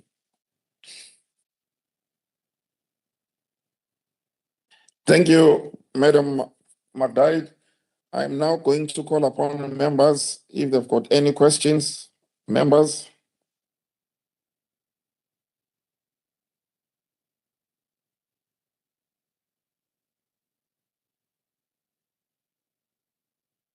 I do not see President, any. we note Oh, the yes, Mr. presentation, and we appreciate Madam Madade's presentation, and I think it's touched on the issues that you have also said we need to incorporate, but at the same time, still implore her to still submit any further augmentation of her presentation to the energy regulator within the stipulated period of 7 days. Thank you. Thank you.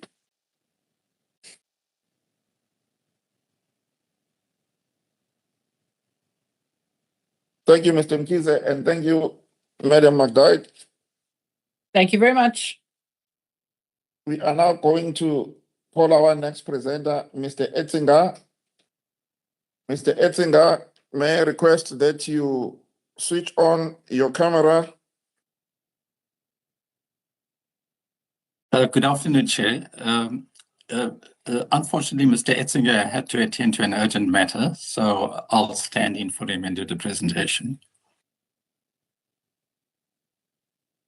No, that's fine. Thank you. May I then ask you to raise your right hand and please affirm the following. Do you solemnly declare that the evidence you are about to give before this panel is the truth, the whole truth, and nothing but the truth? I do. For the record, please state your name, organization, and designation.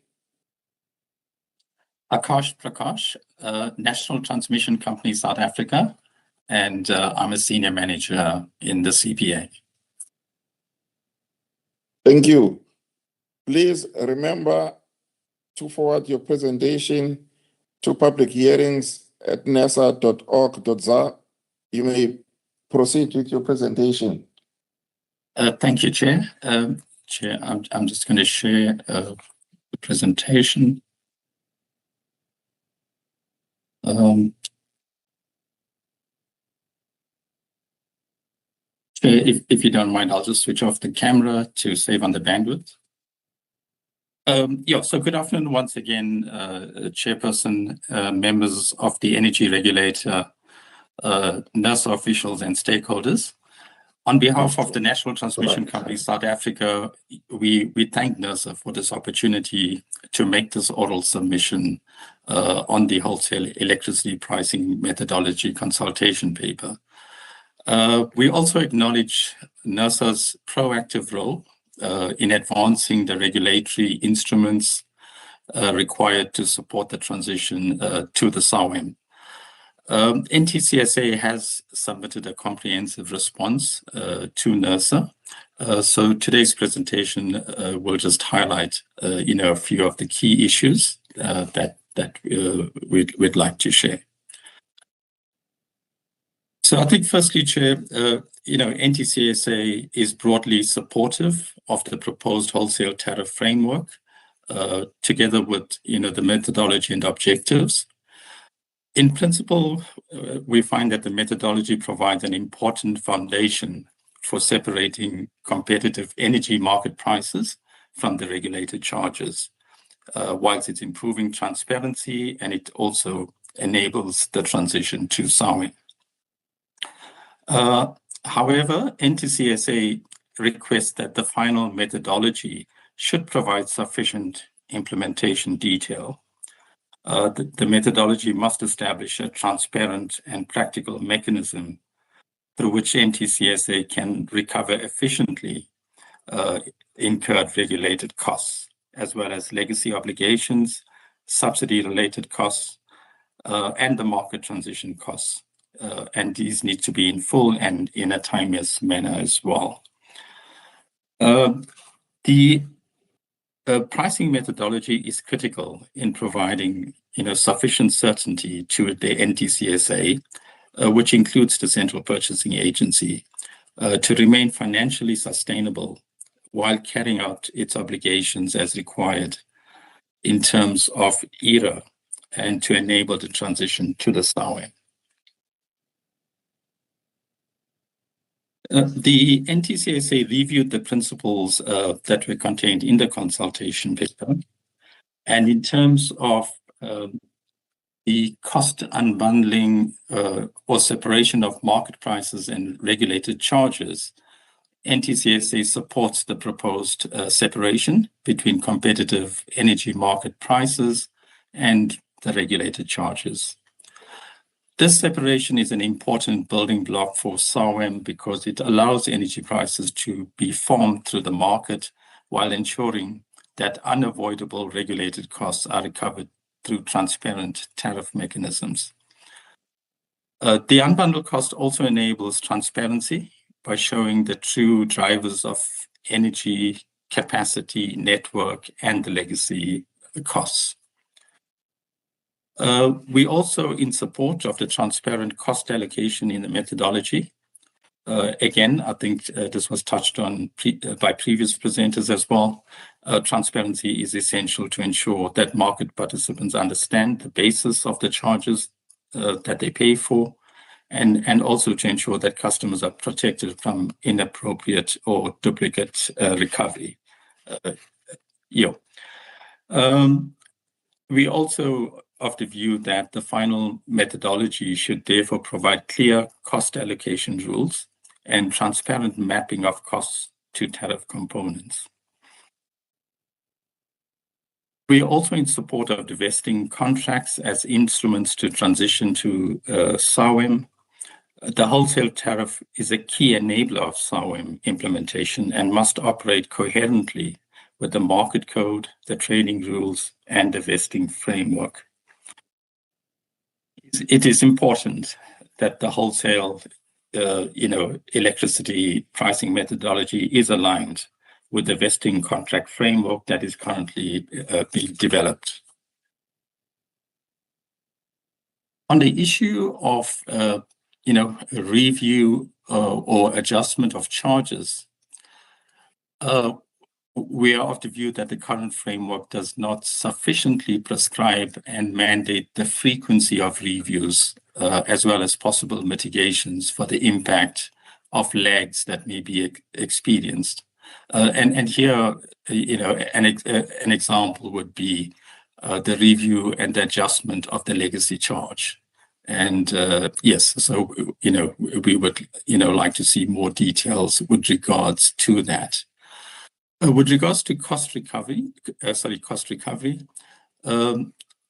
again, the methodology does not prescribe in clear terms that all prudent costs incurred or imposed on the NTCSA are fully recoverable through this mechanism. And again, just to highlight an example, we didn't see market operated charges or bad debt recovery, being stipulated there. Moving on to the legacy charge, the design of the legacy charge is one of the most important aspects of the methodology for the NTCSA. NTCSA understands that the legacy charge is intended to recover unavoidable obligations, including the cost associated with the Section 34 IPP obligations, the upstream and downstream CPA-related payments, the vesting-related imbalances, and other transition costs as well. We are in support of the principle that valid legacy costs should be non-avoidable, and it should be recovered from downstream market participants and balance responsible parties. This is important to prevent the bypass risk, where participants benefit from the system and from historic investment decisions, but avoid contributing to the associated obligations. The proposed floor and cap to the legacy charge presents a risk to the NTCSA finances and liquidity, in that it creates a delayed cost recovery risk. NTCSA will require a detailed understanding of how the floor and the caps will operate. We also find that we require timeous regulatory approval. It is paramount to eliminate recovery delay and in order to preserve the NTCSA's financial health, or any offsets that's to the benefit to the consumer as well. The legacy charge should be expanded to include all cost elements arising from the CPA's mandate as a market support entity. And I did mention, some of the cost previously. The frequency or the mechanism of the legacy charge adjustment needs to be sufficient to limit liquidity risks to the NTCSA. And in that regard, I think we would welcome more details in terms of that mechanism. So once again, the legacy charge and the frequency of adjustments is critically important. Else the NTCSA or with the CPA may be exposed to liquidity pressures due to delayed cost recovery. We then move on to the subsidy charge, and I think this has been spoken about by previous presenters, but once again, we are in support of the promulgation of a subsidy framework, and that consumers of electricity are not able to avoid their contribution to these charges. And again, we highlight the importance of the national subsidy framework and that it be developed as soon as possible.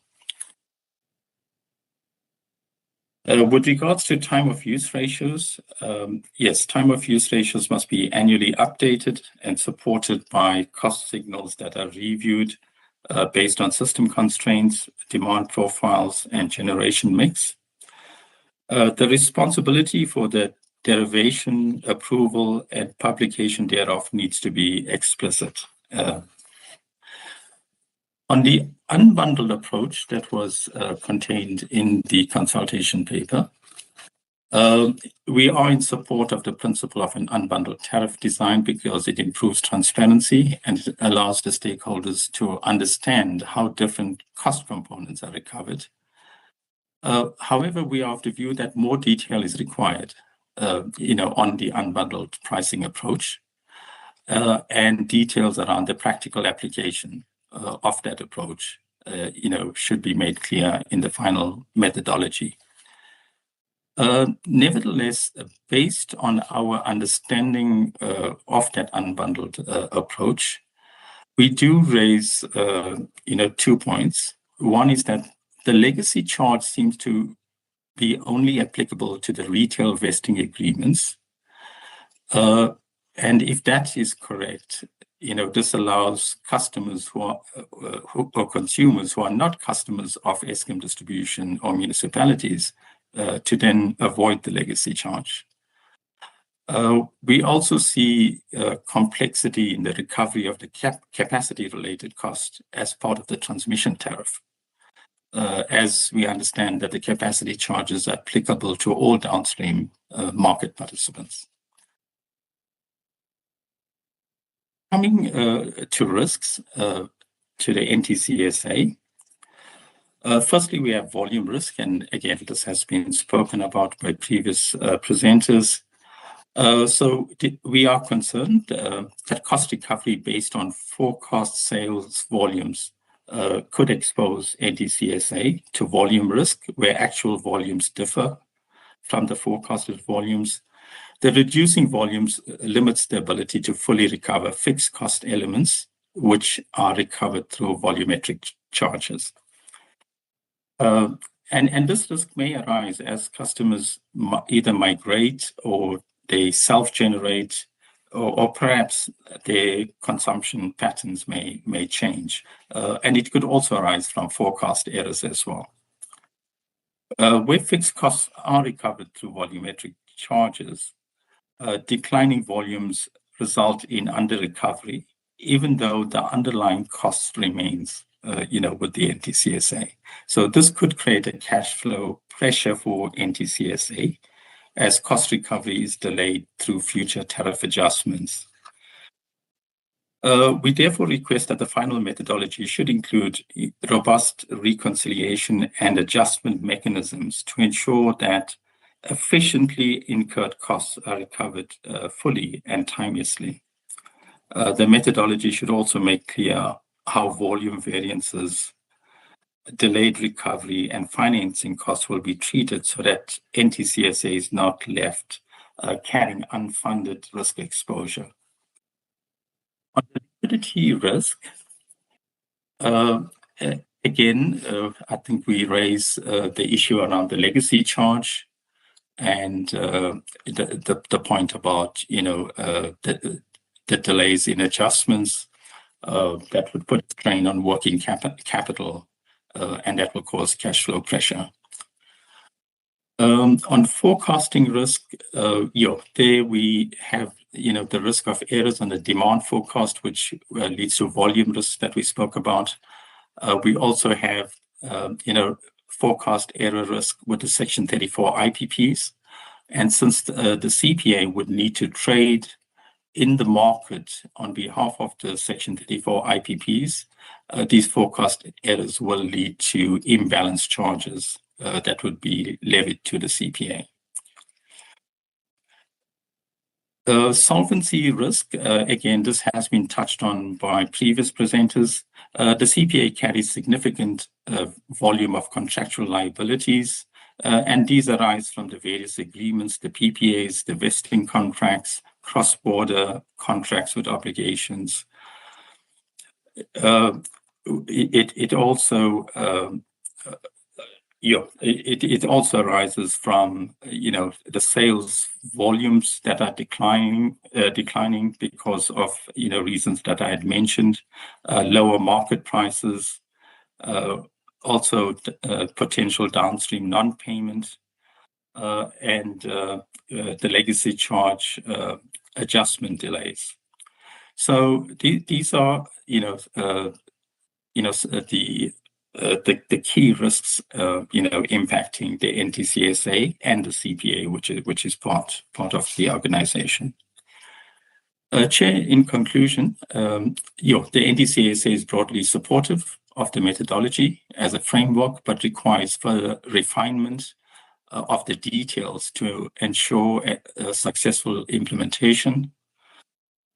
At the same time, the methodology must be clear and practical to support market reform and to ensure financial sustainability from the NTCSA. It needs to be able to avoid leaving NTCSA with unfunded exposure arising from credit, liquidity, or volume risk. And the frequency or mechanism of the legacy charge adjustment needs to be clarified, or it needs to be quite explicit.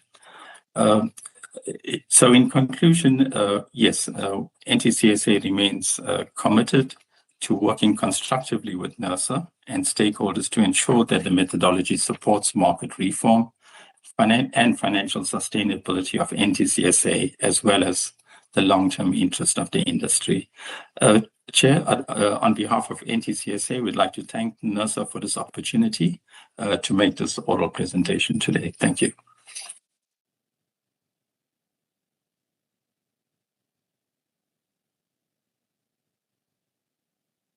Thank you, Mr. Prakash. I am now going to allow members an opportunity to ask questions. Over to you, members. Starting with Mr. Mkize. Thank you very much, Chairperson, and thanks a lot, Mr. Prakash.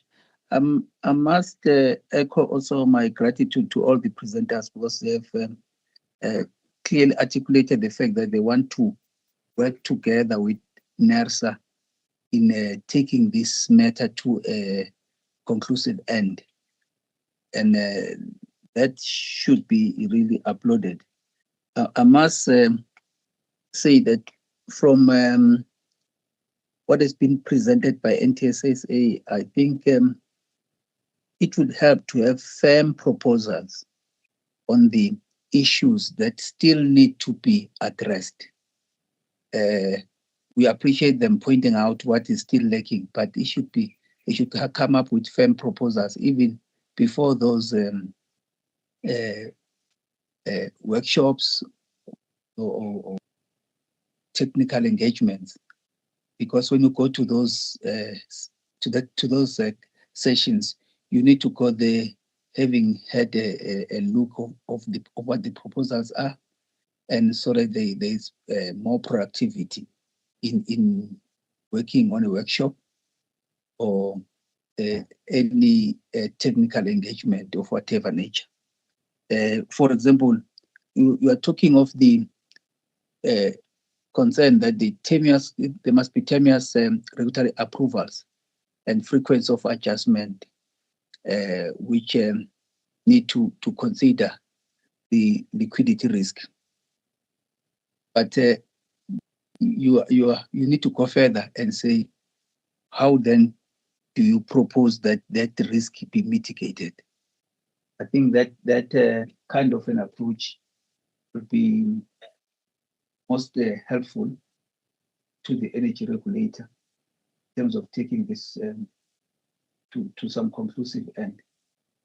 And I think together maybe with ESCOM, we also need to consider the risks that could prevail post the establishment of the market. For example, arresting the utility debt spiral, for example, and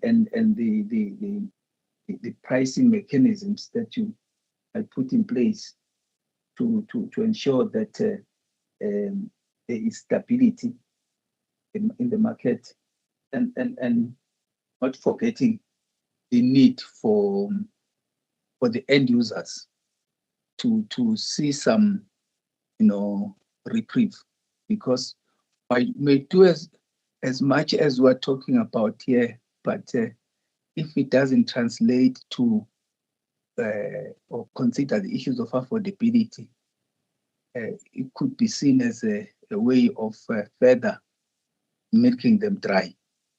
I will leave it at that. Thank you.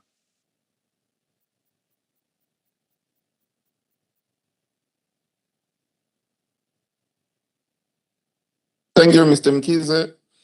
Can I now call upon Madam Maseki? Thank you, Chairperson. Chairperson, I'll be quick, and my questions are, firstly, the first questions are related to the volume risk issue that is raised by NTSSA. Just to put the question around the fact that NTSSA is proposing that it will be important to allow the full recovery of prudently and efficiently incurred cost. I assume NTSSA is referring to not what it considers as prudent and efficient from its perspective, but from what NERSA determines. I will just assume that. Then my question is, what volume risk is NTSSA itself prepared to retain rather than transfer all to customers? I think that for me is important because the customers might also not be in a position to afford all of the cost that are simply transferred to them, even when they do not enjoy the benefits. So that's the first question I would like to ask. The second one that I would like to pose to NTSSA, And maybe I must put it as a sort of a scenario. If NTSA were to receive protection against maybe the downside volume variance, will consumers receive an equivalent credit when actual volumes exceed the forecast? Just to see the fairness and to assist NERSA to exercise the necessary balance of the interest of different stakeholders. So that second question for me is quite important.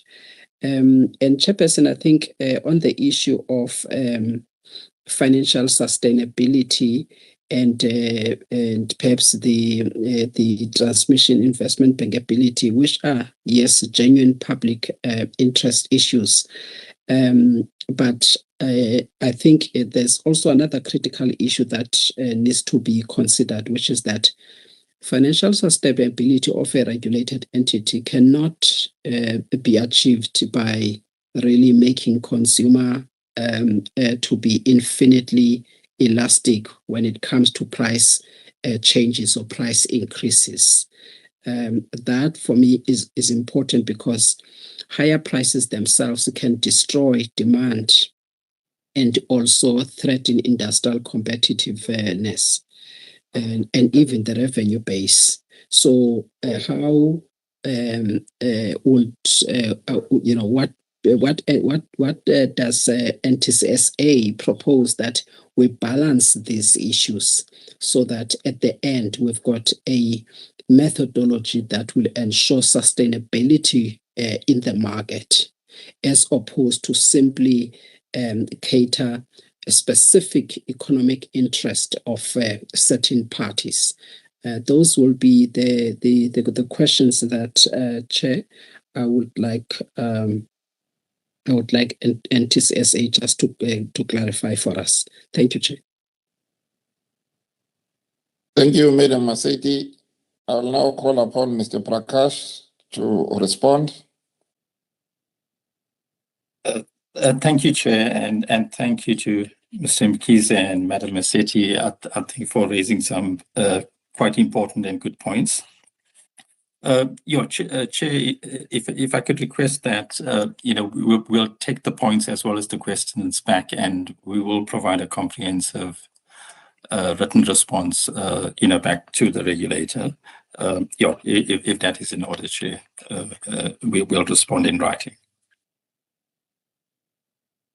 Thank you, Mr. Prakash. It's definitely in order if you want to respond in writing.